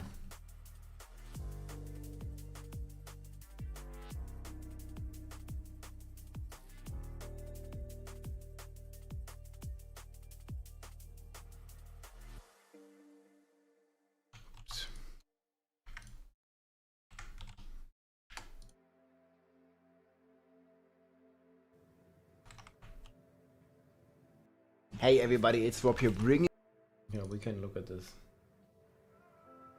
This was the 163, but there's apparently already a new one.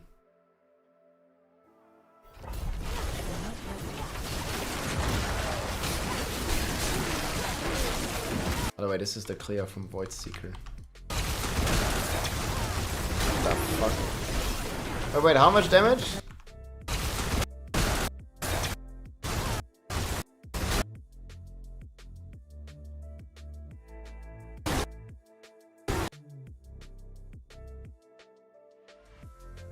Million, billion, trillion. Wait.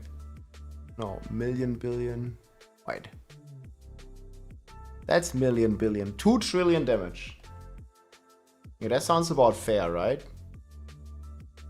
Million, billion, trillion. That sounds about right.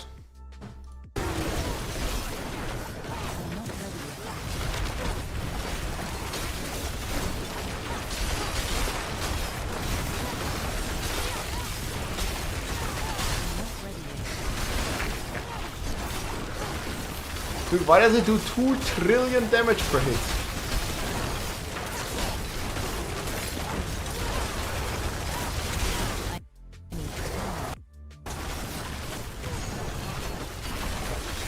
Dude. Thanks, Margaret.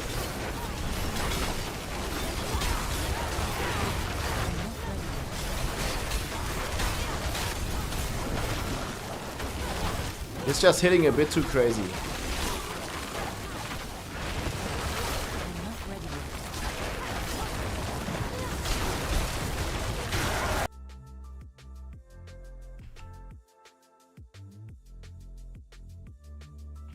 Dude, it looks like completely bugged, no? 2.1 trillion damage. This is on the live server. Jesus Christ, man. I mean, this is the damage that you need. Like, you need to hit in the trillions to clear these pits. Meanwhile, man, the Barb can't even hit for 1 billion, dude. This guy's hitting for 2,000 billion. Okay, 6 trillion on the boss.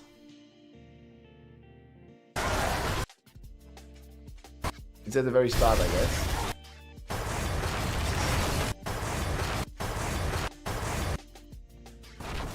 Well, I mean, Lightning Spear is still the stronger build, right? Or the better build. Maybe not stronger. Like, not for pits, but Lightning Spear overall, like, far outclasses this. Can't really say Lightning Spear players are noobs. Like, they just don't care about the pits because there's just nothing to do in the pits. Like, most players, like this... I mean, this is also a problem of the game, right? It's not about players, but... There's just no incentive right now to do pits. Like, in the next patch, thankfully, it's gonna change. Yeah, crazy DPS.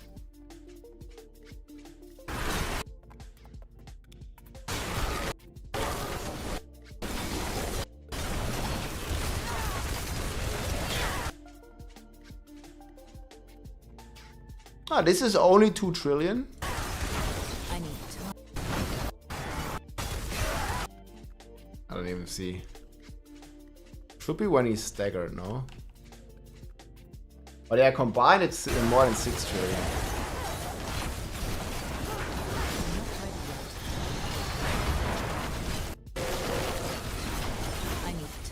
Crazy he can do this boss too.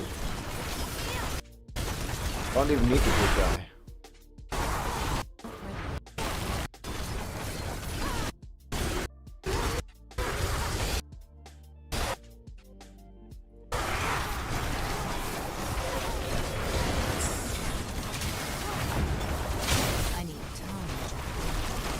Yeah, I mean, there might be 6 trillion.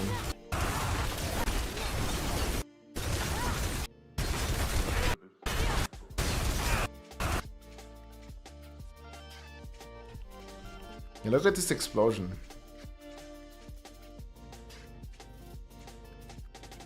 It hits for 700 million and then...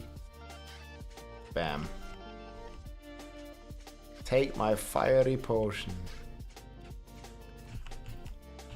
So how does it do so much damage, man? This is fucking crazy.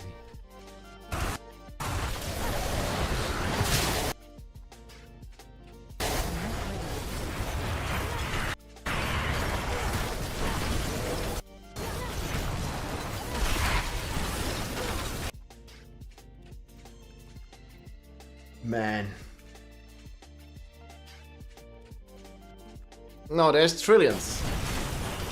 I need time. Okay, I don't know, like about 6 trillions. He's hitting for multiple trillions, guys. Every hit. Not billions, it's trillions.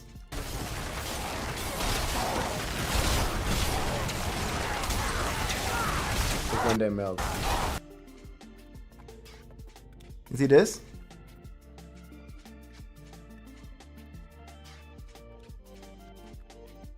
$3.7 trillionaire. This guy is not a billionaire, he's a trillionaire.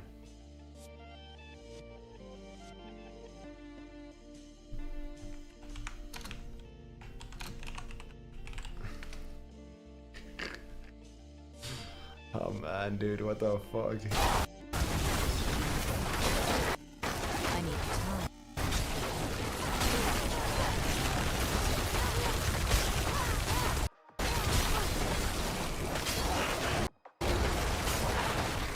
I need time. This guy's like Apple, man. What?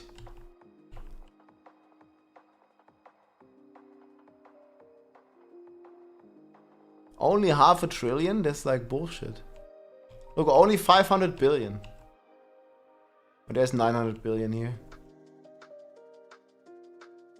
And you see how the elite just gets one shot. Yeah, it's fine. Just a few trillion damage.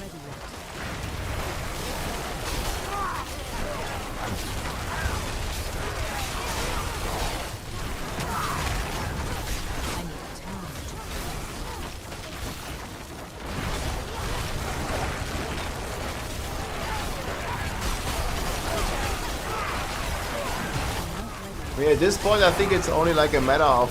Wait, what? I think at this point, it's only like a matter of time before this is gonna clear like 200. I think you just can't kill the boss. You could be able to kill the trash on 200, right?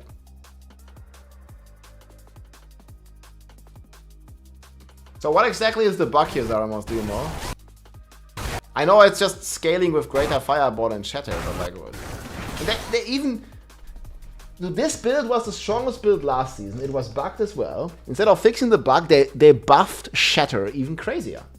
Shatter was like, what, 25? Now it's 45 or something.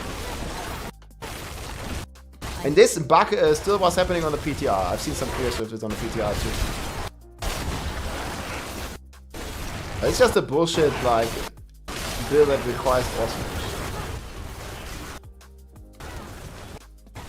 Buff 30. Okay, 30, now it's 45. 50% buff.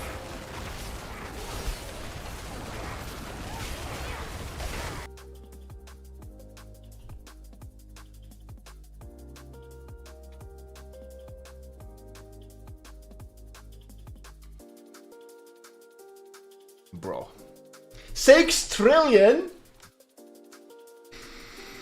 Oh boy. It's not necessarily bugged. Oh, how do you get to 6 trillion damage? It's not bugged? Is the math mathing? 6.4 trillion.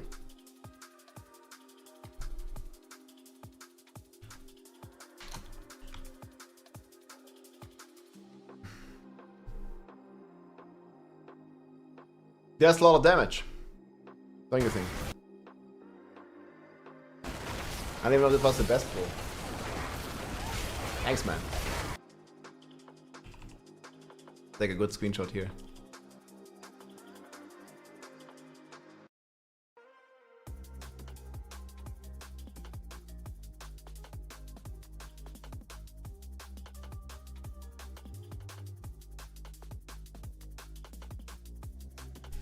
Man, it's not like, it's no crit, nothing. It's just pure destruction.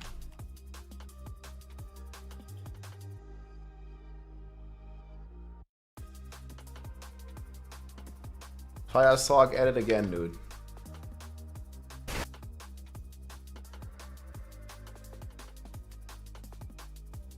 Five times 6 trillion. That's 30 trillion damage.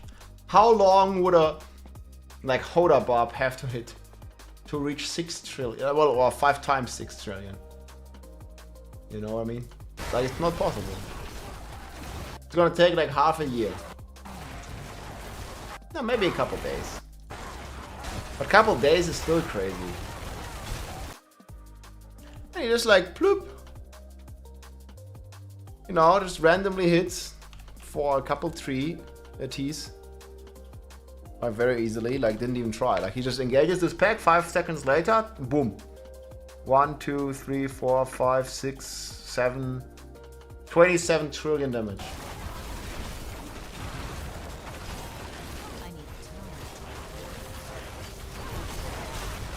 Well, life isn't boring, look at this. Does this look that boring to you?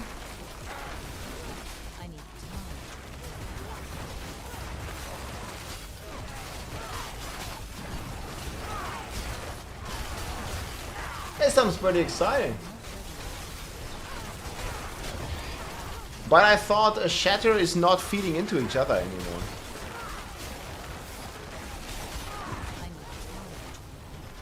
What? The fuck happened there? He didn't even do anything, they just all exploded.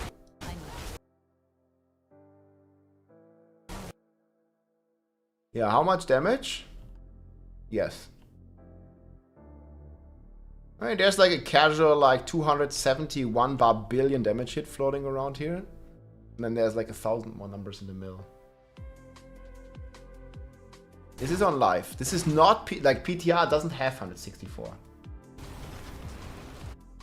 Yeah, if they didn't fix that part, we'd be hitting for infinite damage.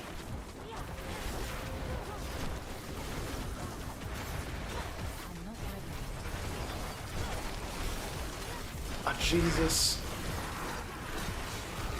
Just 20 tiers higher than the Barb. It's okay. Is this live or is he streaming a previous stream again? What do you mean? Like this guy? I don't know if he's streaming. This is on the live server. For people who still play live can try. Maybe.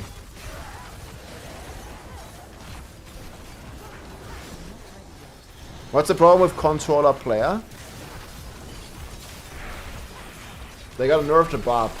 And it's too crazy. It's doing the same damage as a group of 30 Barbs. I think it's doing way more than 30 Barbs. 30 Barbs could not kill this boss in time. I doubt it. Like 30 Barbs against this Rift? No way.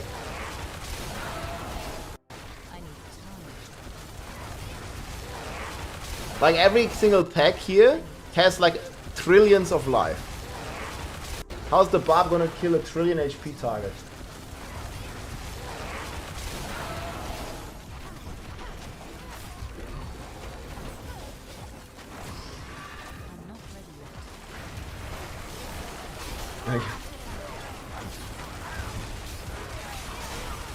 Maybe 165 is doable, yeah.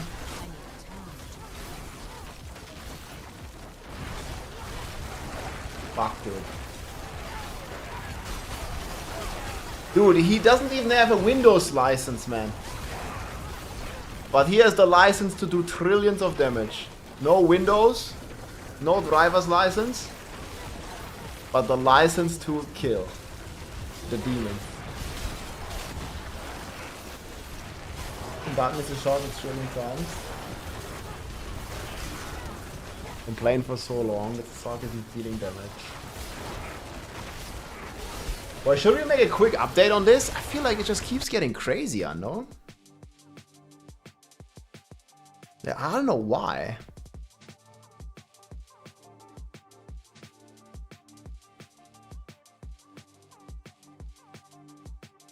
Like, what the F? I mean, there's nothing really new on this build. Number Big Unga Bunga.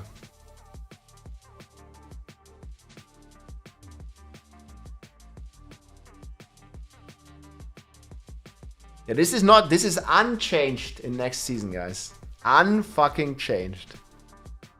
Well, at least on the P. I mean, we don't know the final ones, but At least on the PTR, it's unchanged.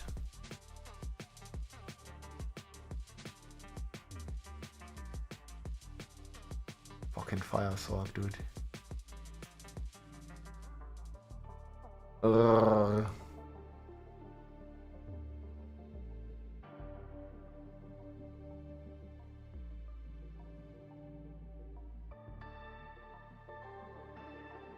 Can also record this roar druid. Yeah, I talked with Makuna about this one.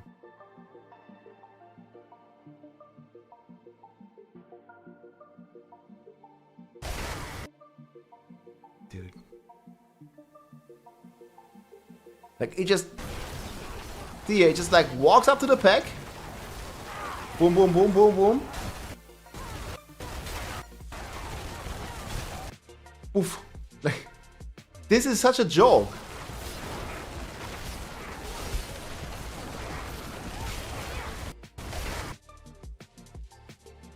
Like, bro.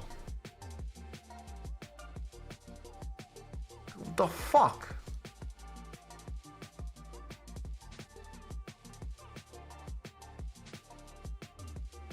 It just keeps getting crazier.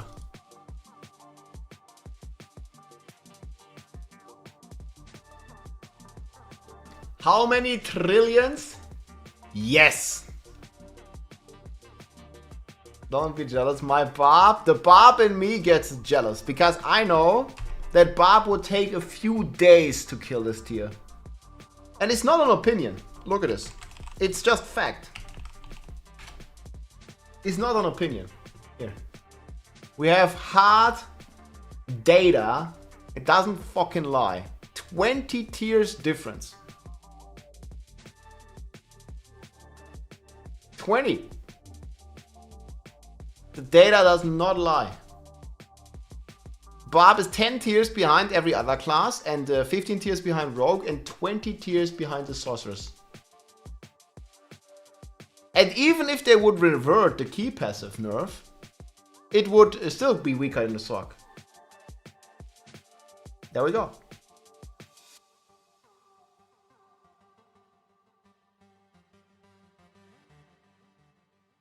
Man, it just hurts, you know? Because it's such a cool class. It's just dog shit right now. I know.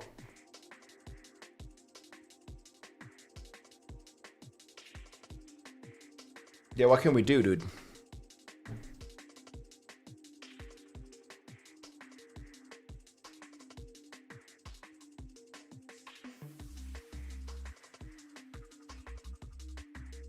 Here, link 151 Deathblow Barb. I kinda need to see it to believe it. I kinda don't buy it, Spyron. Like, at face value, I don't buy it right now. I'm not saying it's not possible, but it's gonna be... Man. Like, that dude is like 7 tiers above. And even then, even if this unrealistic thing is true, it's still the weakest class by far. Yeah, but does it have a video?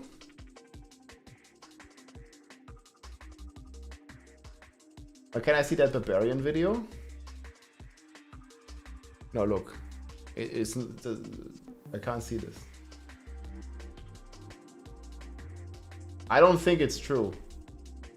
Like, why else would this video be unavailable? Like, coincidentally. Has anyone seen this? Video is private.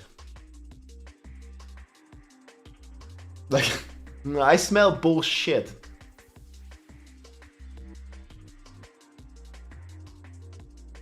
Like, coincidentally, this video is the only one that's private.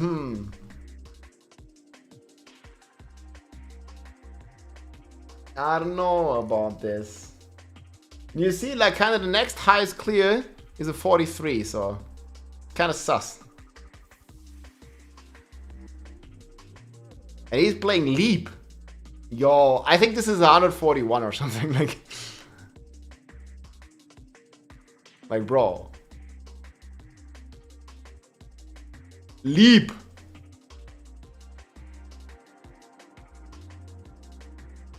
Kind of sus. I gotta say, kind of sus.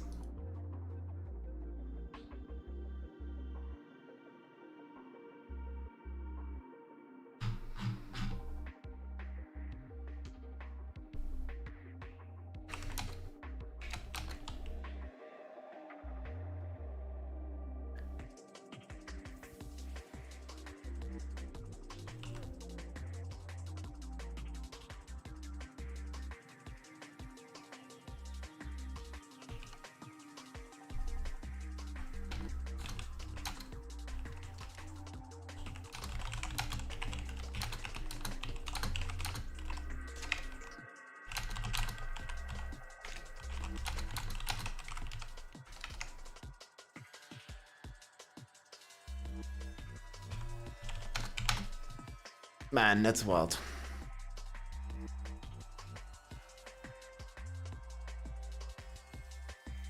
Okay guys, I think I want to quickly cover this new Sorg development. He says he's playing Enchanter Glyph.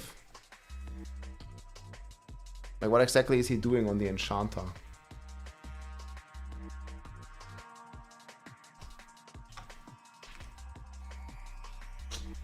I don't even know.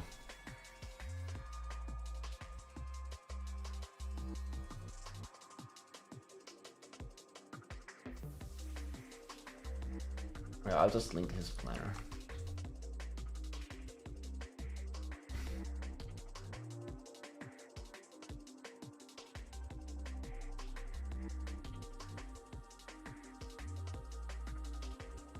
This is not incorrect.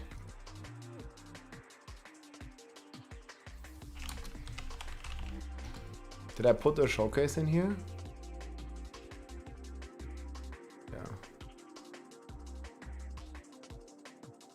Sorg is just too crazy.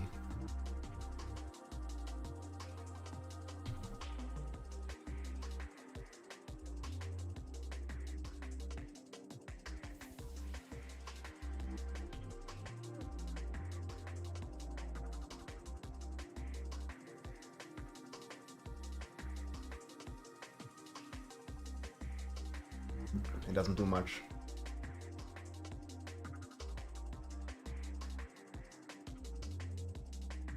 Yeah, they can't nerf it, man. What the hell? I don't know. It's just too much. I'll do a quick update on this, man, just because it's so crazy. Like, it's gonna make... I think it's gonna make for... some pretty good thumbnails. Like, what the fuck? How was his name? Voidseer. That's crazy.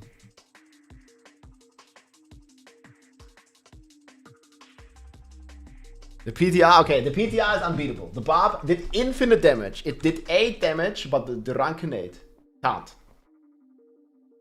How many Barbarians would it take to deal this much damage? It's crazy.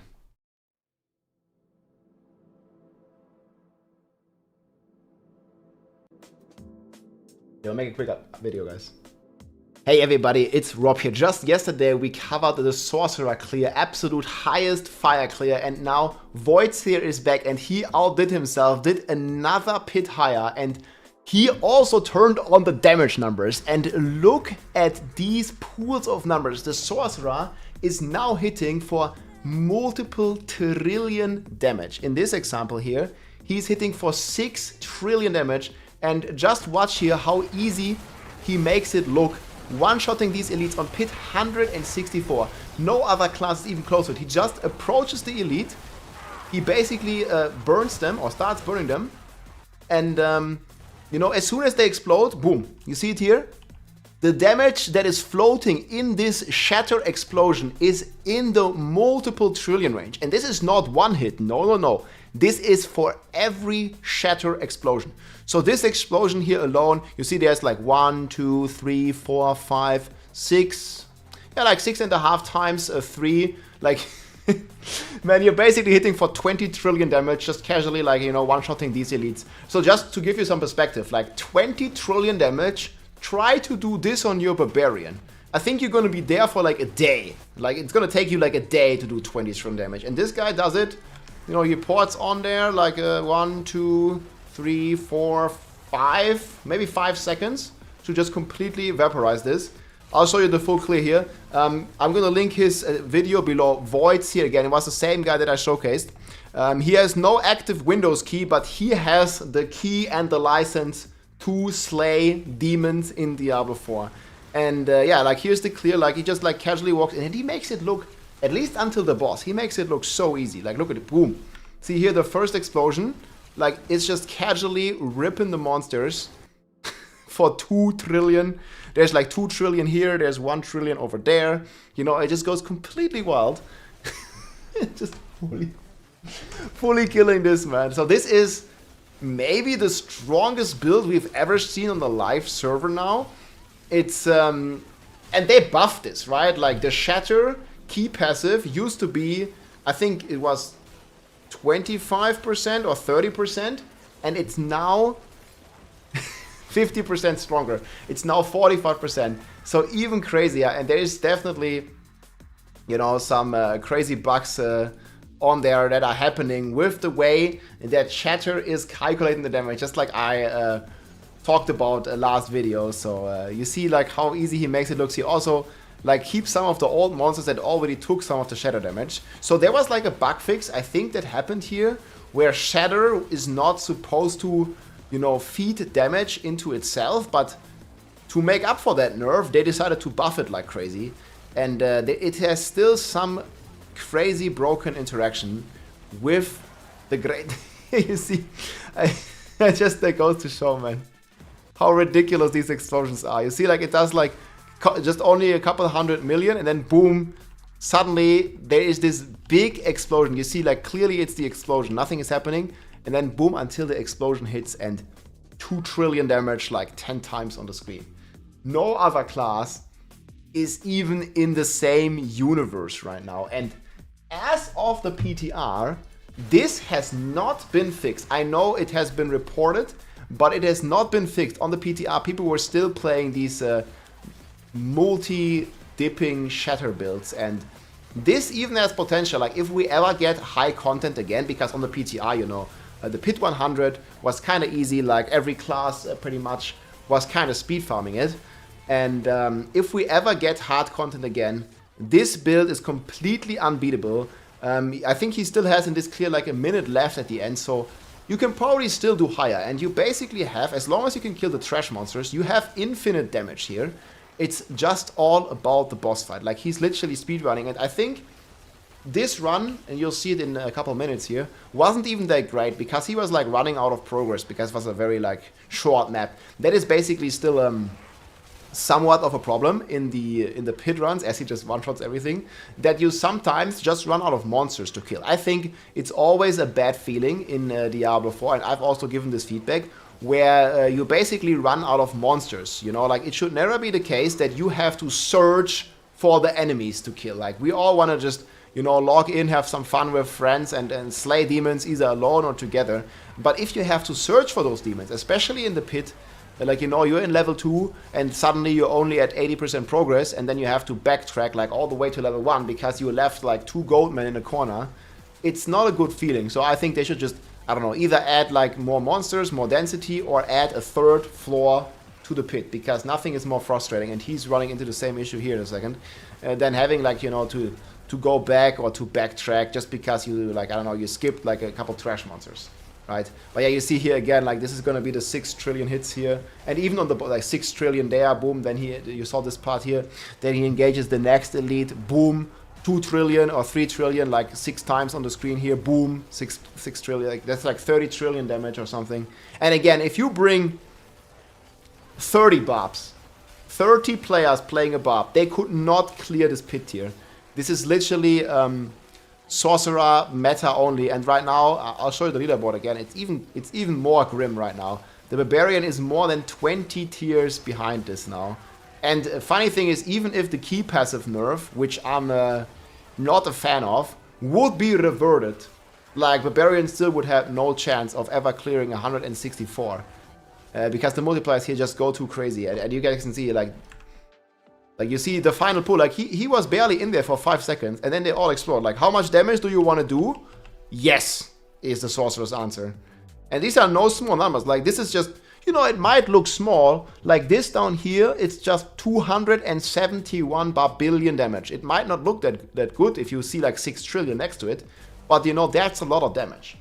And then you're still fishing for, they still haven't fixed this either, you're still fishing for bosses that have ads. You cannot kill a single target boss. On the pit PTR, it was a bit better because they reduced the boss HP.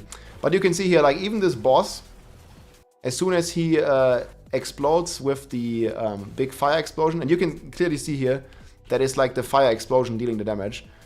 Hitting for 2 trillion, like, I don't know, like a couple times, so doing like 10 trillion. So this is just 10 trillion of his health. So he has hundreds of trillions of life, right? And I don't know, like Barbarian, like they barely hit for 1 billion. So you'd had to hit this guy like many times, thousands and thousands of times to even make a dent in his HP bar, right? So even 10 trillion only does this much damage. So you can kind of imagine, like, imagine your own character. I don't know how much you're hitting for, maybe a couple 100 million. Like, it wouldn't even move this guy's HP bar, right? You need to hit for like tens of trillions to make a dent here in his bar. And I mean, this build here surely is. And he just like ploop, like pulls the monsters, and the guy goes down basically. And he keeps doing this a couple times. You know, like just waits for the stagger. Gets some minions to spawn. And then staggers the boss, blasts down these minions. I mean, this looks easy, but it's actually hard to do, you know? And then like blasts them down, and I think even at the end here, the guy still has, like what? He still has like a few, like a minute, like a full minute left basically, even without a Windows license. Like a full minute left here, like very comfortable. And you see his dot is not doing much. Like his dot is hitting for 400 million, which is not doing anything. It's all about the double dipping bugged. I mean, I don't know how bugged it is or what's the intention there with Shatter. Because basically this mechanic is in the game for so long now. But yeah, like the planner here, you see like billions, or like this is like 1.8 billion, this is like 0.7 billion.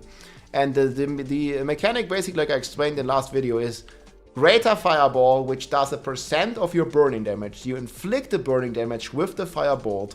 Then this explodes in AoE, and it feeds into the shatter explosion. And all your multipliers, I don't know how many times they get applied, but there's always this math problem where it goes completely crazy. And we had many examples of this on the PTR as well. For example, there was this, if you go onto Season 6, there was this new helm, and this is without any runes, without anything. There was this new helm here that was supposed to have a plus sign next to the damage to angels and demons, but the math sign was faulty, and it was an X in the actual code. Like it was giving you a triple, like 200x damage instead of 200 plus damage.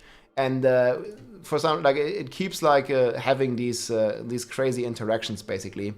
But yeah, the build's pretty wild, and I'm gonna link the full planner in the description. I think he also did a few changes, more offensive even now, but yeah, you kind of get the idea. Like it's the same build, and I'm gonna link his here. Like he also explained some stuff in the comments, so definitely check out Voidseeker. Yeah, and I mean it's amazing on one hand to see the Sorc this strong, but you know, also kind of frustrating because this is like not a build that can realistically be played by many people, right? Like this build is just so specialized.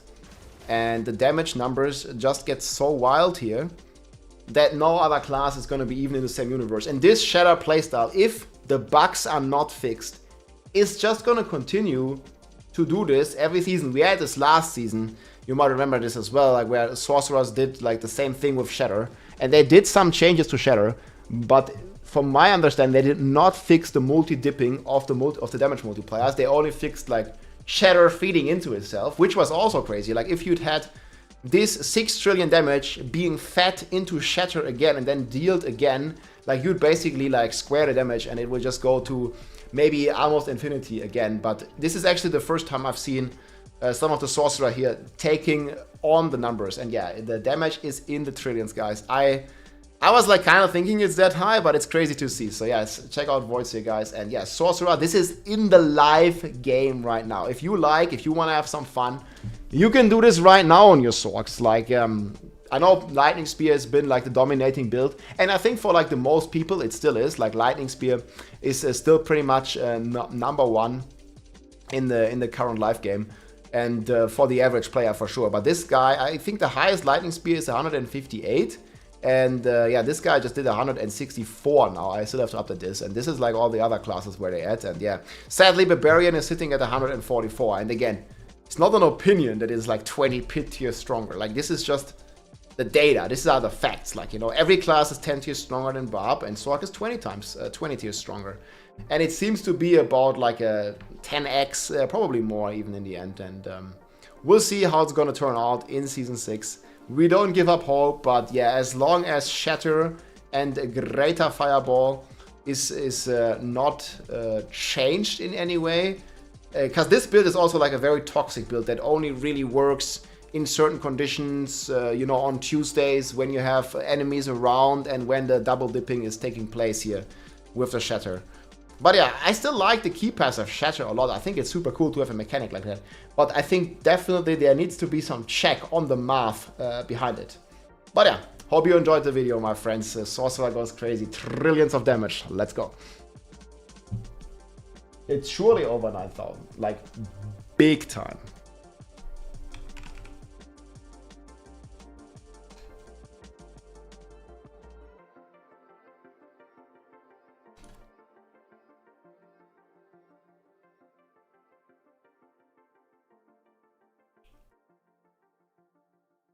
Worst thing for Barb.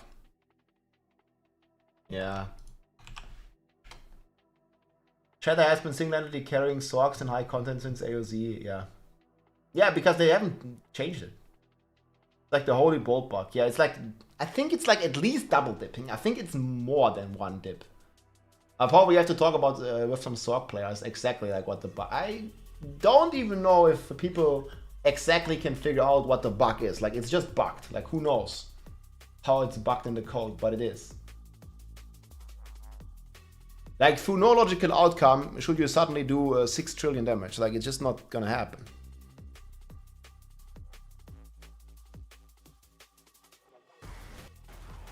Like, it just ain't.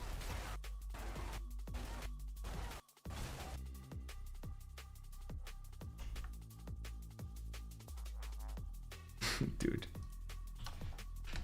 Trillionaire. How'd Barb look? Yeah, we're updating, or we're like in the process of doing a tier list. But yeah, Barb has no S tier build, apart from a bugged Thorns build that's gonna get completely changed, I would guess. I mean, it's gonna get a bug fix, and then it's like B tier or something. They completely nerfed the Whirlwind triggers, and they also still haven't fixed the core skill problem that the Barb has, where the core skills don't really deal any significant damage. At least, you know, like in competitive, like endgame, like it just doesn't make sense to play that skill. There's just like no reason to play that at the moment. Again, this is not the fun. This is what the PTR is for, guys, and we are gonna continue to give a lot of feedback. I explain it all here, and this is still hopefully changing, right? There is still about 3.5 weeks until Vessel of Fate comes out, so there is still time. There still is time. But it for sure goes quicker and quicker, and soon it's gonna launch, boys. Soon it's gonna launch.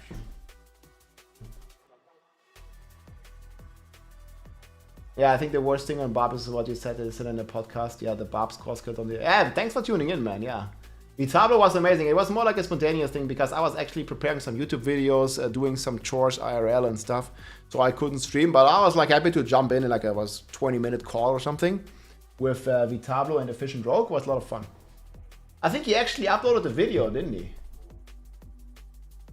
I haven't seen it. Diablo.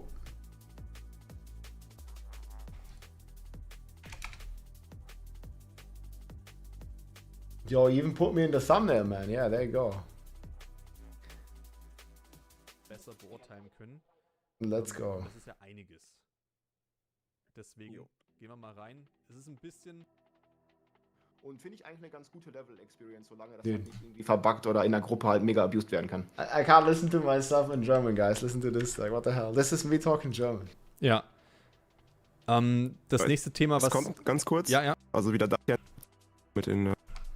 PTA, ich weiß nicht, ob er mal einen neuen Charakter erstellt hat, wenn er da über dieses Season-Symbol gehavert hat. Hast du schon gesehen, diese Realm Walker, die man auch aus Diablo 3 kennt, wo dann halt so ein Portal, sag ich mal, spawnt und du dann da reingehen kannst und dann nochmal irgendwie Goblins klatscht oder was auch immer.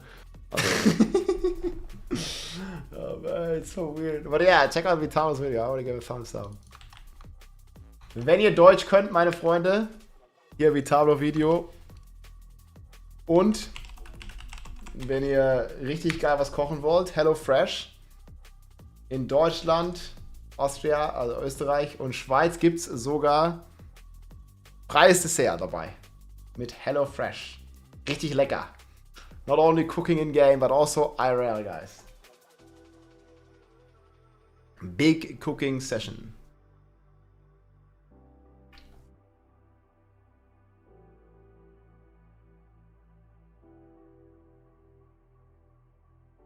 There was a bug in the PTR where the drop weight didn't increase with difficulty? Really?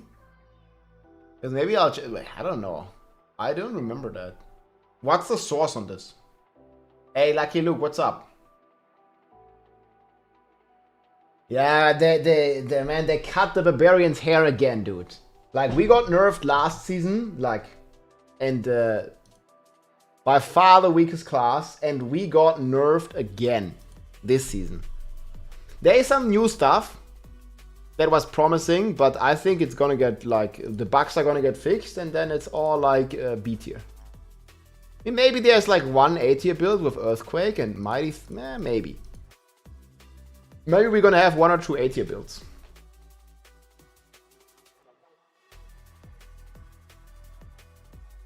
Yeah, Rax confirmed. Do you have like a clip? Like what exactly did he say?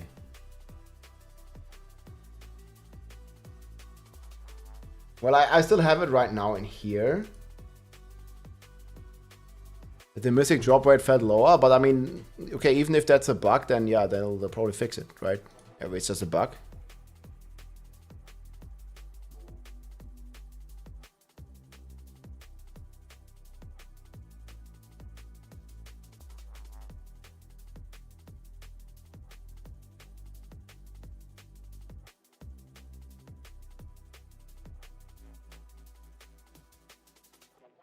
Grenade Rogue. Oh, Lex has a video. Hey, thanks, Lex. Yeah, I'm certainly missing... I have the Death Trap Rogue, right?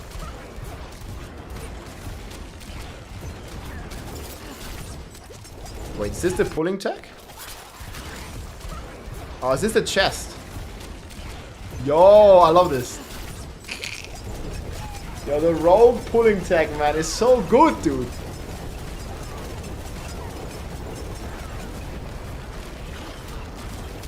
Rogue technology.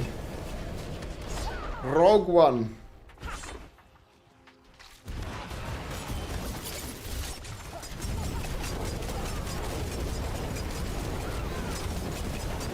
Yeah, I'm feeling it. This looks good. Do you have a planner here as well? Probably in the description. I was on the boss.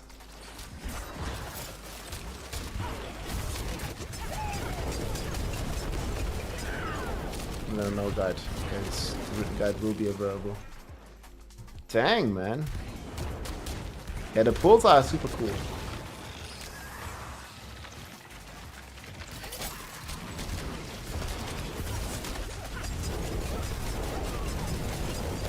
Podcast yesterday was an admission that the devs knew it wasn't correct. So, okay, but what is the drop chance then? Yeah, Fudge needs a treat. Yo, I've heard that there are some people in the US now that are eating the kids and the kitties and the dogs. I saw it on television, man. Trump said it. It must be true, right? They're eating the pets. Like what? He said it in the freaking debate. Oh man, you better take care of Fudge. Ohio is a war zone. Springfield, dude. Crazy, man. Eating cats and dogs. What? Math is hard, yeah. Rough times, guys. Food's expensive. Yo, no eating the pets, please.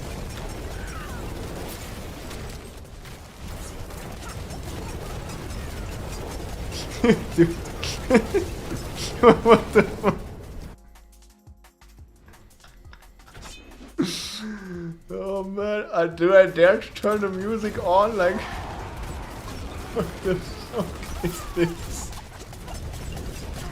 Oh man. I gotta get a copyright strike. Eat the cats, they're eating the dogs. Eat the cat, eat the cat. Dude. They're eating the dogs, they're eating the cats. Lol, dude. Yeah. Doge is getting eaten. Yo, man, take care of your pets, my friends. No one's eating pets? Well, you better tell this to the guy in Springfield. Homer Simpson is very hungry. I mean, have you seen the guy?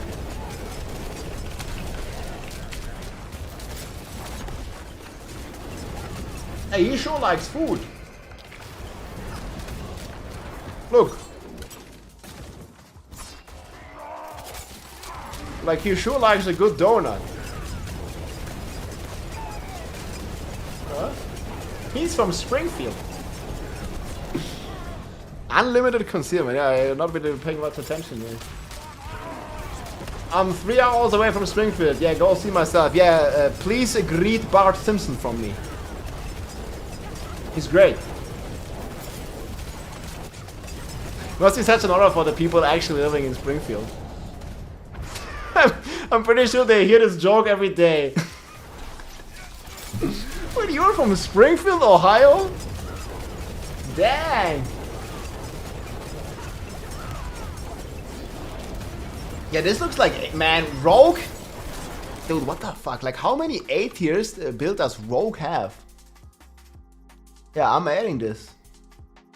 Okay, but what is the main damage here? Like, new pit fighter Gal enables the Rogue, blah blah blah. Blah, blah. Does it have gear at the end here? Damn, man. So how fast? I don't see the timer no more. Wait, why the hell is the timer cut? I mean, it looks like it's 8 minutes. I was gonna say it's 8 minutes.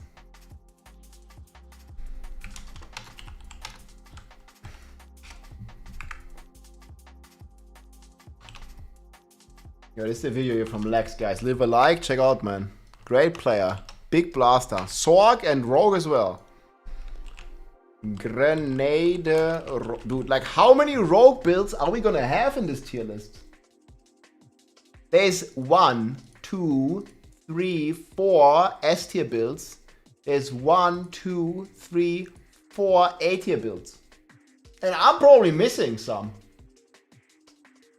Like, I'm probably missing them. I'm not even gonna list like all these, man. Just too many planners, dude.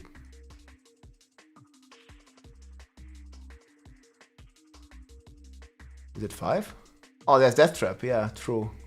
Oh, there's 5. Bruh. 4 in S tier? I mean, I don't know if it's true.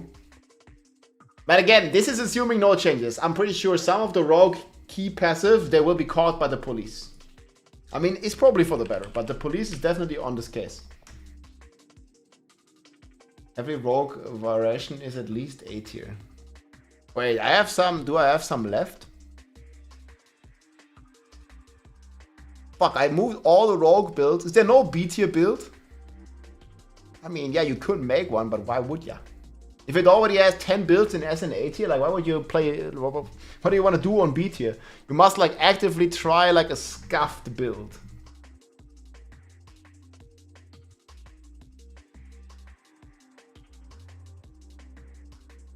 A BDSM Rogue, dude. That's a lifestyle. That's not a build. Joke's on you, I don't even have pads. Yo, did you guys see actually Trump was live streaming on Twitch yesterday? They unbanned him. Was like a couple months, like 2 months ago. Yeah, they unbanned him a month ago. Twitch to be unban Donald Trump, and he streamed yesterday. He's on right now. Wait, what is his Twitch handle? Donald Trump? Seriously? Bro, what world do we live in?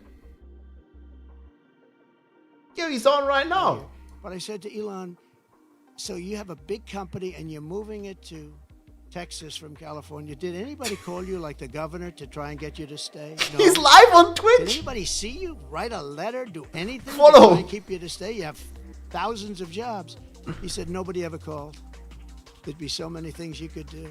This would be the easiest place to turn around if they knew what to do. Look at it. I mean, look at the on weather. Twitch? We're standing out here on the Pacific Ocean in the most beautiful weather.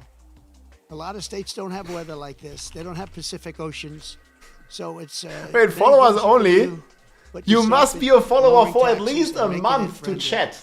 But think of it, Elon Musk, a great guy, brilliant guy. F. Big company, lots You of can't jobs, chat. leaving. Nobody even calls him to try and get him to stay. I would have been on him.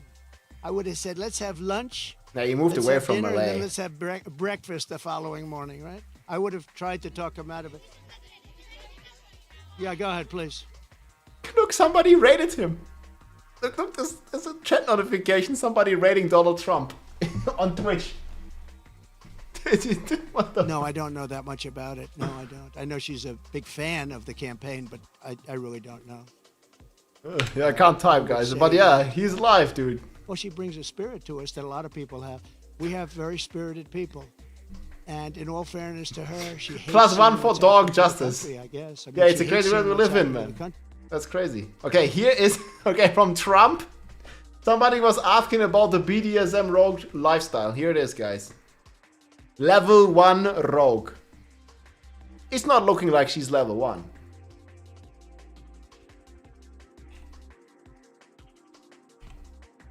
Post link, twitch.tv/Donald Trump. There you go. Clean transition, yeah. Jesus, man. What they did.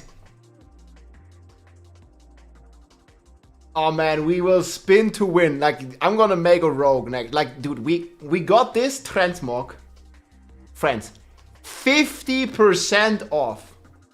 We would have literally lost money if we didn't get it. It was 50%. I think it might still be. I don't know. For those of you who don't have this transmog, is it still off? It was like on discount, like special occasion. 50% off, man. It was a steal. It's gonna be a positive return on investment, guys. This is gonna make up plus 10% viewership if we play Rogue.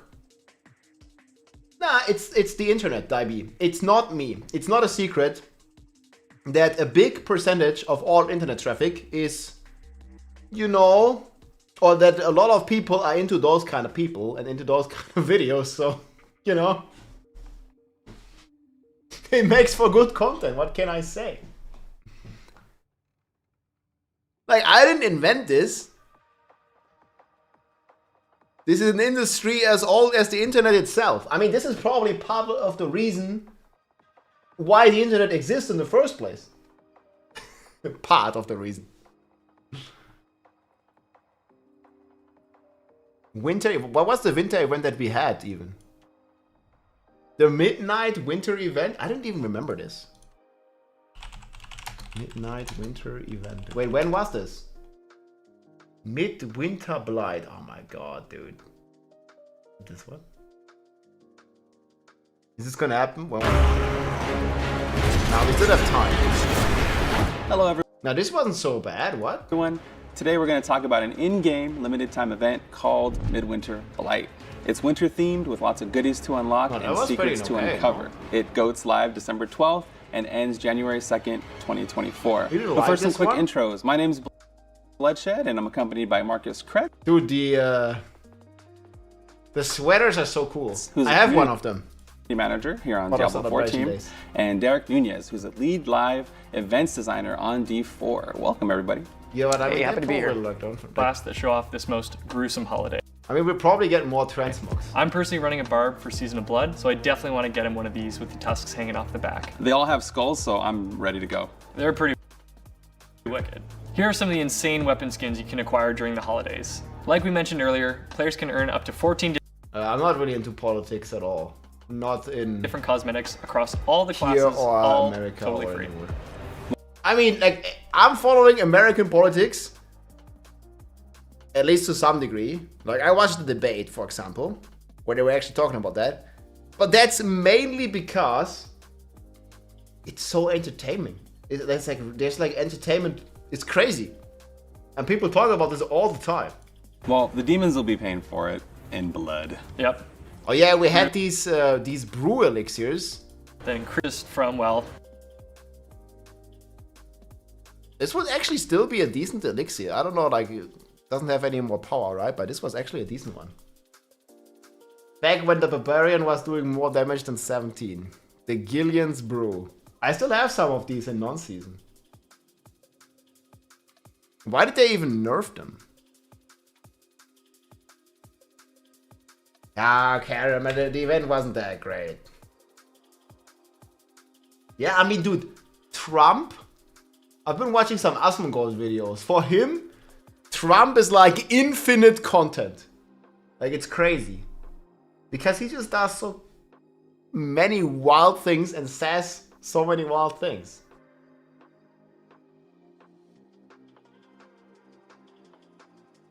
He does crazy content out of it. It gives... you can't even drink, you can't even have a beer anymore. Yeah, Trump is a meme machine.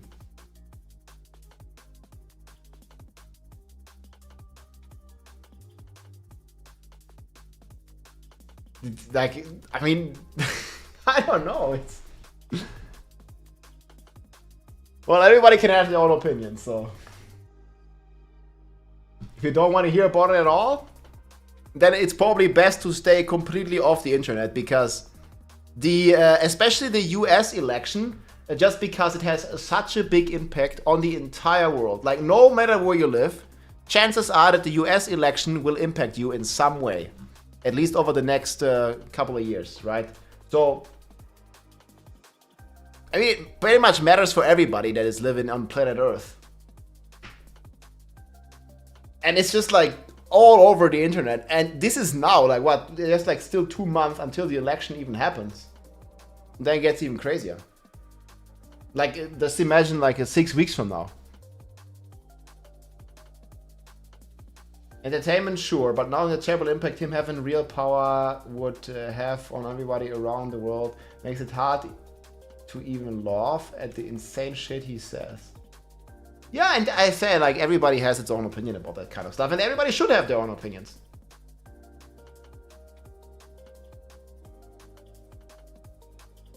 So who are you voting for? Well, I'm not a US citizen, so I can't vote in the US. I can vote in Germany, but not in the US. And in Germany, I can tell you, I'm not voting for the current government. This is as much as I'll say. Because, I mean, Germany right now is like the one of the few countries that is in a recession here in the European Union. Might be the only country. I'm actually not 100% sure on that. But economically, like, Germany is not doing as good as it used to. It's not like we're doing like super bad, right? We are just not doing as good as usual.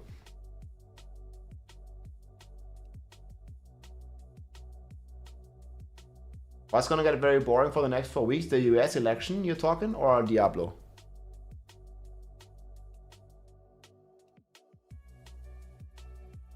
I'm voting for Mekuna, yeah. He's in Paris, though.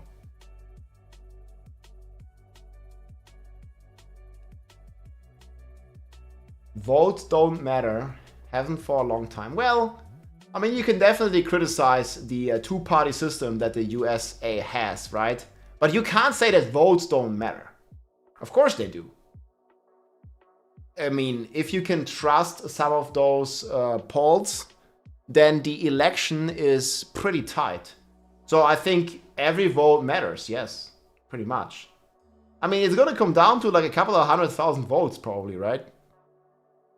But mainly in the swing states, and that is definitely a problem. But that's for people in the US to figure out, dude. Like, what the hell?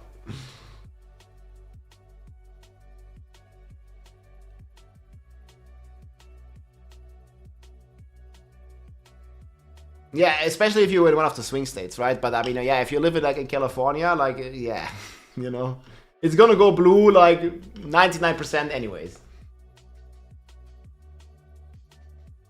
Yeah, not 100k. Yeah, but isn't it like 100k in the swing states? I'm not talking about the popular vote.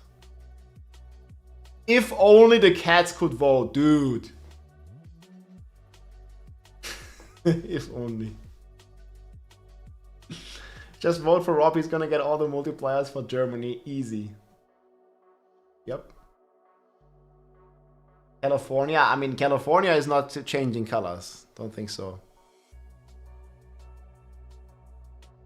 What's the margin usually in Cali? Like, it's like crazy, right?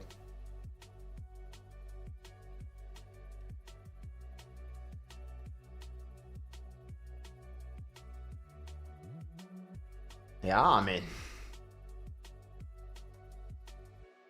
if you identify as a cat, you can definitely still vote. What the BDSM is up with the rogue? Yep. It's on the thumbnail now, isn't it? I was waiting for it.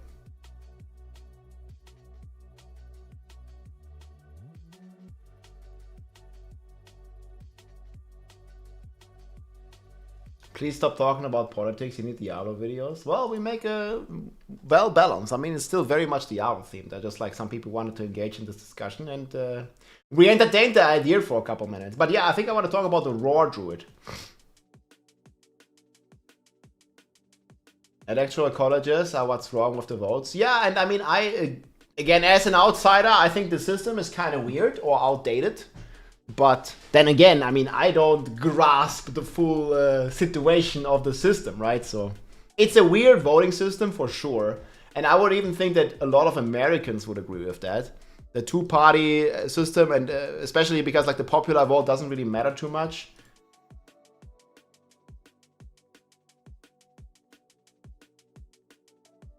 As a girl, it's hot as fuck. Why not dress up like this in Diablo 4? Well, they actually kept it out of the game. You know, like a lot of games like Lost Ark, for example. Okay, let me show you this. Like, Lost Ark has like a booba slider and stuff, right? Like, they have... And like, all the girls, like, they walk like a certain kind of way. Character...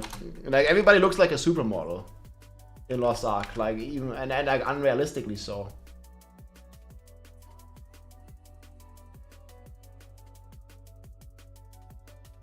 In this video, we'll be taking a look at law. Yeah, I don't know, like, if it was that crazy. I think it's more like a guide, but yeah. Like, you get the idea of like how like some of the characters look, right? And I feel like Diablo or the Diablo franchise kept out this like, I don't know, like over-sexualization of the characters for a long time. I don't think there was anything like that in Diablo 3, right? Like this outfit, like they just know what sells, right? Lost Ark female character creation. Yeah, let's see. And they kept this out of Diablo because it doesn't really fit the franchise. Like, does this fit the franchise? It's definitely on the edge, right?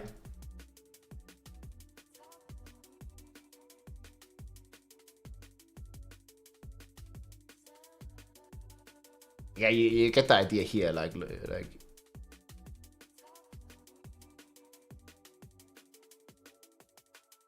just like how like all the characters look. This the druid. I think the druid fits. I definitely think the druid fits.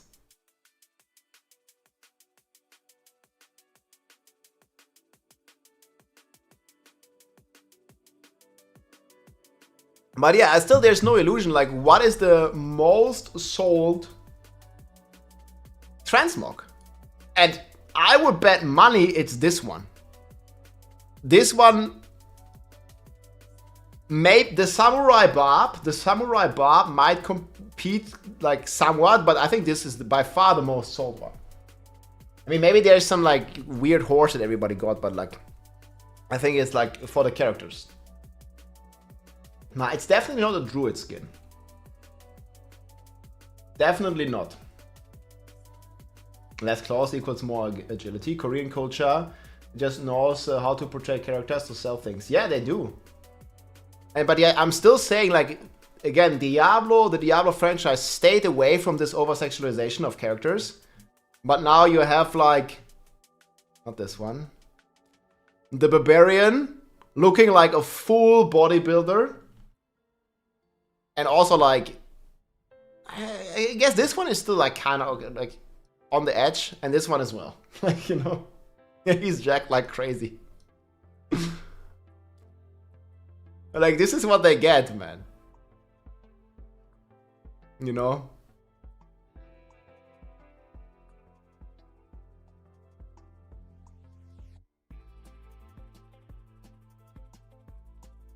Yeah, Sorcerer also has, like, beauty. No, it's not beauty and sin. Like, envious lust or something. I mean, they're even called that way, right? Like, this one is called beauty in sin.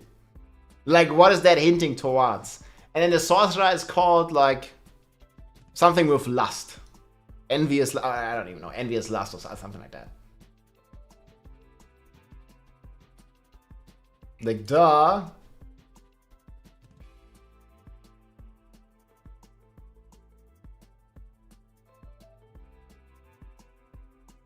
Magas are so drawn to the face and the German accent. I don't know, man. After necklace, yeah. She doesn't have that good posture though. Look at the neck is like kind of weird. But just the neck though. Rest is pretty good. Average. This is not the average gym bro. Like, this is a guy that is not natural.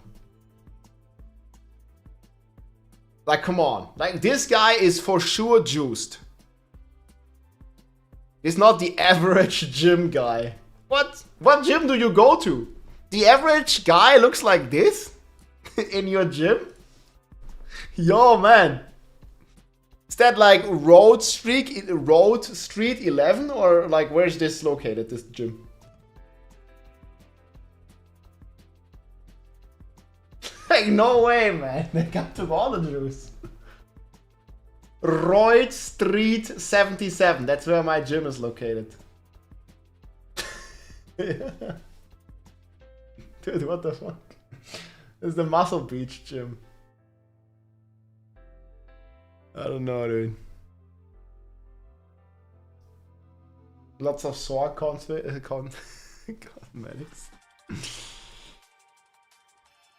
Yeah, 25 days, boys. Vessel shall start.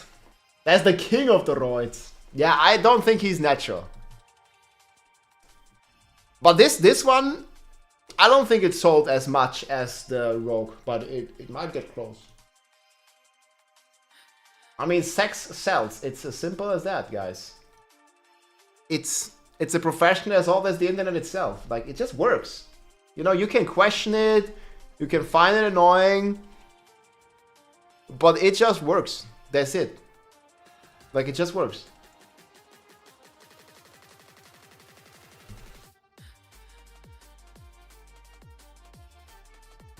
Okay, guys, I'm gonna be AFK for a sec, and then I want to check out the Roar Druid. Next campfire? I hope so. I mean, we get the expansion in 3.5 weeks.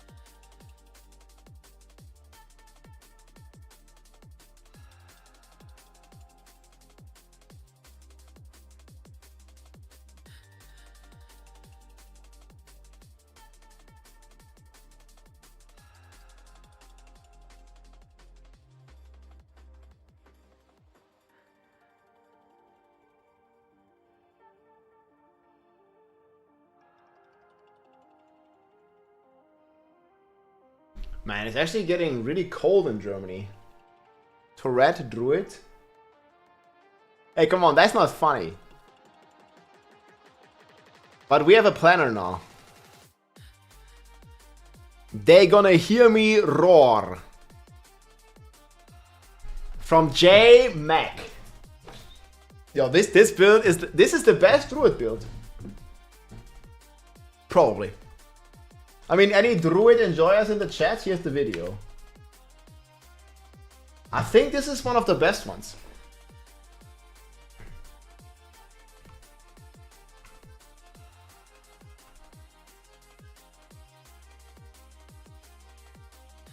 Man, all the dude does is just press shout. Like pork. And this is the weapon that enables him. Flash renderer. Dude, that's fucking crazy, man. Need more like this. In scalers, and I think there was some bugs on the PTR that actually made it weaker, and it's gonna be even stronger.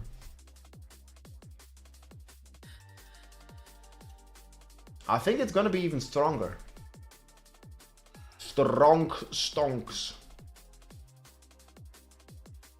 Thanks, guys. The Druid is singing with his weapon. Singing bear, but this is not bear. This is the wolf crier. You might remember him. Actually, I watched him like back in the days. Is he still making videos?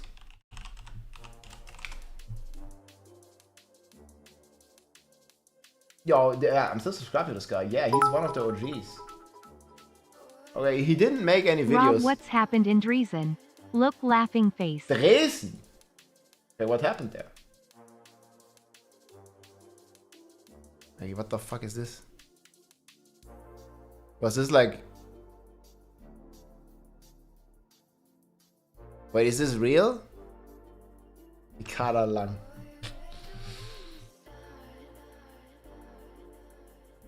Wait, this looks like, I don't know. What does it say there? I don't know, it doesn't really look that real, is it? What the fuck does this even happen? It's kind of fucked. But yeah, I don't know. I am more interested in the singer. But yeah, this is Wolf Crier, guys.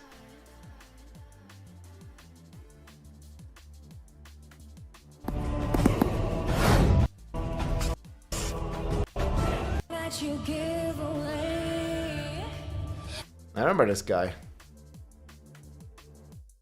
He definitely... I think he also played some Diablo 4. Like, this is actually one of the first guys that played Diablo on a BlizzCon, I think. I don't know if he streamed it here or something. I just remember watching his Diablo 4 stream from BlizzCon. Brotbein Jesters in Dresden und da haben welche gefragt ob Ricarda Lang dort war laughing face. I mean, it is pretty funny, right? Oh, she's like a relative of the Druids. She walked over that bridge? I mean, it is super funny. Okay. Ricarda, did you walk over that bridge and it collapsed? Oh, it's only heavy bones. Come on. Oh, the cyberbullying is crazy though. What the fuck?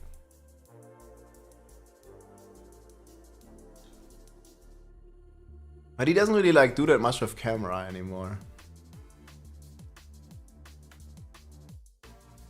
Yo, he completely stopped streaming though.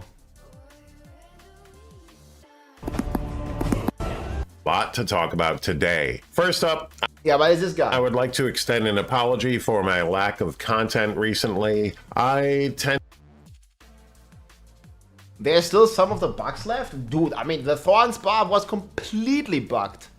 Like, there was no variant that wasn't bugged, I think. Like, you couldn't even play the passive without using bugs. Like, it wasn't even possible. So I'm not quite sure what you mean. There are still bugs left. Like, yes, we didn't have an update to the PTR. There is many bugs, like, duh, here. The Whirlwind Barbarian won the PTR. Wait, I mean, yes. The whirlwind barbarian won the PTR. Dude, the timing was just so, like, look at this damage. Like, the timing was just so perfect, dude. Yeah, you don't say. You don't say there are bugs left.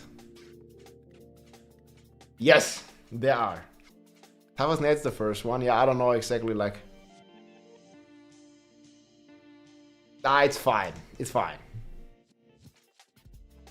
There are bugs left, duh. Man, I must find a sick druid image where it's actually crying. Can we find that? Maybe.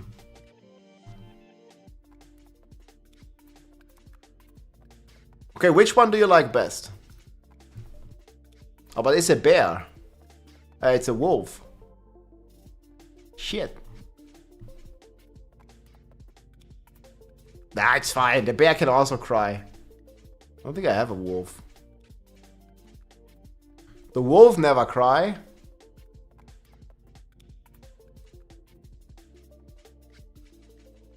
Seems legit. I mean, this one is definitely shouting.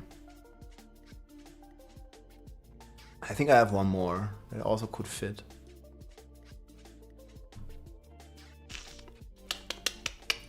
Video thumbnail should be in here. And man, the AI is getting crazy. Actually, we could generate one with AI too.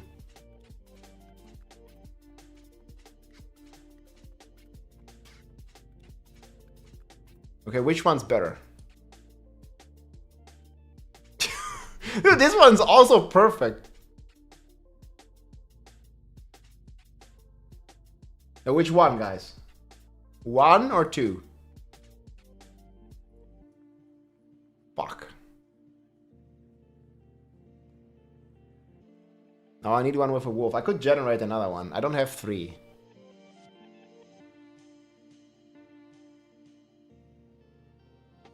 What I do? I have more, look.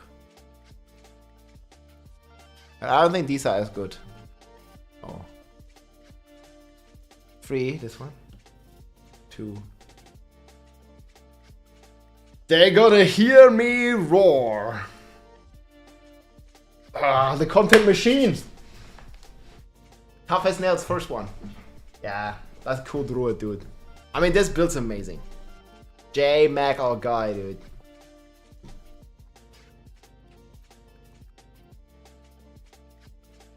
Okay, but let's see. So he's playing Flash Renderer, Grizzly Rage, and this one just basically allows the infinite shouts.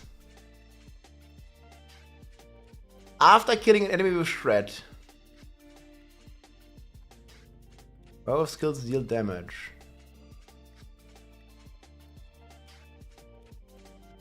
But I'm not even understanding the build yet. So how can he even use Grizzly Rage when he's a wolf?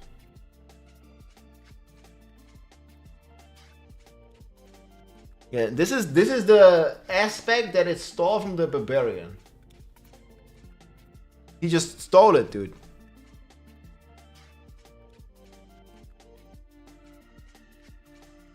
Ah, it's because of Grizzly Rage.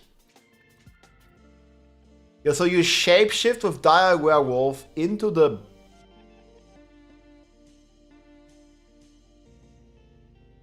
wolf form. And then you can use Grizzly Rage in the wolf form, is that it? I actually didn't play this. Ah, here, debilitating roar is now a werewolf skill. That's right.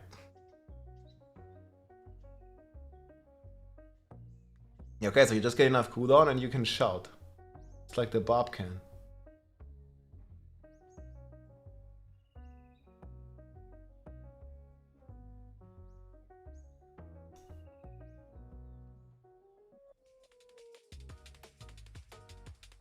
It's only 18 seconds base. Yeah, shouts like 25 or something. It's gonna be easy.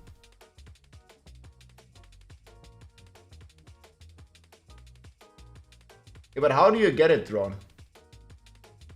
Is there like a temper for it? Blood Howl cooldown reduction. But you have 18, okay, do you get to 75? You have 54 from Harlequin's Crest. You don't have cooldown on the amulet? Yeah, but is Shaco just enough? No, it shouldn't be. It should be still like 7 seconds or so.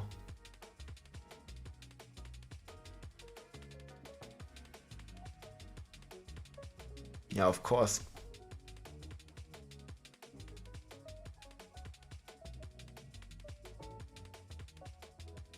But you played Xan?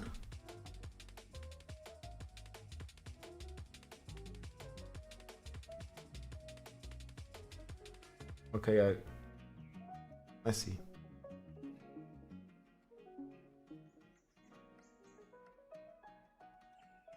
And this is a defensive skill.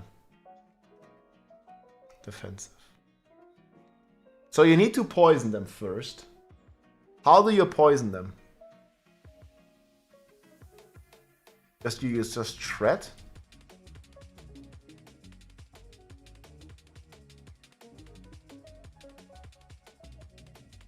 You just Toxic Claw, shred, poison them? Just Toxic Claw?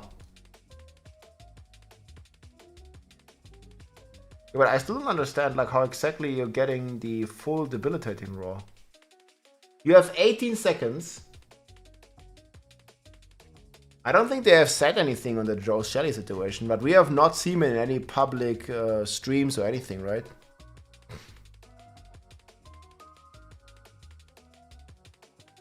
So you have 18 seconds minus Shaco. Is there any other thing? Or how many ranks do you get? Okay, yeah, you get 0.9. Yeah, okay, then it's easy. You get big ranks.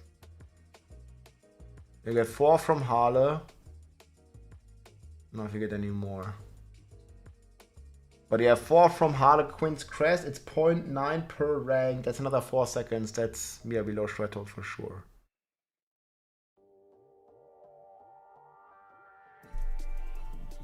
Yeah, but this only works with GA Shaco.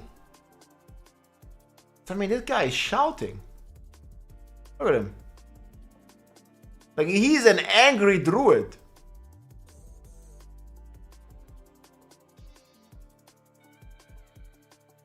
And wasn't he shouting for a few barbarians even?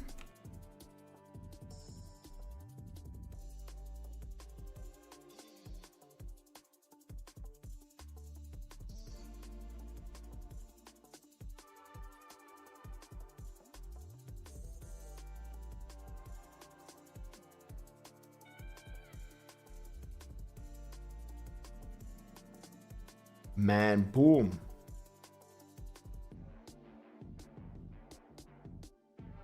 Yeah, he sure is just shouting for a few billions. He's a barbillionaire. Maybe it's just casually a few billions here, a few billions there, a few billions everywhere.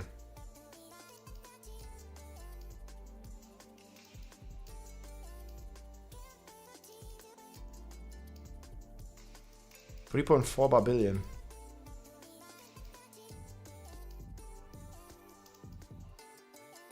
Man, that's a lot.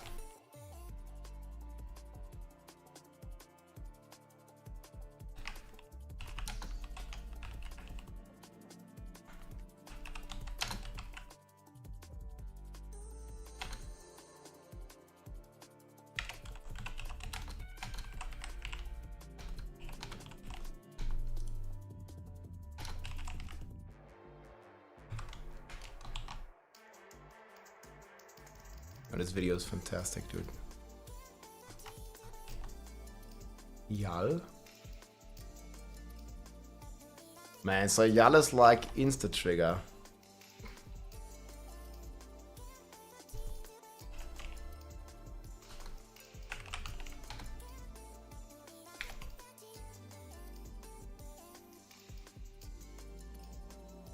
It's the planner.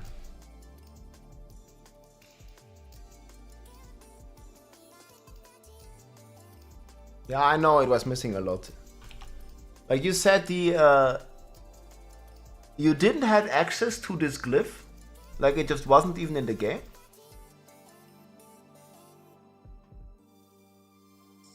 What the fuck is a dex bonus? What the fuck is happening? So this glyph wasn't even in the game. Yeah, but not for Druid.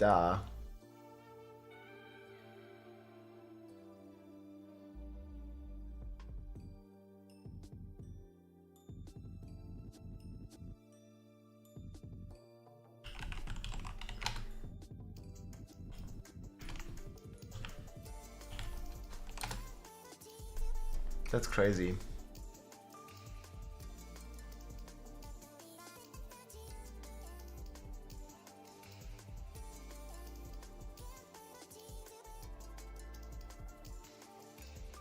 Only presentable nerf flash. Really? Do you think it needs a nerf? Man, nah, it's a fun build. I think people like this build. Like, why would they nerf it? I just don't understand like this sentiment even. Like, they should definitely not nerf this. Like, it's not OP, right? It's not even S tier. Like, it's nothing compared to Lightning Spear or Whirlwind Rogue or something like. They always nerf fun. Yeah, but they should not. And they don't always do that. Just sometimes. Or a lot of times. Whirlwind is dead. But this one could be a lot of fun.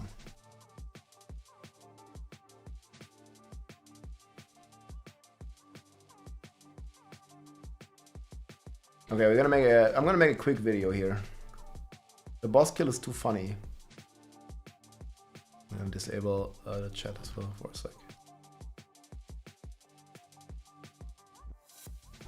Yeah, it's still stronger, you see? And that's why I don't think it needs a nerf.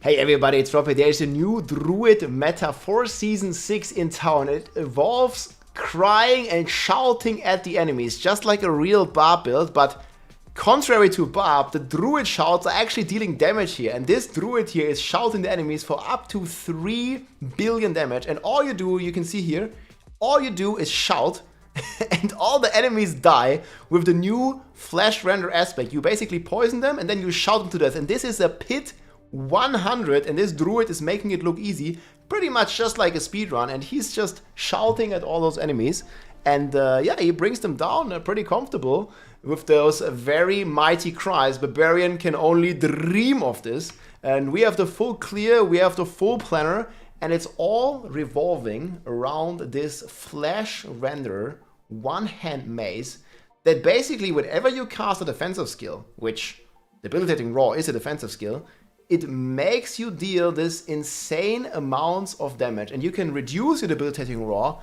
because the Druid stole the aspect of both Chieftain. You might remember this from the Barbarian, and you can just use this on a Druid now and reduce the cooldown of Debilitating Roar, which also scales with ranks. You get more ranks, it gets less cooldown, and then you get a Shaco with cooldown reduction, and then with Bolt's Chieftain, just like on the Barb, you can perma-cast this one, and with Flash Rendered and the new willpower scaling, you can get a ton of DPS.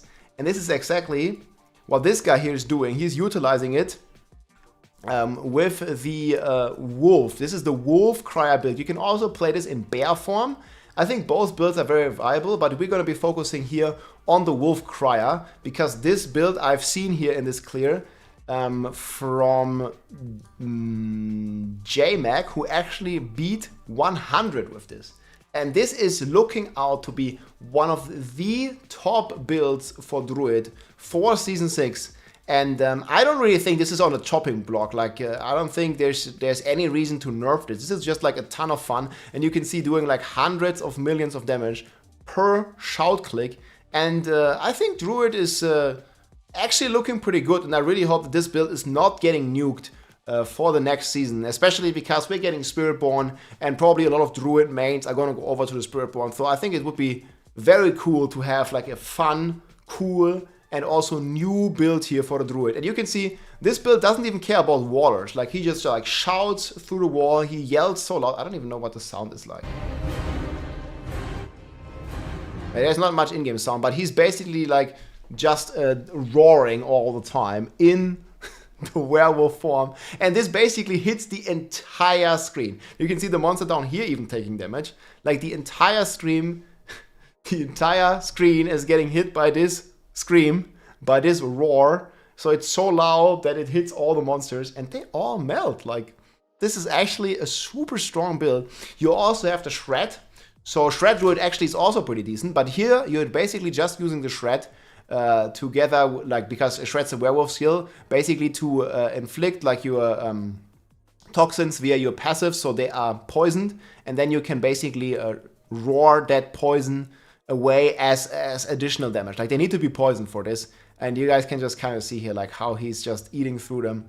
And I think here is like, you see like the tremendous power where everything on the left gets hit, everything on the right gets hit, like basically just the entire screen is getting hit. Yeah, your biggest crit was 15 billion. Okay, so see this one can hit up for 15 billion, man. That's insane. And it also has no animation, just like on the Barb. You can basically just keep using the shout, and you just keep roaring and shouting at the enemies. And they all just die, and this actually looks pretty comfortable, because it also like seems to like either stun or like at least crowd control them in some way.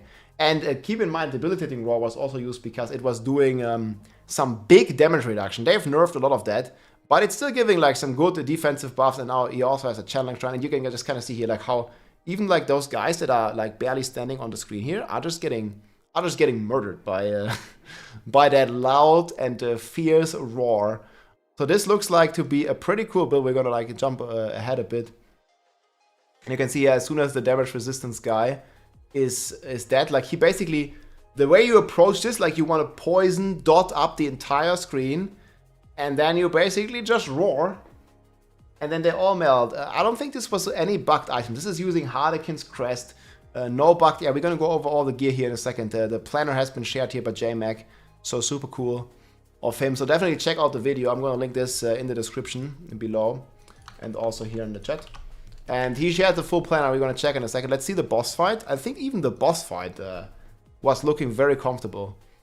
So you see here, like he basically just roars at the boss, and it dies. Like also no cooldown on the debilitating roar, and you just keep roaring. You can even keep your range. You see, as long as you just keep dancing, you keep shouting, and the animation is extremely fast. Like you see this druid like basically performing its own kind of like weird dance, but it is working. Yes, you see. Like, he's just going for it, man. Okay, yeah, you still gotta run out of those stuff. Like, it's still not a free kill, right? Like, but this is like a somewhat balanced build, I would say. It's not completely busted, not completely broken. So I think it's not on a chopping block, and this is actually a fun build. And I really hope it's gonna stay here as one of the top builds for Druid the next season. And you can basically play ranged as well with this. And yeah, he just like beats this boss. Skip a bit ahead again, and yeah, like with that, he basically just shouts him to death. And with that, Pit 100 falls. Actually 8 or 7.5 minutes clear, so actually a very fast clear, and also has potential to even move into A tier. I have it listed into S tier. I have it listed like at the very top of A tier. Can also run a speed 100, speed 90s like very easily. And yeah, it has potential for S tier even, like we'll see. Again, this tier list is very much work in progress right now. But yeah, here's pretty much the planner. So you use the debilitating raw, bolt chieftain aspect, flash render, scaling it with willpower, your main stat. You're poisoning the enemies first, and then you're just stacking out all this willpower. You need the Harlequin's Quest for cooldown reduction. And then you're also playing the Dire Wolf, which basically allows you to go into Grizzly Rage. And in Grizzly Rage, together with the Dark Howl, which turns Debilitating Roar into a werewolf skill, and your Debilitating Roar will immobilize poisoned enemies. That's what you saw, like why the enemies didn't attack. Like they get immobilized constantly. And with this combination, you basically can just roar all the time, as long as you have your Bolt's Chieftain active. And yeah, so here, no bugs, no air. They have Harlequin's Crest, cooldown masterwork. This is needed. You have the Shroud of the False Death here, with some extra stealth and just big damage boost, like +1 rank to all passives. Very insane. Then you have the Challenging Depth here, good multiplier against poisoned enemies. And then we have the Exploiter's aspect, more damage against unstoppable enemies. And they do get unstoppable pretty fast with the aspect of the Dark Howl, because you immobilize them when you poison them with your Shred. We're going to get to that in a second. Then the Flash Render, big buffs here. You want to get the willpower everywhere. Same on the Amulet. Like you can actually get up to, I think it's almost 50% willpower. And I'm not sure if you saw the stats here. Oh yeah, this guy, okay, he's also showing his entire gear. So you can kind of see here how much willpower he has. So this is the Harlequin's quest. And we see it in the couple frames here after. So he is rocking 5,000 willpower. And then the Shroud of the False Death. I'm just gonna like show this here real quick. This is his actual gear. Adventurers, Challenging Beasts, Grisly Duration, Exploiters. Always use the Exploiters. Yeah, the Dark Howl that enables this. And then the Flash Render, this is like the key unique. Not even like greater affix, so it's still pretty decent here. With willpower, triple master. And you see like the crazy scaling this has, man. Like 2,600% damage increased by 100x of your, by 50% x of your willpower. And he gets a 2,500% additional bonus on this 2.6k. And that's how he's hitting for billions and billions, yeah. And here you see 42, okay, it's not 50, but 42% willpower on the actual amulet. Now that is a lot of willpower. And Venom, and he didn't even have the triple, on the amulet he didn't even have the triple, he just had life. So you can get even more DPS on the amulet if you get the right passive. Ring here with Vulnerable, Grisly Rage, Shout, Bolts, Chieftain. Well, and then you're just playing the Stardust guy, and this is rocking. You also have offhand, one hand and offhand here. And this one is the Grisly Rage one, also with willpower. And yeah, you can like get way better if you get ranks to Nature's Reach here instead of max life. So this wasn't even like, you know, fully min-maxed yet. Great work on PTR. Hey, thanks, man. There's so many great people, and we've just been like cooking on this tier list, and we are checking out the top Druid builds, and the Shout Wolf one here is certainly one of the better ones. In terms of runes, Yal rune, because casting is killed for cooldown. Again, debilitating roar usually has a cooldown, you're triggering this like crazy. With Xan, then your debilitating roar can overpower and it can crit with the Flash Renderer, so that's pretty cool. Then you have the Lith rune here, standing still, and you're just shouting basically, and then you get the Barbarian's War Cry. So not only are you roaring, you're also crying. So this is like basically another Barb. Just like the Spin to Win Whirlwind Rogue, man. This one is just using all the best tricks that the Barb has in its arsenal. So you don't need the Barb anymore. You just get the War Cry and you get the Bolts Chieftain. And you also get the Roar now. So it's almost a Barb, man. It's going to be a fun build to play. You're using the Bloodhower, Grisly Rage, Rabies, Shred, Maw, and then Roariness, Iron Feather, Avarice Wrath, Calamity, and a Masochistic. And the skill tree looks like this. Maul, maxed. You don't have any core skill, really. You have the Shred, but you get the Shred ranks from the Harlequin's crest. And you only need the Shred. This is how you apply your poison. Together with the Toxic Claws here, that basically applies the poison just 1 point.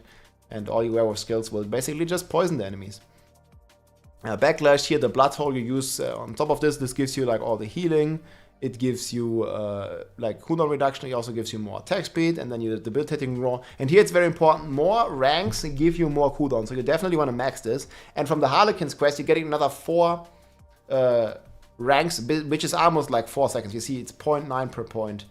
And then another 1.15x here with debilitating roar. You also get perma fortify all the time. And yeah, Nature's Reach here. This is also the stuff you want to put in the amulet. 5x and double against stunned, immobilized, or knockback. And you remember, you're gonna be immobilizing a ton with your boots, with the Dark Howl aspect. So very strong combination here. And yeah, Rabies here just for like additional poison spreads, makes it easier to spread and to inflict the enemies. And Venom, always 1.3x multiplier. Then the Grisly Rage again, more points in to reduce the cooldown, pretty strong. Quick Shift, they nerfed this a little bit, but it's still very strong. With heightened senses, catastrophe, and defensive posture. And then of course the key passive, Lupin Ferocity. This one gives another 1.7x on every third skill, and you're just shouting, I don't even know how many times a second. I'm just gonna go ahead and say yes, because the amount of shouts, like he's dancing a lot. Right? I think you can best see it on the boss fight. Like you see, like every little dance move that he makes is a shout or a roar. So there is loads. This is like a kind of like weird look. It almost looks like he wants to mate with this guy, but it's kind of like a weird looking dance. I mean, look at this guy. It's the animal kingdom, my friends, man. They can do this. The animals are going wild. Literally. Well, and then we get to the Paragon. And keep in mind, guys, all this footage, there was apparently various bugs on the PTR that were negatively impacting this build. The Headhunter glyph, to my knowledge, did not even exist. So this is like the new glyph, like it's called Challenger on the Barb, Headhunter here on the Rogues, and probably also on the Druids. And this glyph apparently didn't exist on the PTR, so it was missing a lot of this willpower. And keep in mind, like, willpower is this crazy scalar here, and we were even missing this glyph, so it's gonna get even stronger than what you've seen here. Then we have the heightened metal sports, like obviously poisoned enemies, 45x easy with the spirit glyph. We have inner beast with keeper. We have the lust for carnage, which gives you a bunch of spirit with eliminator. And last but not least, did we actually take this? No, we have Thunderstruck, and I don't know if this can be optimized or if there's just no more legendary runs, but there's definitely some legendary nodes missing with Guzzler.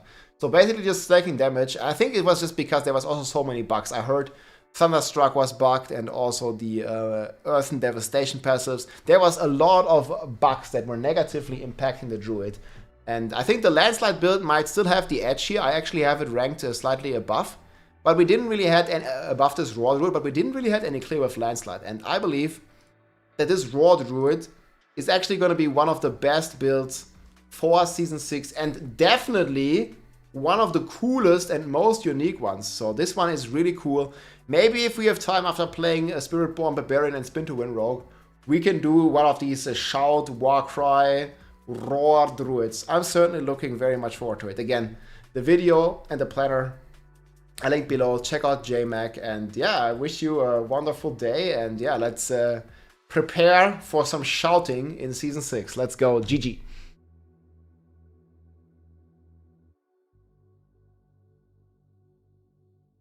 Oh, it applies poison by itself even. Okay, that's even crazier. Well, I guess that's certainly like a negative effect of the roar then. Of the bear version. But yeah, this is the planner, guys. They're gonna hear us roar from miles away. I'm gonna put this in the showcase if it's not in there yet. Yes, yes, yes. Planner.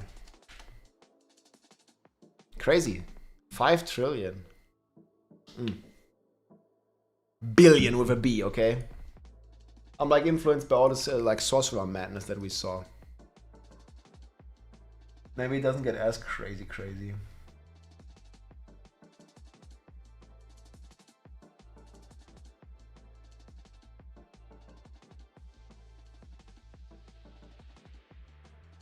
Drop me a video, let's go.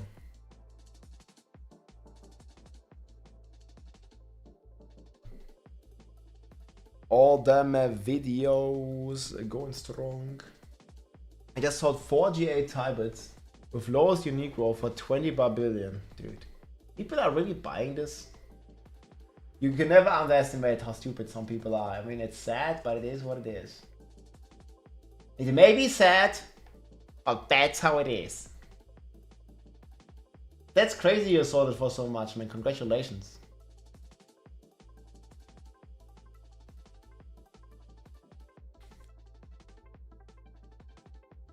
Did not expect that.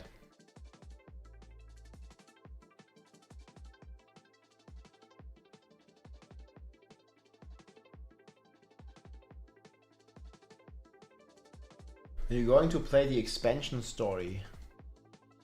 I think everybody has to play the storyline at least once.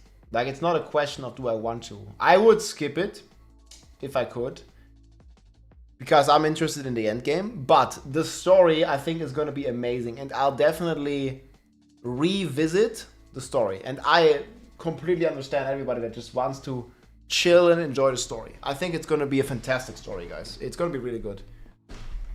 And the cinematics, I mean, they always killer. Like, this is like, you know, you can criticize about Blizzard a lot of things. There's a lot of things to criticize.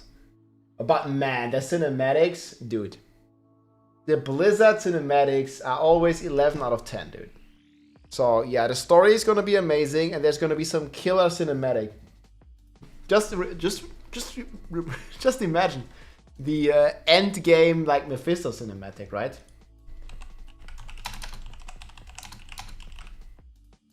Like in the style of that they already did. Like getting a cinematic in this style here. Like where's Mephisto at the end? Like here, this? Nothing. Like yes, man. The stone. This is gonna continue. Nothing. Like man, like we're gonna fight this guy hopefully.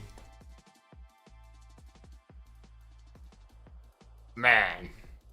Like that, this is like a human. Oh, this is Norel. Like the guy is like huge.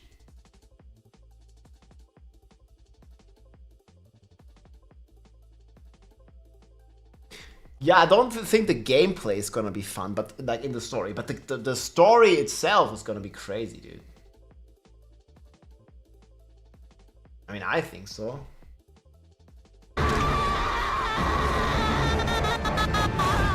It fucking hurts.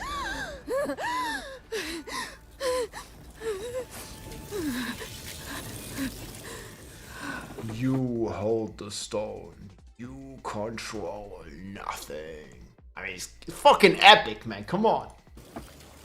Maybe you're right. And the guy's already Maybe dead. I could use some help.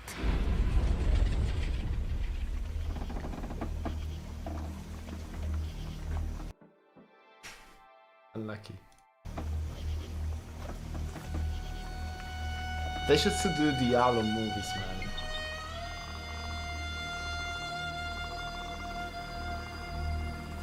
Some of this feeling actually reminds me of Lord of the Rings. A little bit.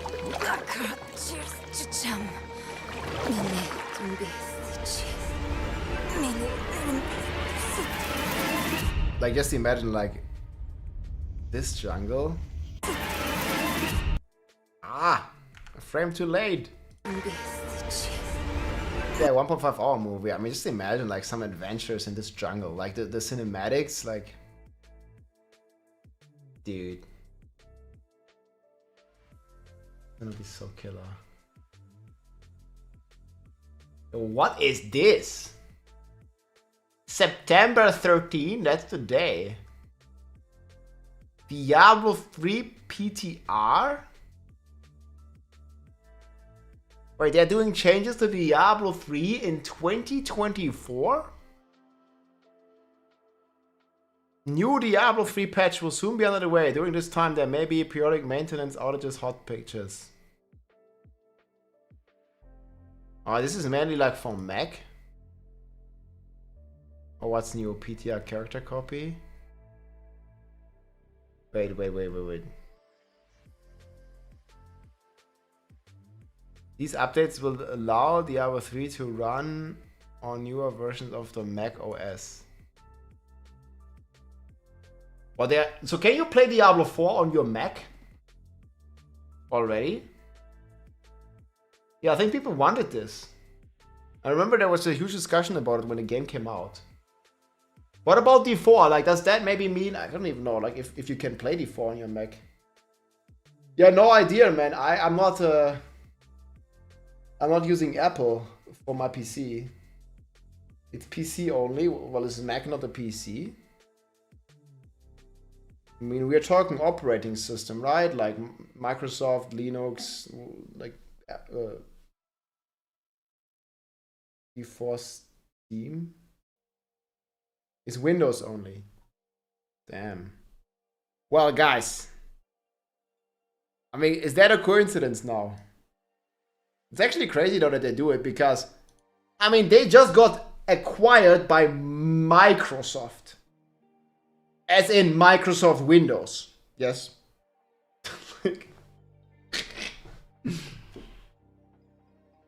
Like D3 is on Mac for years? Then why did they just announce that they're making this? What? It makes no sense. Something is sus here. Don't know exactly what is. Something isn't right.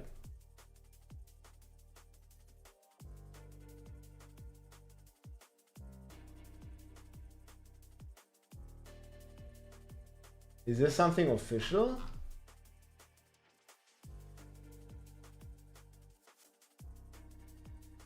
So you can, but it's not official, like it's not officially supported on Macs.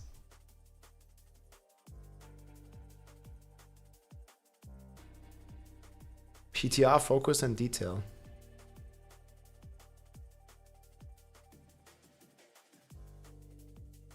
Who's got the Ultimate Edition? I got one.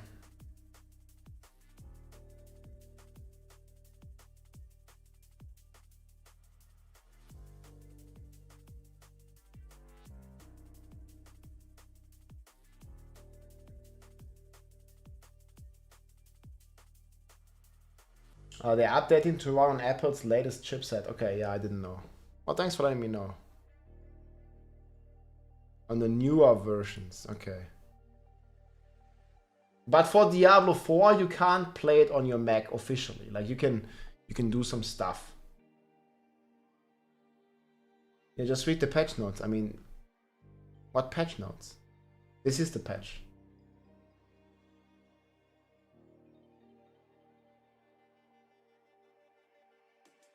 Why is there? Okay, this is the season theme.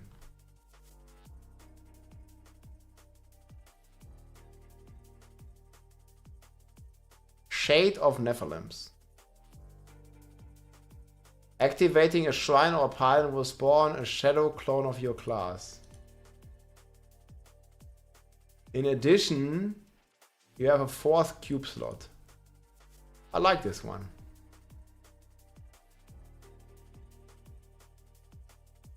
So you have the shades or the shadows, and you have the 4th cube slot. Is there like a start date yet? They didn't give a start date. Yeah, it was pretty powerful. I mean, for most builds, I remember like on Necro, like you get another weapon. That was huge. On Barbs, you just play rings, like you play like 3 rings. You can't. You play like, well, you have 2 rings equipped and another 2 in the cube. So you play like 4 rings.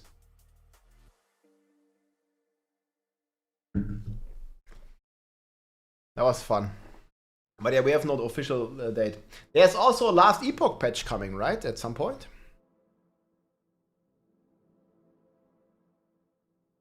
Dude, when are we gonna get this guy in Diablo 4, please?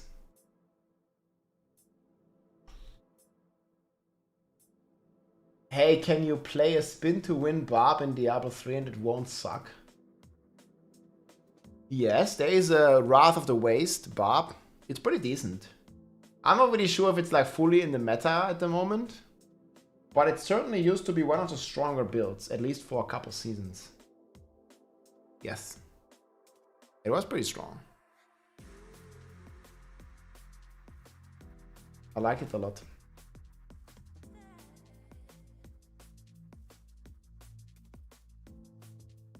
How does Spiritborn work? We play regular characters such as Sork and then pick like a Jag or something?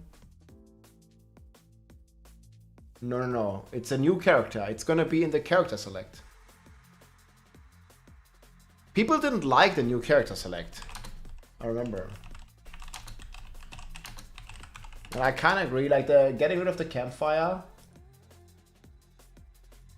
Yeah, this is how the new character select looks. And I kind of agree, this is like kind of lame. In comparison to what we had before, like you can just click on the different classes, but there's no more campfire. I think they should have just like edited the Spiritborn into campfire. Like this is lame. Well, at least I don't like it.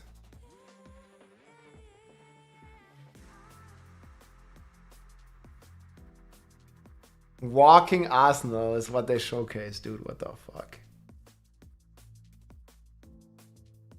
And it's not even the walking Arsenal icon. This is also not even the berserking icon. Huh. A powerful warriors, barbarians rely on their mastery of weapons, rage, and brute force to defeat their enemies. Yup.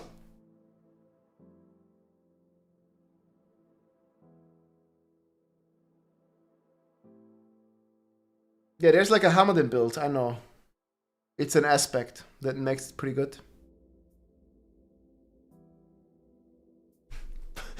Powerful. Pitiful. Oh, come on, man. I mean, it's not that weak. It's pretty weak.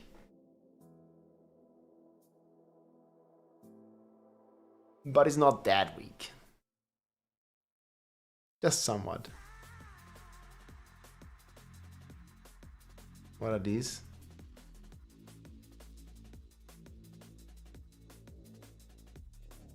UI buffs.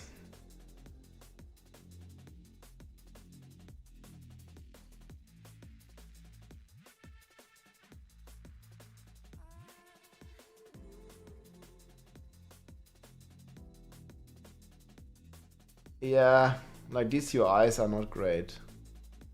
I have this in my feedback actually as well. Good article.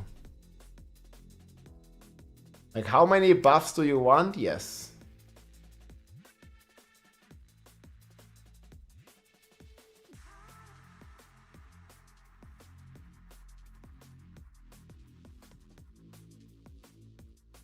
Yeah.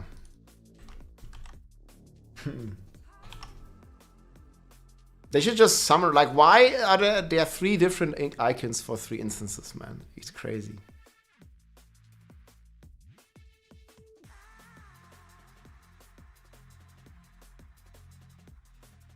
Undocumented changes?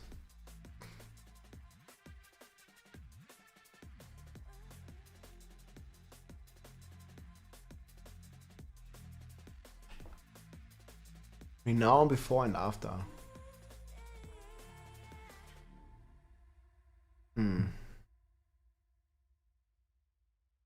That's good.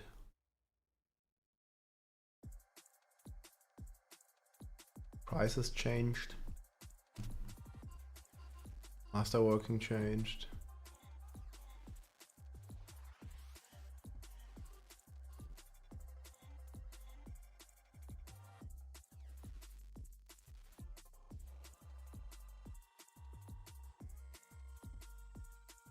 Oh, they've been completely removed, the tortured gifts.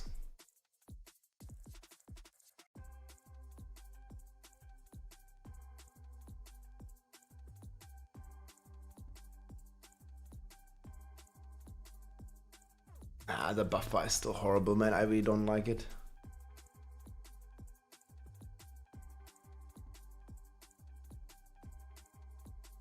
New marker for the Dark Citadel.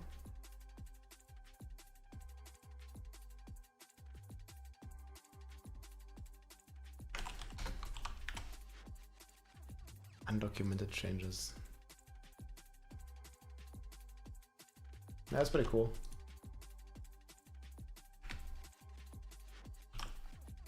I didn't even saw most of these.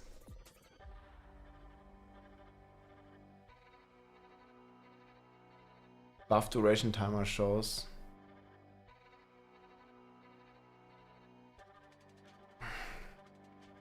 Dude, there's never enough effects. Like, what the hell?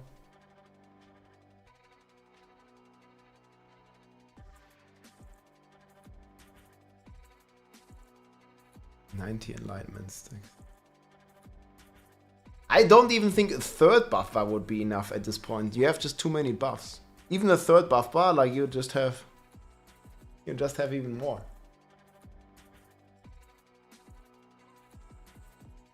Yeah, I'm gonna make a video about the new Paragon system too soon.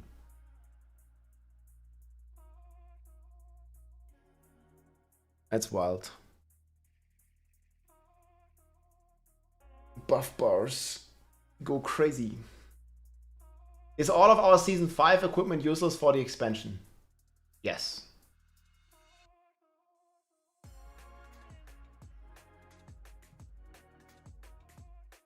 It's all useless. It's gonna go down to like, what was it? 600 item power? Or probably even has 500 something item power, and you can still get up to 800. So yeah, it's gonna be completely useless, unfortunately.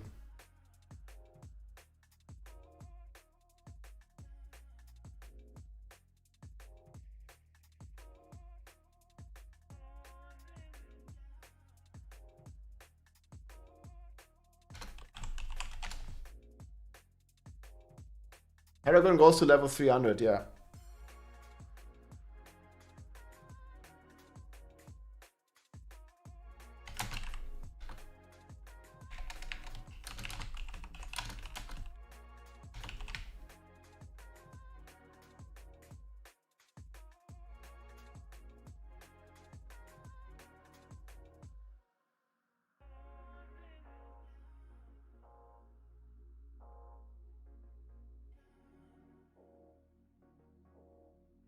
Yeah, there's a lot of changes.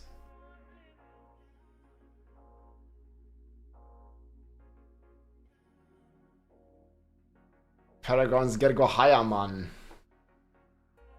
Oh, there's gonna be some additional ones probably coming down the line. Hey, thank you so much, Torlek Tech. At Rob Danke der für deinen Content und all die Mühen die in deinen Builds stecken. Go Legend. Grüß gehen raus ins Sauerland aus Bayern. Keep up the good work, seems good. Ja, Grüße nach Bayern. Dankeschön, mein Freund.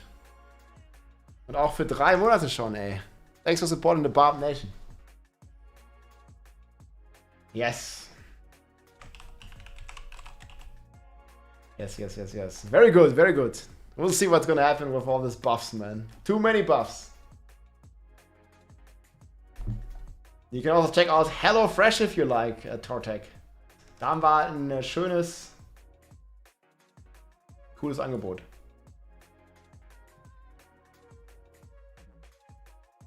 For very cheap. Why does it not work? I need to open this in incognito, man, or it's gonna... I think this is how it looks if you open this. They have amazing... Okay, let me actually go to English. I accept it all, it's fine.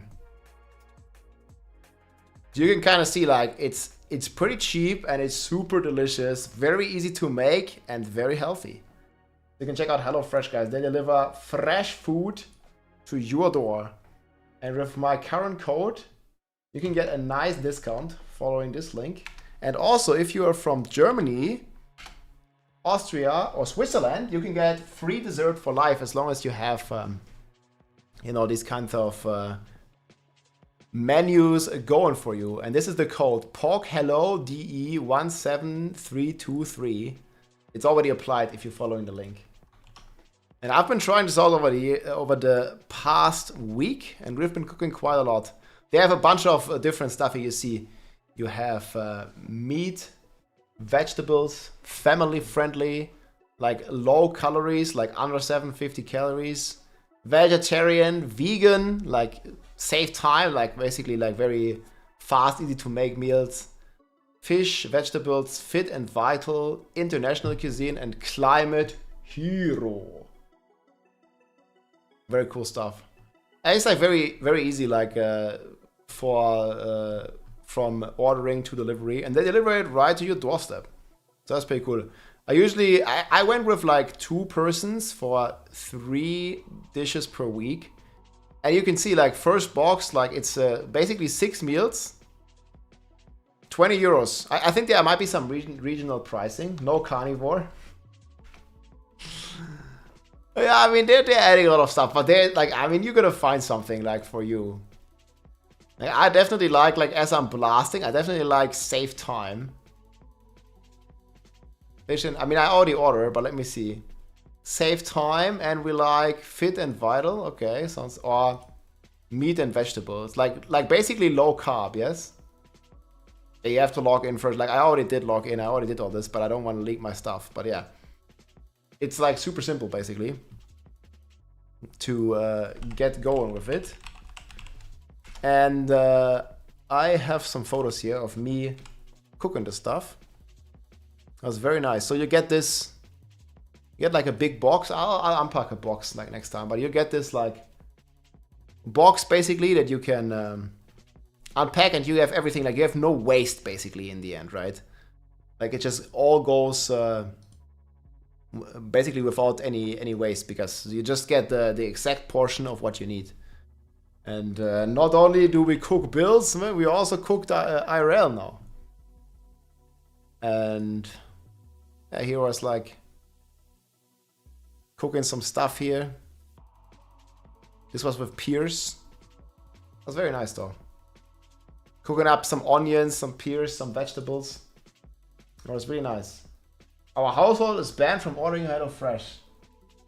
They caught on to what I was doing. Wait, what were you doing? What the hell? Don't do some shady stuff. Oh, but this is basically cooking. Well, you have to cook this. Or it's like very simple. And they have like, you see like all the ingredients and also all the herbs and stuff. All the, how do you say? Gewürze. But everything that makes it tasty, basically, already in a portion. Like the salt, the pepper. Seasoning. Yes, the seasoning. There we go. Seasoning is all there. Spices, seasoning. Yeah, and they have some cool stuff here we can watch. Spokesperson, let's see. T-Pain, Jay Yang. We need someone who'll be a strong rep for our brand. You mean someone as smooth as this curry? Or someone who's got jokes as spicy as this cooking. How about someone with a HelloFresh green card? Dude. Or someone who will rep you forever and ever? Wow. Going in, man. Can we get back to you? And they actually look like this, guys. Like the meals, man. I mean, it also takes a little bit of skill, like getting them this nicely on the plate and stuff. Yes, you definitely want to. Those are like the most popular videos here from their website. We've been cooking good. Trying out stuff. What is HelloFresh? Welcome to HelloFresh. Every week we create the most delicious step-by-step recipes, source the freshest ingredients in just the right quantities, and deliver them in an insulated box straight to your door. Order your box today online at hellofresh.com. Hell yeah. And it's pretty simple. Like, it usually takes me about 20 to 30 minutes to cook. I mean, it depends. Like, right, you can like choose like time savers here. You can choose like all different kinds of meals, basically, like depending on what size you want and stuff like that. And this is here how my meal looked when it was ready. And this was, I still have the instructions right here, basically. And this was chanza masa with pears, baby spinach, on basmati rice, and cashews. We'll be cooking good. If I don't cook anything, I think like it's much healthier if you cook fresh. Obviously, you don't have to cook fresh every day, right? And I don't even do that. You know, like, it's also a time thing. Like, this saves you a lot of time. Like, you save a ton of time, and you also don't have any waste, basically, right? Like, you just get exactly the portion size of what you need. And that's it, pretty much. Nah, I'm not vegan. I like beef, man. I ordered the chicken last time. I don't know if we can see my previous orders. Wait a second. I'm just like always like a bit careful here that I don't leak my address. Because it definitely has my address. Let me double check. No address leakage. Oh yeah, I can show you here like what I had.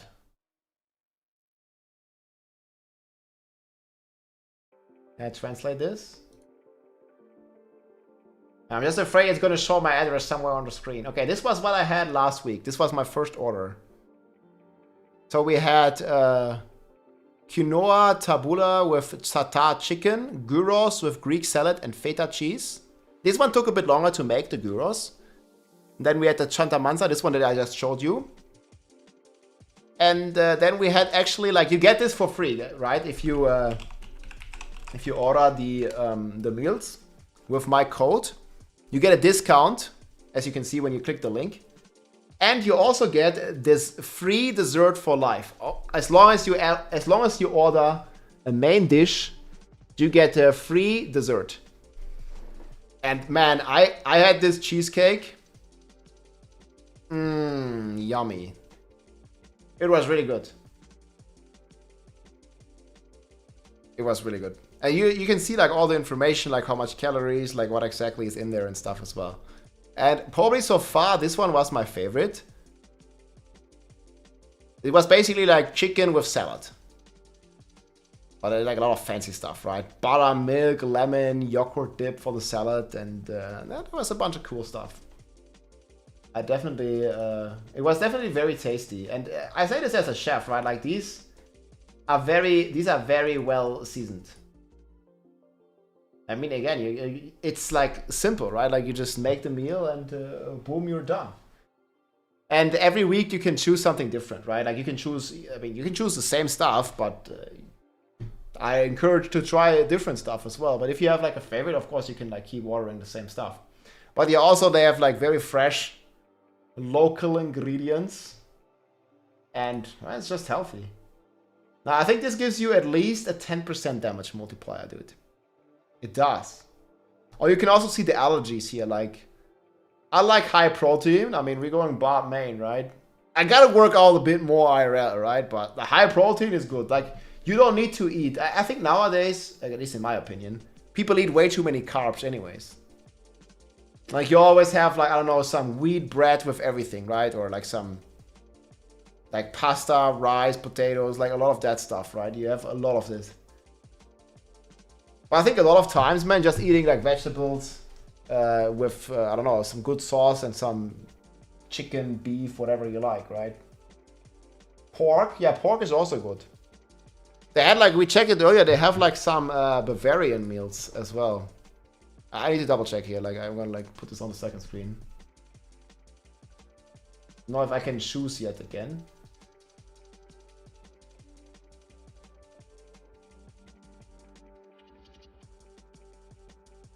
Ah, don't show my address. Okay, here.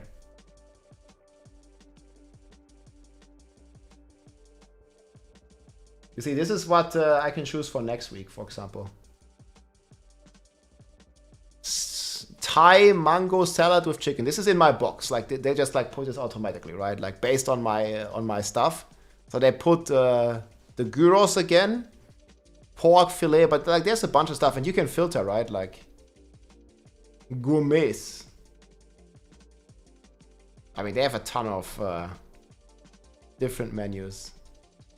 And most of them are really like, most of them are really fast, like 20 to 30 minutes almost. This one is extra fast here, just spaghetti. Food tier list when? Ooh.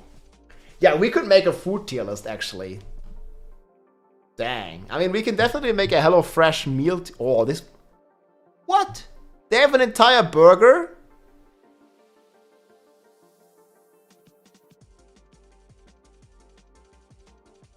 Yo, what? Okay, we're gonna add that. You just get an entire burger with corn. I'm gonna make this in 15 minutes. Barbecue sauce. You see like sriracha sauce, mayonnaise, Gouda, lettuce. Organic ground beef preparation. May contain traces of mustard. Bacon. Bacon. Dude, yeah, this looks fucking good. And so you get all the ingredients and it's supposed to be ready in 15 minutes. I'll try this. You can see the calories. 15 minutes and you get this. And dude, it's cheap. It's like 20 bucks, man. And for like 6 portions initially, like with my code. And there's a free dessert, like actually 2 of them for 2 people. Food 24 with Rob. Okay, we gotta make a food tier list. We'll check out a lot of the HelloFresh stuff, guys. We make a tier list. So I think for next week, I'm definitely getting that. I'm gonna do this off screen though here. Like I'm not sure like where it's gonna show my address or not.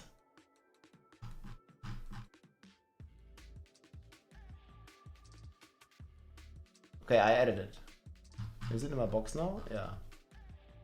Easy burger ad. See, in my box. It's always two servings. So okay, so for next we are getting pork fillet Mango. Okay, this one I don't think I know. So we have the burger. This is for next week. I already have my stuff for this week. And then we have one more. What do you guys like? Fish? 15 minutes? Yeah, I'm gonna be surprised. This sounds like a speedrun any %. I mean, they have the ingredients. Okay, I mean, you have the ground beef ready. It's probably like already seasoned and everything. Like, you know, it's just completely ready. And the buns are ready. The brioche bun. I don't know what you have to do with them. Maybe you fry pan. You put the bacon. You put the ground beef in. Put some onions in. Then you have small prep for the sauce. It comes with these cooking instructions, and then you're already ready. Yeah, I guess you just put the buns like into the pan right after the ground beef is done, and then you're done. 15 minutes, man. Speedrun any %. Yeah, guys, I was like looking into it, man. Maybe I can set it up in my kitchen with a camera, but it's very hard. I might just stream it on my phone, if maybe. But yeah, we have basically one more, boys. So which one do we take? We have one more choice. Sweet potato chickpea bowl. I mean, these are all looking like pretty good, man. Did they fix the twister glyph? Yes, they did. Twister glyph is fixed. Crispy chicken tenders. Family hit. I mean, I'll eat this alone, dude. What do you mean family hit? Have you guys ever like just ordered like a family-sized pizza and then just eat it alone? Easy? Fuck, I'm getting so hungry now. Should cook soon.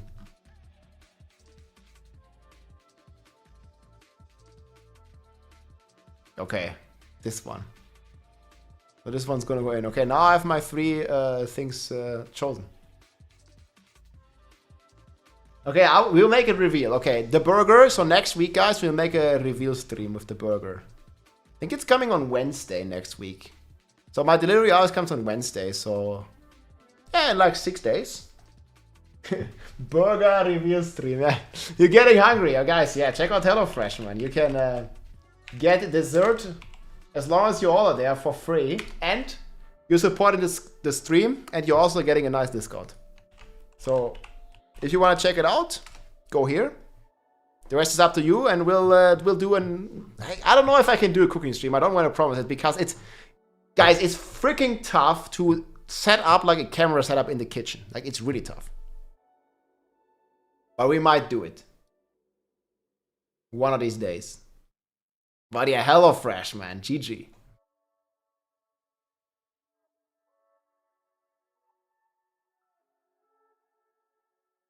Sweet potato is amazing. Oh yeah, I love sweet potato. I'm like regular if I have the choice, regular fries or sweet potato fries, I would definitely always take the sweet potatoes. There was like a bunch of sweet potatoes here, right? I just love them. Family oven hit crispy chicken tenders. Mmm, food. Yeah. It looks to be pretty healthy. Well, yeah, this is like some of their main selling points as well. Is that it's fast, convenient, no waste, and pretty healthy, because you're still eating like fresh. Like, it's not fast food, right? It's kind of fast. I mean, you still have to cook. But it's kind of fast and no waste and stuff. And it's still pretty healthy. I think it's very healthy. Like, if you have the mixie, and you can go for like whatever you like Fit and Vital. I don't know. And even the vegan products, I tried a couple because my sister is vegan, and I cooked a couple meals with her, and they were pretty good. I mean, that looks pretty nice. And the cheesecake, dude. We're gonna have the cheesecake. Well, you think 20 euros for 6 meals is too expensive? That's like €3.5 per meal. Depends a bit on which like thing you get, right? Well, you can check it out. It depends. I think they're super cheap. Like I seriously, I don't know how they do it that cheap. Like, I don't know how they do it. I think it's like just with masses, right? Like they produce, like, I don't know, let's say they have like, I don't know, couple 10,000 customers in Germany, and then they buy it straight from the farmers. They buy in bulk, and they buy from regional farmers, so very short delivery for the stuff.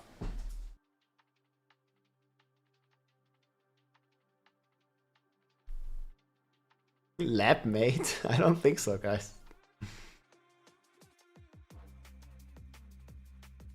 Made from Ohio. Hey, stop it. You can't choose to have cats and dogs in here. Come on. You just saw this on natural television. Doesn't mean it's true. Trump said it. Yeah, but I saw it on TV. It must be true, guys. Hello?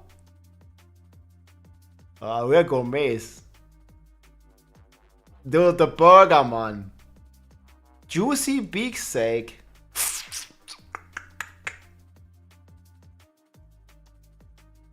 I've ordered from them in the past. The food is very decent. Hey, nice. Yeah, alright, if you want to try again, it's a good discount. Don't snack on me. Did I had this? Yeah, the cheesecake. Ooh. It's 2 of them. For 5. Well, I don't know how they do it that cheap, guys. Because I know, like, going to the supermarket and getting this kind of food. Oh, look at this one. That's one we checked earlier. Is very expensive. Feast like at the Oktoberfest. Just in time for Oktoberfest in Germany, you can bring the culinary delights of the Wiesen home with our Bavarian delicacies. The highlight, the dish comes with a perfect beer accompany for free. The first Munich Hell, half a liter of beer from a traditional Spaten brewery. Bro, it's the most German thing ever. No, it's Spaten beer. Well, this is some Bavarian beer. Yep. That's fucking sick, dude. The Nudeln. Yeah, I got my order ready for next week, but maybe we'll try some pasta. I have burger, dude. So this is my... Oh, no. Oh man, I just gotta be fucking careful, like, where it shows this stuff. It's too risky, guys. It's just gonna show my address, man. But yeah, like, this is my stuff here. The barbecue burger, oven hit, crispy chicken tenders. I'm just gonna eat this alone. Family special, I don't mind. I'm just eating it alone. Easy. Spaten is good, but Paulana is better. Okay, maybe. I will see. Pork spare ribs. Yeah, spare ribs, dude. Spare ribs are amazing. Especially with some like spicy sauce or dip. No, dude. You're literally cooking this yourself. The concept is you get the food delivered to your door. And you don't have any waste, and you don't have to worry about getting all the ingredients. Like, they just send it to you, and then you have an instruction. Looks like this. Again, you don't have to follow the instruction. Like, if you're like a master chef, you just get the ingredients and you cook it yourself. But for 90% of the people that don't know how to like cook a GG dish, they have easy to follow instructions. There you go.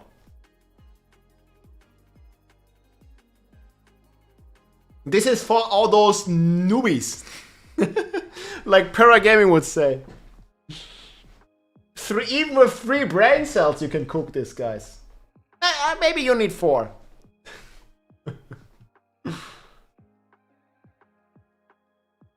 Rob, don't worry about leaking your address on the internet. I live all the way in Hawaii. Nah, I still worry, man. You never know, dude. There's crazy people on the internet. Maybe not you or you or you, but someone.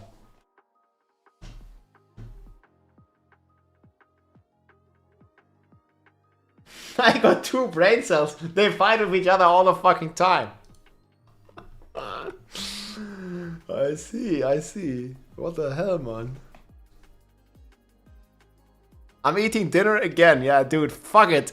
I got so hungry from HelloFresh, I got eat dinner again. What yeah? Well, what a HelloFresh, my friends. Crazy, not gonna lie. Okay, did we check for another one? Undocumented changes. Character creation, customization.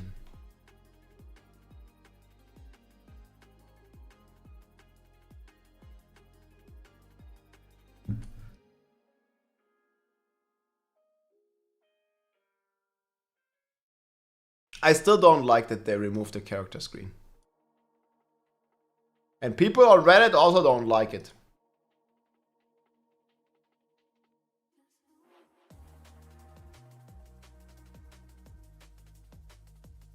Koch doch was selbst speziell. Yeah, man, I can't just go cook. Like, I need to go, I don't know, to buy the food first. Like, it just doesn't grow on a tree, dude. I mean, some stuff does, but not all of it.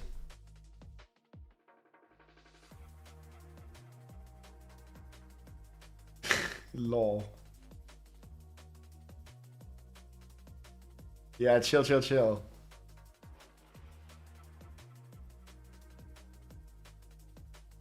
Oh my god, it has to be a... Yo, what, the druid had like... The boys back in the days? I think the first one is the most controversial one, right from the beginning.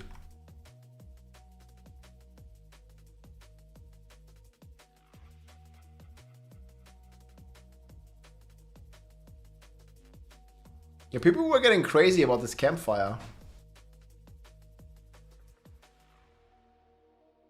The campfire is gone, dude. No more campfire.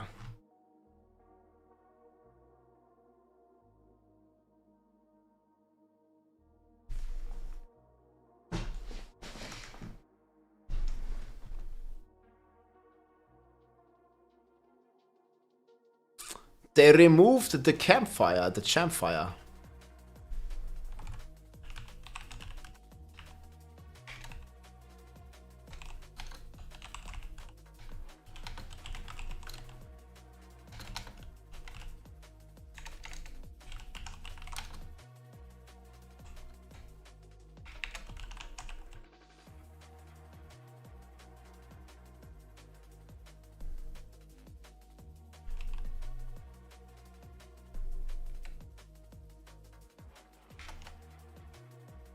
I mean, I don't think the character screen was all bad.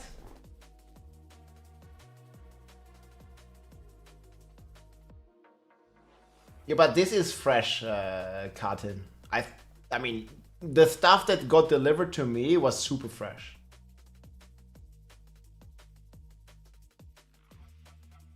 Wait, I don't know what actually happened to this campfire.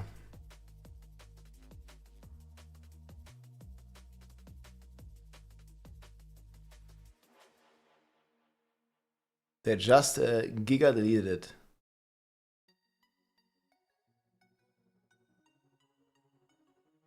Can you see it? Like, I think my screen's too big. Where am I supposed to go, guys? Like this? I think this is still fine, size-wise.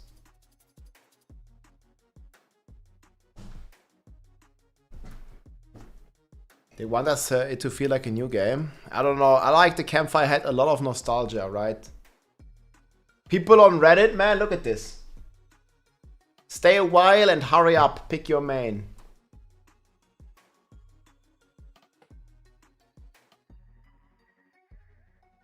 That's a skinny barb. Dude, that's just a normal barb. It's a female barb. This change sucks.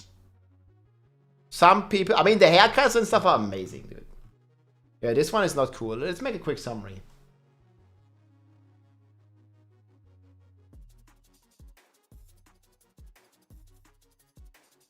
Hey everybody, it's Rob here. There are a bunch of undocumented changes here for the Season 6 PTR that Wowhead here compiled. Some of them are very well received and some of them not so much. For example, and I'm gonna link this post below, they actually deleted the iconic campfire scene.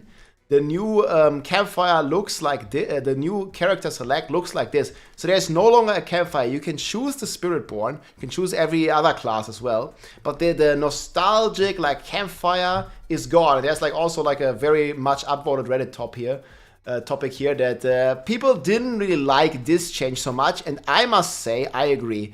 I have very good childhood memories of, you know, playing Diablo 2, gathering around the campfire. And I think they could have made it work, right? Like put the Spiritborn in the Diablo 4 campfire as well for the character selection screen. And yeah, this is like how the new screen looks like. This is like also like pretty cool with the pets in the background, or here with the Barbarian. I just don't really think it's like exactly like the same feeling that you kind of get when you start the game. Then in other news here, we also have completely new hairstyles here for every class. Like this is, for example, a sorcerer hairstyle. We also have new beautiful hair for the Barbarian and a bunch of cool haircuts, basically.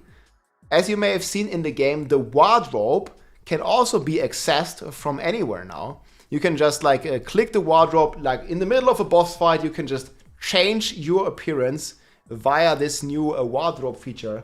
So I think that was pretty cool. We're getting new color pigments that you may have missed. Like for this wardrobe, you can now basically dye your paragon, your gear. You see, this is like some of the new dyes here on the rogue. I think it looks pretty cool. This is like a green one. This is like a more reddish one. So that's been pretty nice. Then we are also getting changes to the renown. You can kind of see the before and after here. So you notice that the final renown rewards have been changed. So this might be relevant to many, or basically to every player, because in the new Nahatu region that we're going to unlock with Vessel of Hatred, we will actually have to do the new renown area again. Or you basically for the first time, not again. Like you have to explore the area and you have to do the renown for the first time. And what they did here, this is the old one, this is the new one. You notice they switched the final reward. So the 4 Paragon points are going to be way easier to achieve because it's only at the renown stage 4 and not at the last stage. You just get obols for the last one and a bit of gold. So this is not really as relevant. And this makes it a lot easier for people to get the max Paragon points and also basically like a skill points and stuff. You just need to level it to finish level 4 and you're gonna be done and you're gonna get your Paragon points. And that's a big W change in my opinion. Then we have a bunch of changes to the crafting and vendors. So first of all, the Gamba costs have been changed. So if you go to the Curiosity vendor here, basically to the Kadala of Diablo 4, you can gamble your items. And first of all, you can get uniques from this gambling as well now. This wasn't working before. But they also increased the costs. For example, of two-handers, they went up by 25. Focus Totem went up. Boss Crossbow went up. And then throughout the board, most of the armor stuff went up, but then the defensive slots, they went down. So it seems to be very beneficial now. You can gamble chests, and you can gamble boots, and you can gamble pants for super cheap prices. So that's a huge W, I think. Especially like on the boots, because like movement speed, especially during leveling, you know, you can just spend some obols early on, and you get a nice boost from your boots, for example. You can also get utility aspects there. So I think that's going to be a very common item to gamble. Why? Amulets have been increased like crazy, and yeah, 200 items also very, very expensive now. And yeah, it's much more achievable to get uniques. I think there was a bug actually with the unique gambling, and you couldn't really get them. So there's more undocumented changes here from Wowhead. 3 different type of gem fragments can be converted into other gem fragments. So you can like, basically, if you have too many emeralds, you can transform them into rubies. You know, if you're playing a barb, you need your strength, you don't need dexterity, you can transfer them. This was not possible before. And you also need these fragments for your gems to upgrade your legend to glyphs into legendaries in the pits. So this is definitely a cool and W change in my opinion. Then the master working has been completely changed. They completely removed Ingolith and Need Iron. If you still have Need Iron on the Eternal Realm, you can transfer the Need Iron to Obdoxide and Ingolith to Obdoxide as well in the usual ratios. But the masterworking costs have been completely changed as well. And you'll see here, on the final level, it actually requires you 2,000 materials to just upgrade it from rank 11 to rank 12. And this is a tremendous cost, but they also completely shifted where you find these new, let's call them eggs, I guess. This looks like an egg. The Obdoxide looks like an egg to me. You can get them now in Nightmare Dungeons and not in the pit anymore. In pits, you're leveling your glyphs. In Nightmare Dungeons, you get your masterwork materials. But also, we have the Infernal Hordes now. And in the Infernal Hordes, it also seems like that you are still getting those crafting materials or those masterwork materials. We will just have to see how much. And I'm hoping that there is going to be a good balance between you can farm your materials in Nightmare Dungeons, but you can also farm them in the Hordes, you know, and both of them hopefully are very efficient. It certainly felt good in the Nightmare Dungeon on the PTR. We haven't had the Infernal Hordes on the PTR, but just because I get this question a lot. The Infernal Hordes are going to be a permanent part of the game. For some reason they weren't in the PTR, but they will be there in Season 6.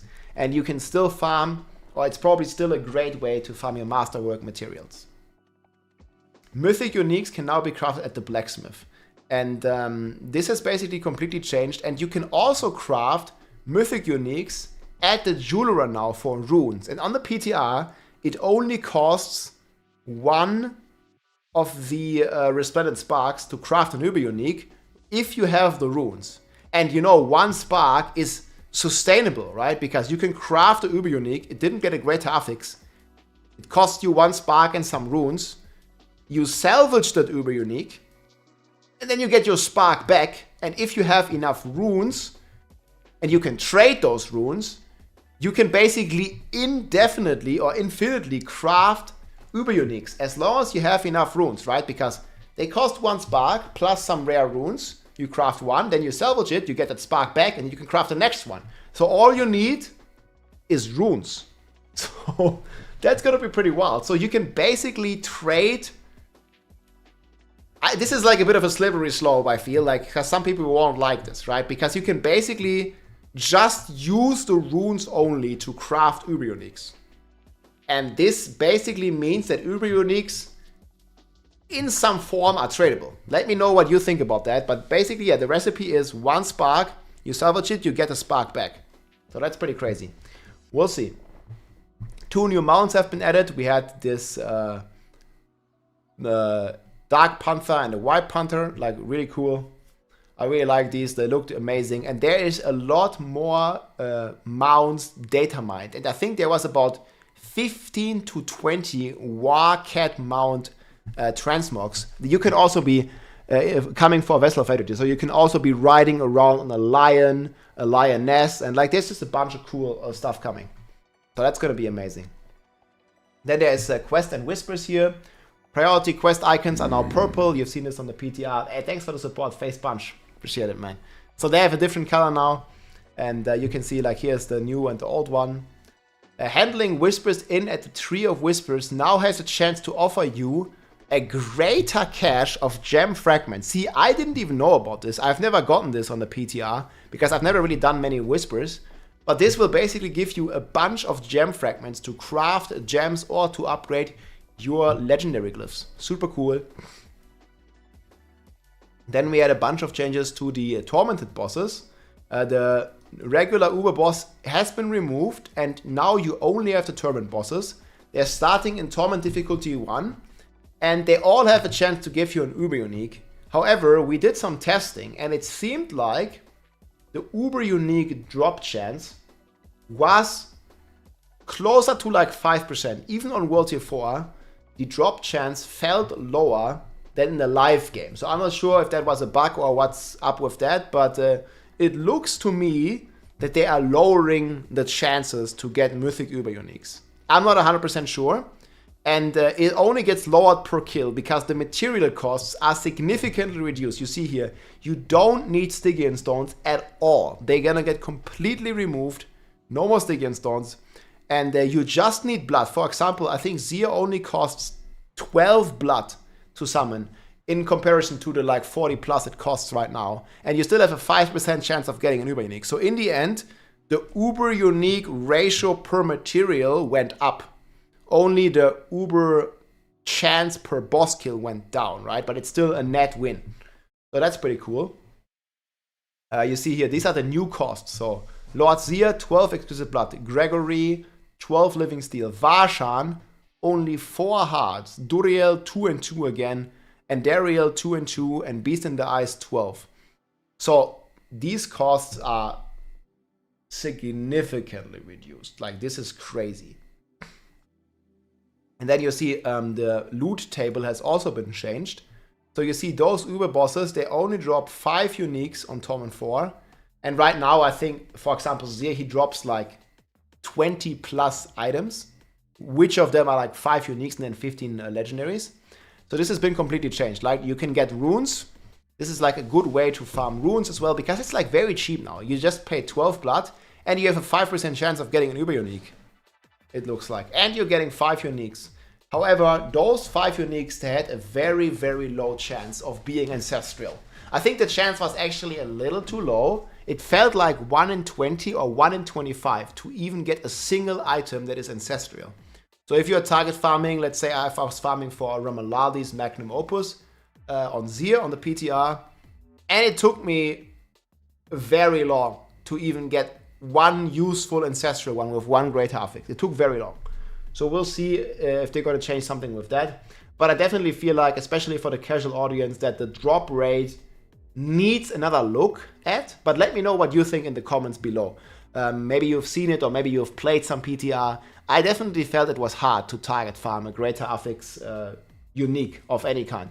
It was probably actually easier to get a mythic unique, because the mythic uniques, they always have a guaranteed greater affix in the new patch. But they don't have this on the uniques, so the uniques can still roll without greater affixes, and then they are basically useless because they are only 750 item power, but you really want 800 item power for maximal stats and damage. So yeah, I think this could need another look at, but we'll see. Let me know what you think in the comments. Tormented bosses can now show up as a whisper, so that's pretty cool. You have like some good double dipping with the whispers basically. Then next we have the Helltide here. So I didn't know about this one either. They completely removed the Tortured Gift of Living Steel. It doesn't exist anymore. You get Living Steel, the Gregory Mud, just from all the Tormented Gifts chests, basically. So that's pretty wild. And you get large amounts, apparently. I haven't really tested Helltide that much. The new training dummy has a bunch of features. You basically have a way now that the training dummy can attack you. It can do all kinds of different elemental attacks. And you also have a jeweler at the trading dummy now, and yeah, they just added like a bunch of cool stuff here that I really appreciate. It makes it like much easier to test stuff. You can also test your toughness, you can test your res. I'm gonna link this below here. This is from Wowhead. I'm putting this in the description, also link it in the chat. A very useful website for all stuff WoW, World of Warcraft, and Diablo as well. Then on the user interface, red dust is no longer displayed next to the obols in the character panel, only in the stats of the material. So this is like the PvP material people have not really been using all too much, and it basically has been removed from there, and you have to open like another screen basically to show it. And then if you have a channeling shrine, this one was pretty cool. You actually get a new color for your resource globe. It like turns golden, basically indicating that you have infinite resources. You can just keep spamming everything, and it was pretty cool. The buff limit was increased, so we usually had only 8 buffs, and this was a big grief point for players, because, for example, if you're playing Barbarian, you could not see if your Wrath the Berserker is up, because you have so many buffs, and like your instances and all that stuff goes there. So they did increase this cap, which is good. But they also added a lot more clutter to this. Like you can see your rune words in the tab now. You can see the new helm and just a bunch of stuff that takes up slots here. And there's basically another article that I completely agree with here, where they basically have so many buffs that it's just like, it's still not enough to keep track of them. You see, like even now, you can't even see all your buffs because every other buff doesn't get stacked up here, but you just lose it.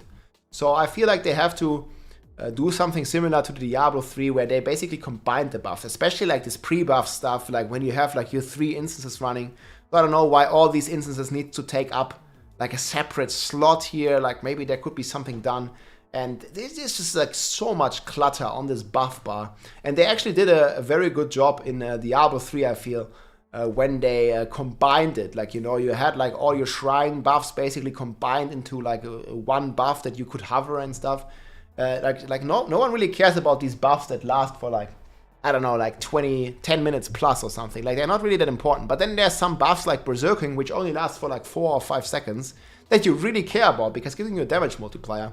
I'm also going to link that article below here. I think there was really like a lot of clutter, and there's even more clutter now. Again, they have moved in a good direction that they added more buff bar, but it's still not enough, you know? I've also seen this, I think it was mainly on Druids, where like Druids also have like a ton on the buff bar, same as Barbs, but I think, okay, Rogue here, I think there's basically many builds that have a ton of stuff on the buff bar. But anyways, it was increased to 16 buffs. However, I think they need a third row already, or they need to improve the system.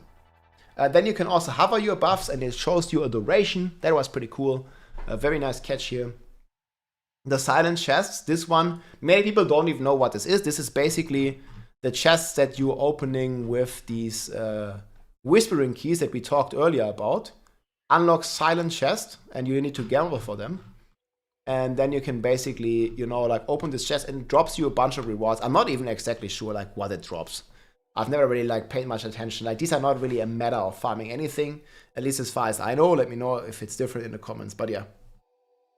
12 new stash tab icons were added. I haven't even seen this, so basically it makes it a bit easier to organize your stash tabs. We are also confirmed, guys. We are getting just one extra character slot, and we are getting 1 extra stash tab coming with Vessel of Hatred for the Spiritborn. It's not enough, but it's still cool to get more space, of course, and also to get more quality of life with these icon changes.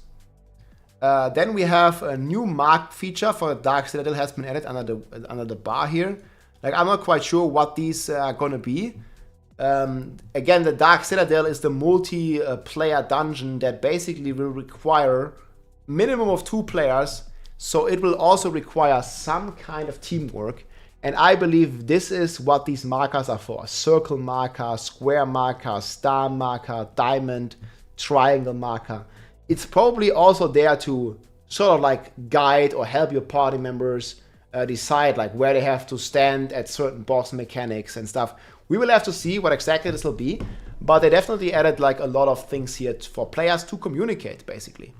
And yeah, that's pretty much been all these undocumented changes.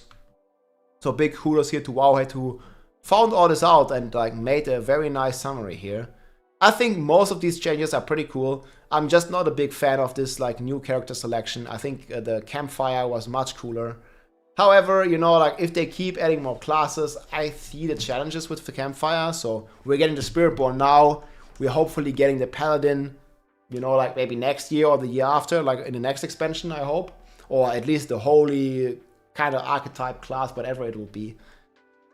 But yeah, I still like would have wished the campfire, man. It just, dude, it's just like, you know, like at this point, like almost 20 years of Diablo, and for some of you, maybe even 25 years of Diablo memories, like, you know, gathering around the campfire, having a nice chat, creating or choosing your hero, and going and blast some demons. But yeah, overall, very many positive changes. I like the haircuts, I like the stash tabs. I like a lot of the stuff, so I think the game is going in a cool direction, and I can't wait to jump in and play with all these quality of life and changes again here in just about 3 weeks, guys. At the beginning of October, we are getting all of this. I'm pumped. I hope you are too, and I'll see you soon. GG, hope you enjoyed the video. Yeah, one more tab is like kind of laughable. Like, I'm not digging that. Okay, here are the changes.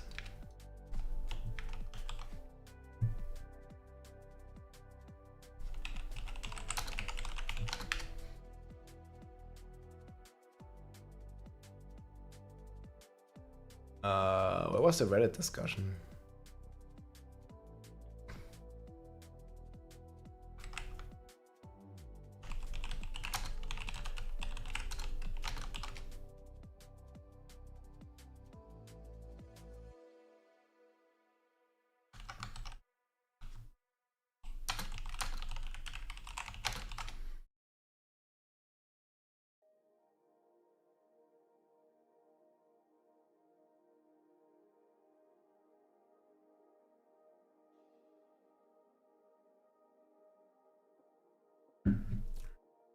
Better than no tab upgrade?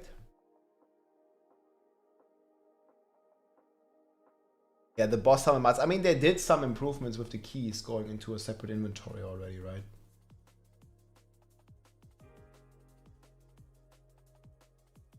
It still wasn't all too great.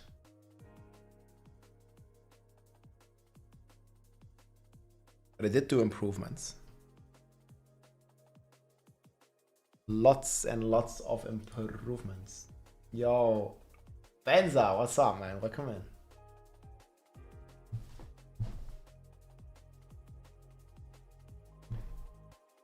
So I don't remember what they did in Diablo 3.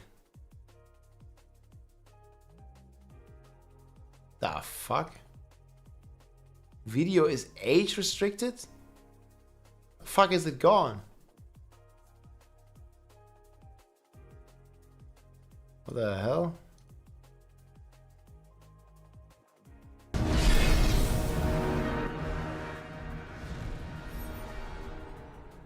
Wyatt Chang.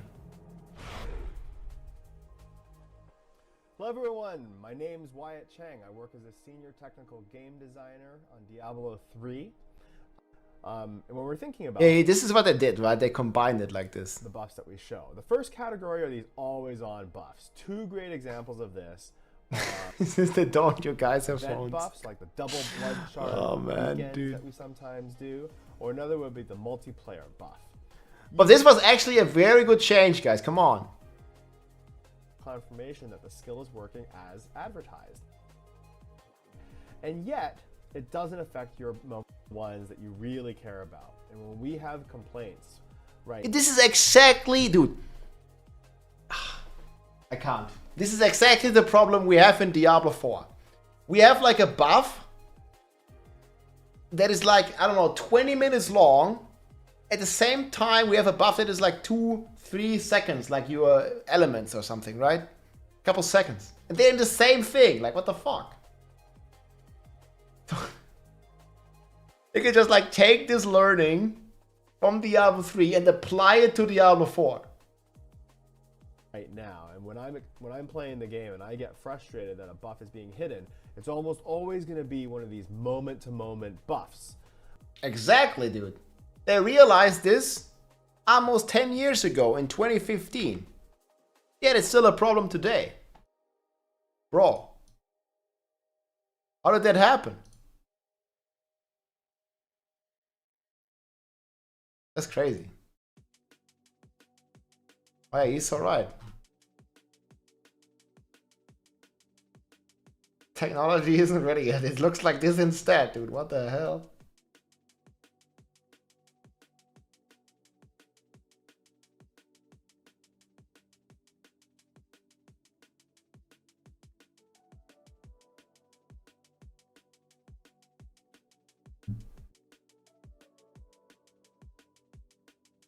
I mean, it's definitely an improvement adding twice the buff bar, but they also added like look at this. Like all of these buffs are kind of not buffs. Like they are like 10 minutes plus thing.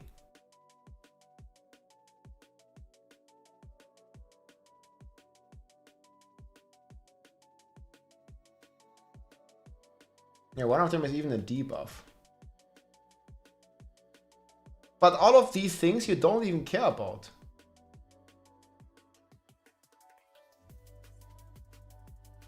Yeah, but it would even be more clutter if there was an actual. You can hover it now. It's a new change. You can hover it. It shows you the duration.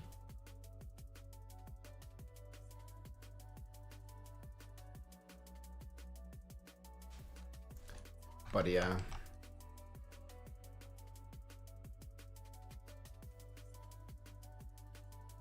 buff is being hidden, it's almost always going to be one of these moment-to-moment buffs. Your focus and restraint, your convention of elements. We've been adding so many awesome legendary items since Reaper of Souls came out with patch 2.1 and 2.2 and 2.3. He like hits it on the spot, man. This is what they did. A single icon. You get like triple aura from this item. And then it's like in this perma category. In the bottom left with a little number in it showing how many buffs are being stored inside of the buff holder. You mouse over the buff holder and then all the skills pop out, and then you can look at all the buffs that are inside the buff holder. Yeah, they could easily do this, right? Like exactly, like all this shit could just be in one.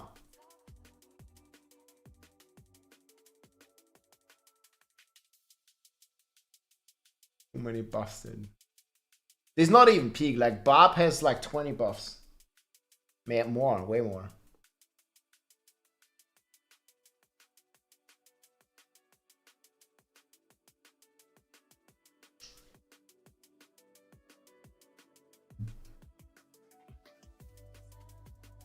I didn't get the Ring of Misfortune.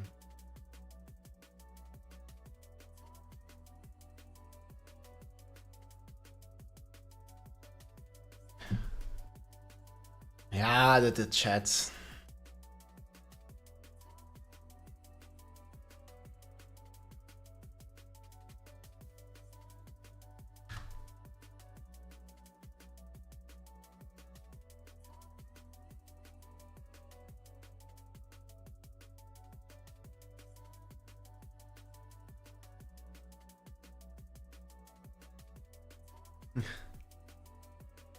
I already have this in my feedback actually, right? I think I already have this in there.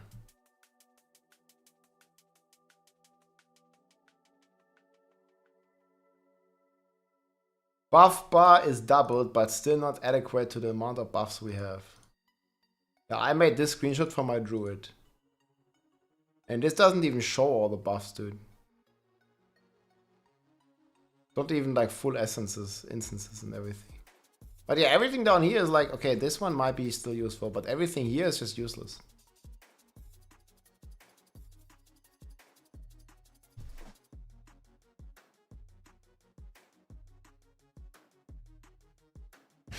Well, they almost drive themselves, but they don't quite, do they?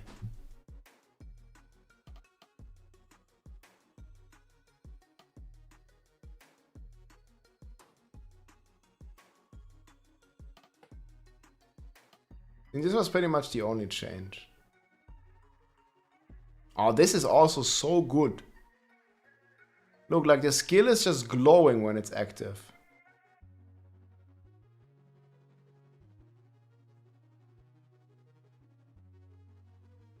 Dude.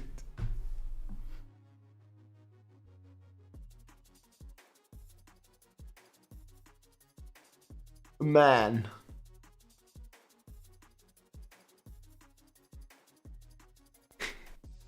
Yeah, we had all these problems. Because now the duration is in a consistent... Yeah, this one is already there, but like this one, the summarization, this... Like they could do this, like hover, like for example for all your pre-buffs. Right, like you hover... Is that? Like you hover like 1, 2, 3, 4 buffs. These 4 buffs could just be one icon. And when you hover it, then you see the thing.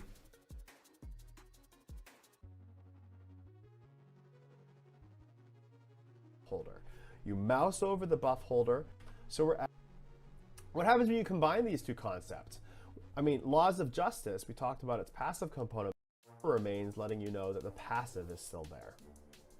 And this is really good.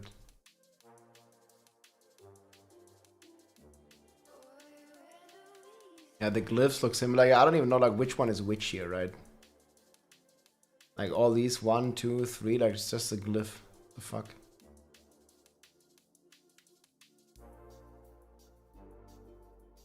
Yeah, I mean the RMT remains a problem, but this is always just a What do you say? Cat and mouse game. Always.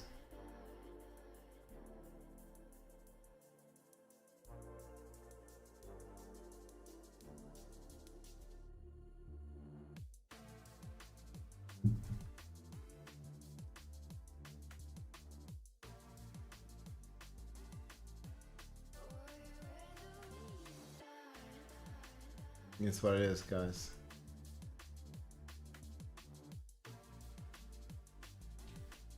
Cat and mouse game.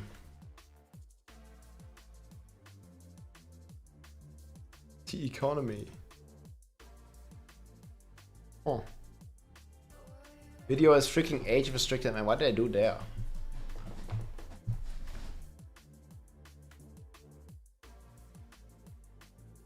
I really like the new mounts. They're fucking cool.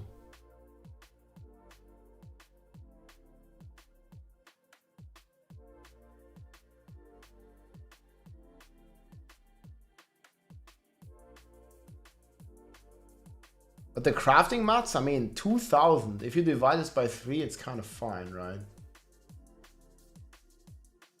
Like, it's not that crazy difference. It's still pretty significant.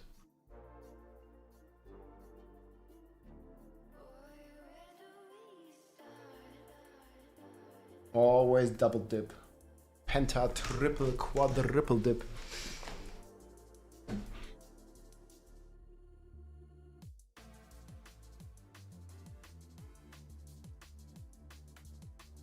This is the post. This is not live yet. This is coming with Vessel of Hatred in October. 3.5 weeks ish from now.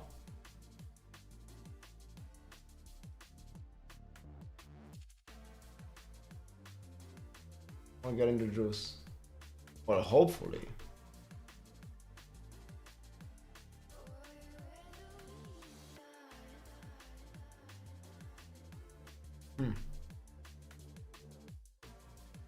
I haven't seen that.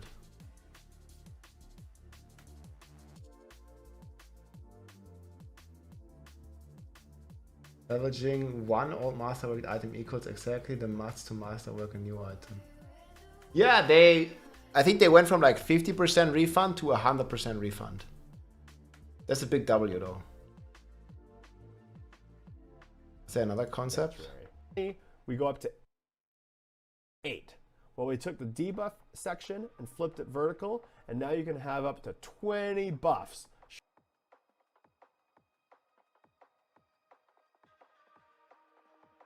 Yeah, that's quite a lot.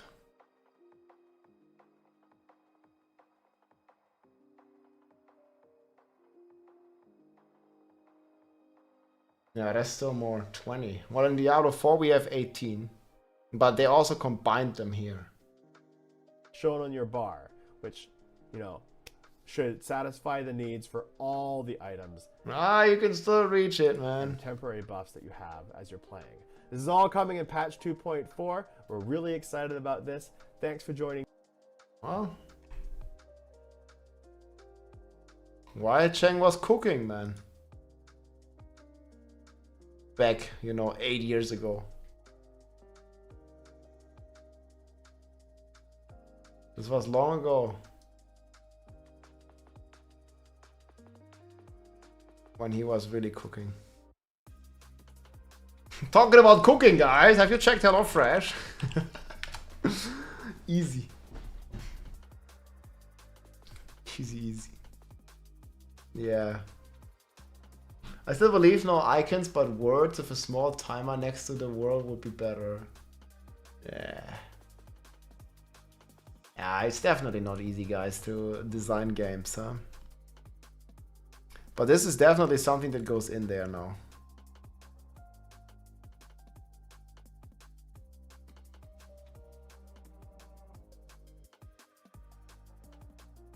People don't like the class character selection being gone. Here are some. Shatter PTR.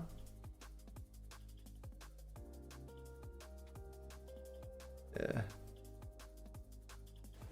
Does it spawn the ice sword too? Unstable?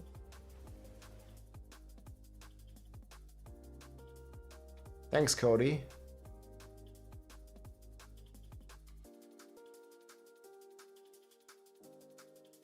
Easy.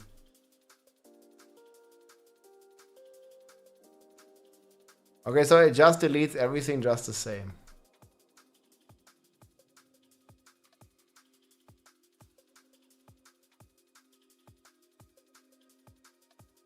And this is a bad boss, right? Yeah, easy. Yeah, I'll add this to the list. Thank you very much for sharing.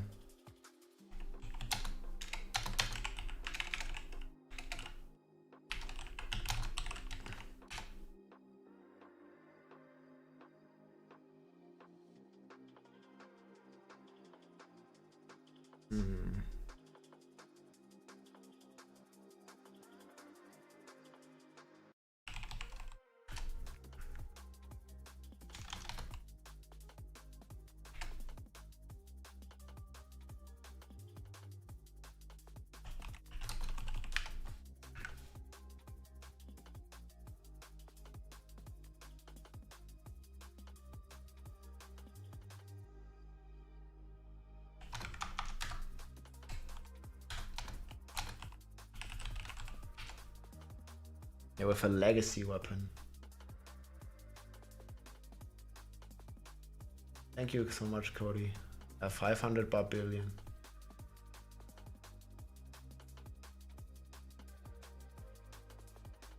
Yeah, I mean, this is like still like a 5-minute clear. Like, makes it look fucking easy.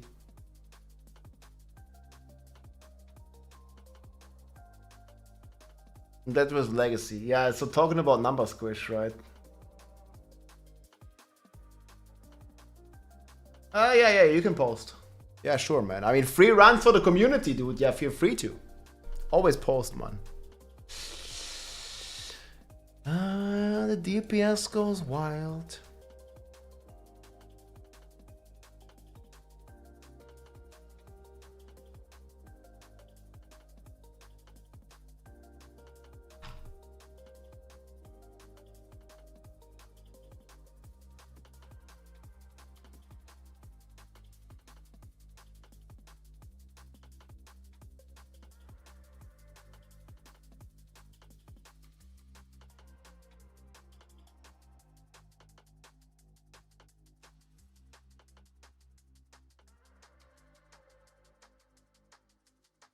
Yeah, great changes.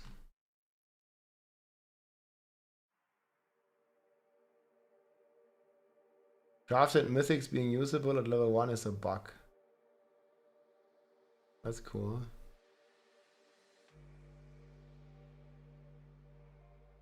That's what the PTR is for, boys. More bugs everywhere.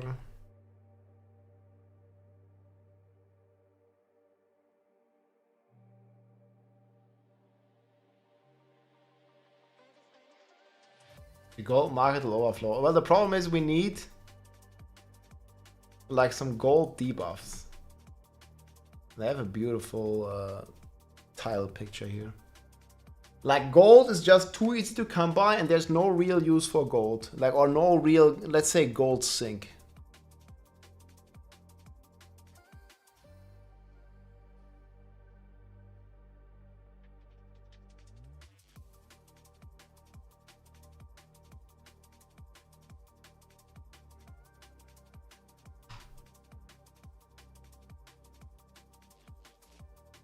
Free, okay guys, who wants to do free tormented runs?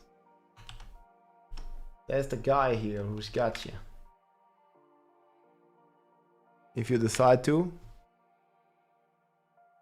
I don't even get to Genshin economy, so always broke. Enchanting rolls, masterwork resets.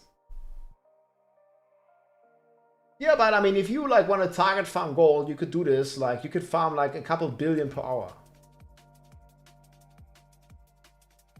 Next season in 3.5 weeks. Yeah, that's true, the booty. People are always gonna complain no matter what.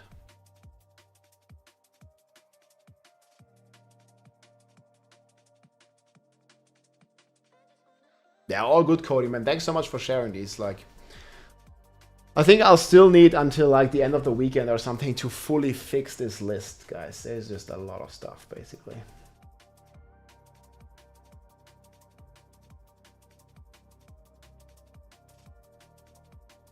Two more groups of beasts. Hey, thank you so much for helping out. It's amazing.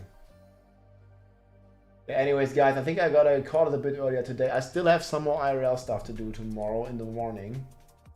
So I basically like my kind of plan right now, if you will, is I'm gonna get a bunch of you know, like the stuff I need to catch up on in real life and some chores done, like cutting hair, buying some groceries. I also need to do some email and some text stuff, like some not so pleasant stuff, you know. Like, it's gotta be done, right? And I gotta do it before we get the Vessel of Hatred craziness. So like the next, yeah, probably like the next week, I will be streaming hopefully almost every day. 16 fun months. Hope Blizzard cooks for our poor Barb now after PTR for S6 and expansion. I mean, I gave a lot of feedback, Universe. You can see all my feedback here. So I already left a lot of stuff, and yeah, it's gonna be more. I don't think I'm quite ready yet. There's just still so much to digest, basically, and to look into. Like, especially like now, like just learning about like all these undocumented changes. I didn't even have any idea on. So yeah, but that sounds good, man. Yeah, let's pray for the Barb. Cook with HelloFresh. Yeah, I'll try a meal, and maybe we'll set up like a meal stream. Not today, but like I need to set it up. But it's difficult, guys. It's difficult. I might have to just do it on my phone or something. Well, it's gonna be fun. So definitely gonna be streaming the next days for sure. But I'm not sure if I'll make it every day.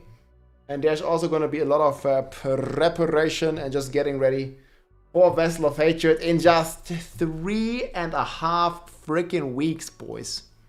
This is gonna happen soon. Sooner rather than later, certainly.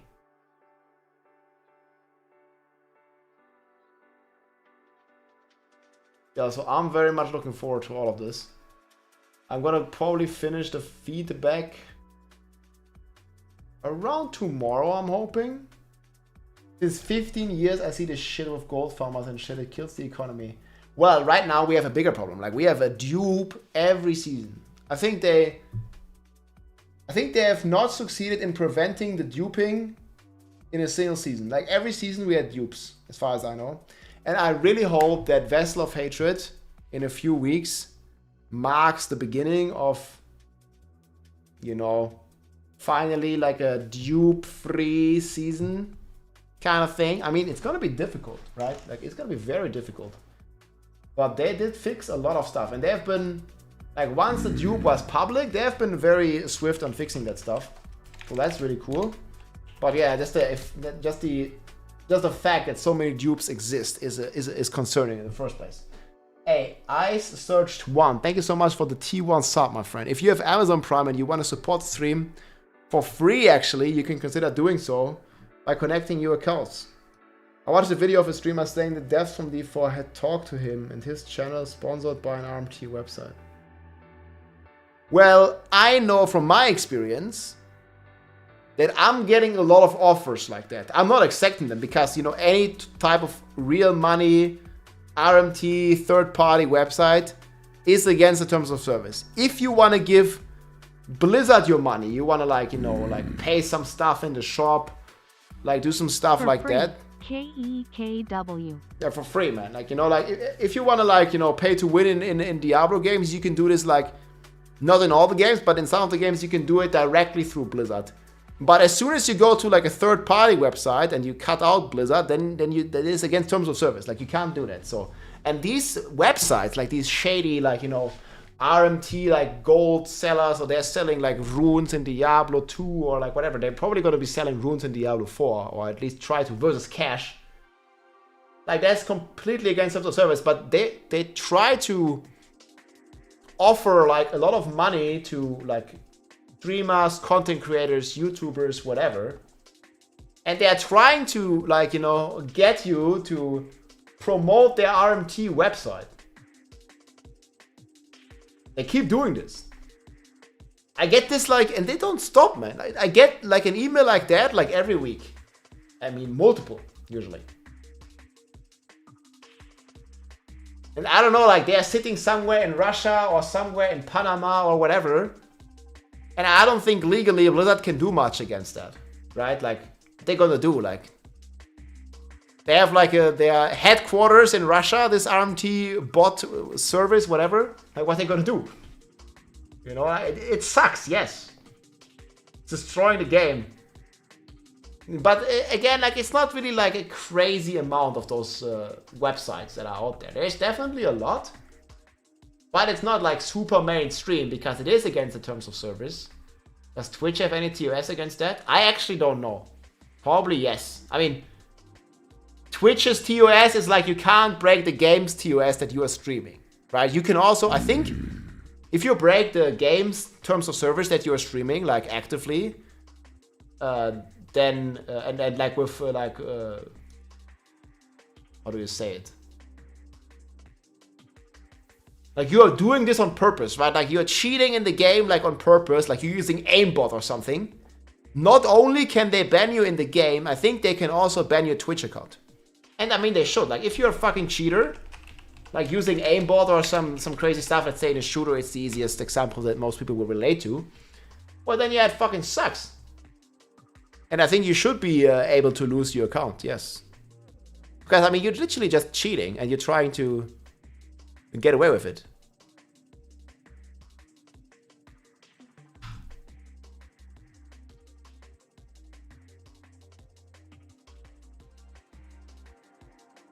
So they ban ya. Everybody becomes a cheater. That's not true. I think they found a loophole. He doesn't use it, but he advertises it. But what's your source on this?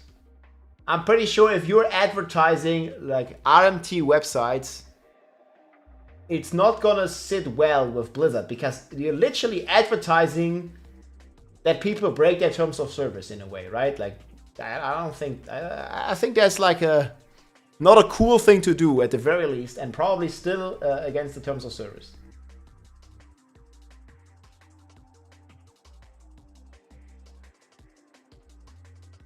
But again, like, I can see how other content creators could fall for this, right? Because they offer you quite a lot of money. You know, like there's a lot of money because they make a lot of money with all this RMT shit. Yeah, sure. Hey, thanks for the hype train, guys. I think there's quite a lot of money in there, which is sad, but it's just the truth.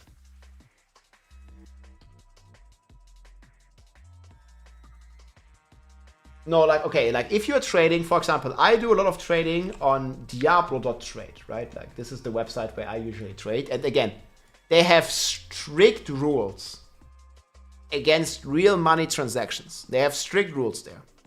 They are also not really like officially partnered with Blizzard, but they are like partnered with the Sanctuary Discord, and the Sanctuary Discord has like Blizzard developers and stuff in there as well, right? And the community managers, I think, are in there in the Sanctuary Discord and stuff. So they have a strong moderation and a very good policy against real money transactions. And you can even report people if you catch them or if you see them doing real money transactions, right? Obviously, it still happens. Like, it's impossible to completely control it 100%. Thank you so much. Hype train. Hype train, choo choo. Choo choo. Hey, appreciate it, man. Thanks so much for the support and the Prime Nations. Guys, it's also September. It's a lot cheaper now. 30% off. I think it's up to. Like, in some countries it's 20, in some it's 30. But yeah. Yeah, I agree. Like, you cannot know. Like, if you buy an item versus gold, like, let's say I found a GG ring or amulet that I want to sell here. Or let's just say Winterglass, right? For the sake of it. Then, of course, you don't know if the person that is buying the Winterglass from you got that gold from an RMT seller. Like, you don't know. It might be. But there's nothing you can do against that. You know, it's like the equivalent of, I don't know, in real life, you receive some change from the supermarket. Like you give them, I don't know, like you need to pay 45 bucks. You give them 50, they give you 5 back. But then this $5 bill was at some point used to purchase something illegal. Like this is not your fault, right? Like this just happened that this dollar bill was used in something illegal before, but like it's like nothing you can do about it, or you can't know about it, you know? So it's the same thing here. Like, yeah, okay, that gold might have been obtained in some questionable way, but your item was legit. You farmed 0 for it, and you just traded against that gold, and now you have that gold. Like, what can you do? No, you're not still guilty. You're not. And thank you so much for the support, guys. That's not how it works. It's just the way it is. I mean, probably like a good percentage of all the dollar bills worldwide have been used in something illegal in the past, but you just don't even know about it. Chew. Thanks, guys. Thanks for the support. But that's just how it goes, you know? Like, you can't tell. Like, you can't... Like, it's not the guy's fault who just bought some oatmeal at the supermarket. Not the guy's fault.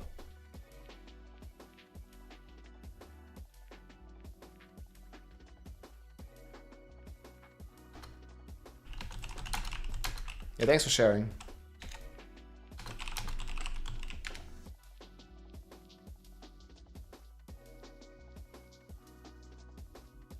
How do you know? Yeah, you don't know. That's why it's so hard to combat these RMT websites. And then they have their, you know, like operation of business in Russia, for example. And then it's like very hard to do something legally against those websites either. It's the same for some of those bot makers, right? Like, ey, Spatty, dankeschön, mein Freund. 10 gifted subs to the Barb Nation.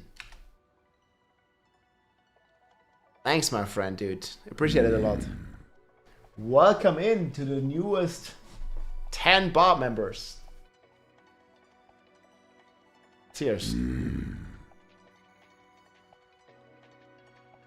50 for you and 5 for the Ampelregierung. Ah. Yo, when we have election next year, no more Olaf Scholz. Wholesale issue is harder to solve than most people think. Yeah, it is.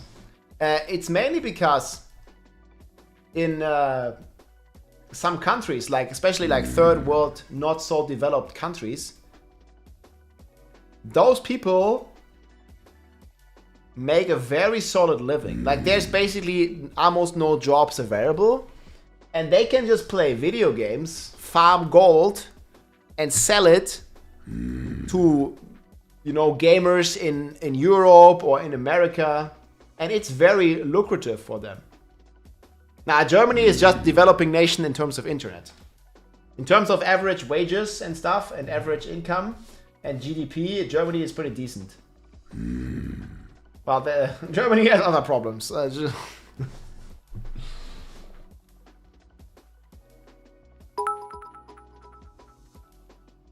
What's about the chat? 5 for you and 5 for the Ampel Regierung. 5 for Scholz, dude. Yeah. South Africa. People in South Africa, if they have internet and a PC, they probably have a high incentive to use this to make money. Because even if they only get a couple of dollars or euros every hour, it's very much rising their standard of living, and they probably can feed their family with that. And you know, they can just like play some video game, farm some gold, sell it for cash, which obviously is a big problem in itself, and again, against the terms of service. But for them, the downside is very minimal. Yeah, okay, but like, you're not the average guy, you know. Yeah, it's a complicated topic, guys. There's definitely a lot of nuances to it.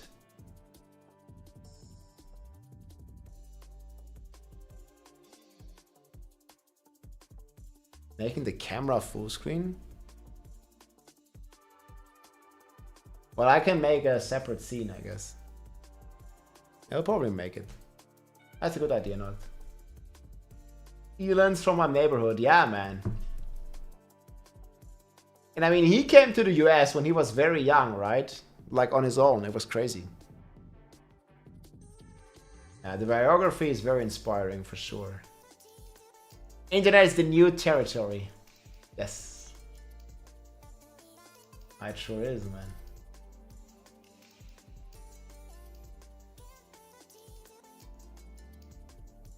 People going crazy on all this stuff.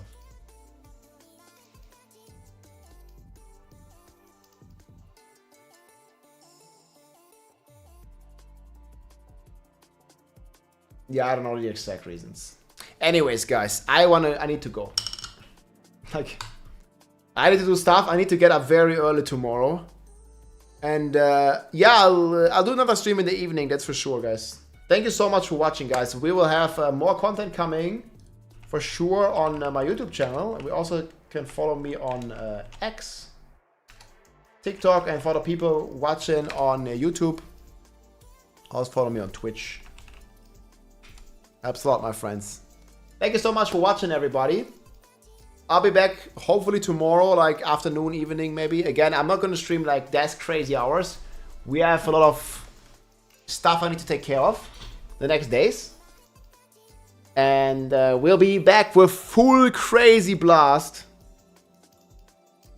Couple days before Vessel of Fate will start. Like basically beginning of October, guys. We're going to go ham. And we're going to do next days, next week, a lot of cooking on the Spiritborn builds. Again, if you already want to get started, check out the planner. It's all here already. And you can basically start cooking on the Spiritborn. You're the man, Rob. And thank you so much, friends, for watching. I will find someone to raid, and I will see you tomorrow, my friends. Take it easy. GG. Peace.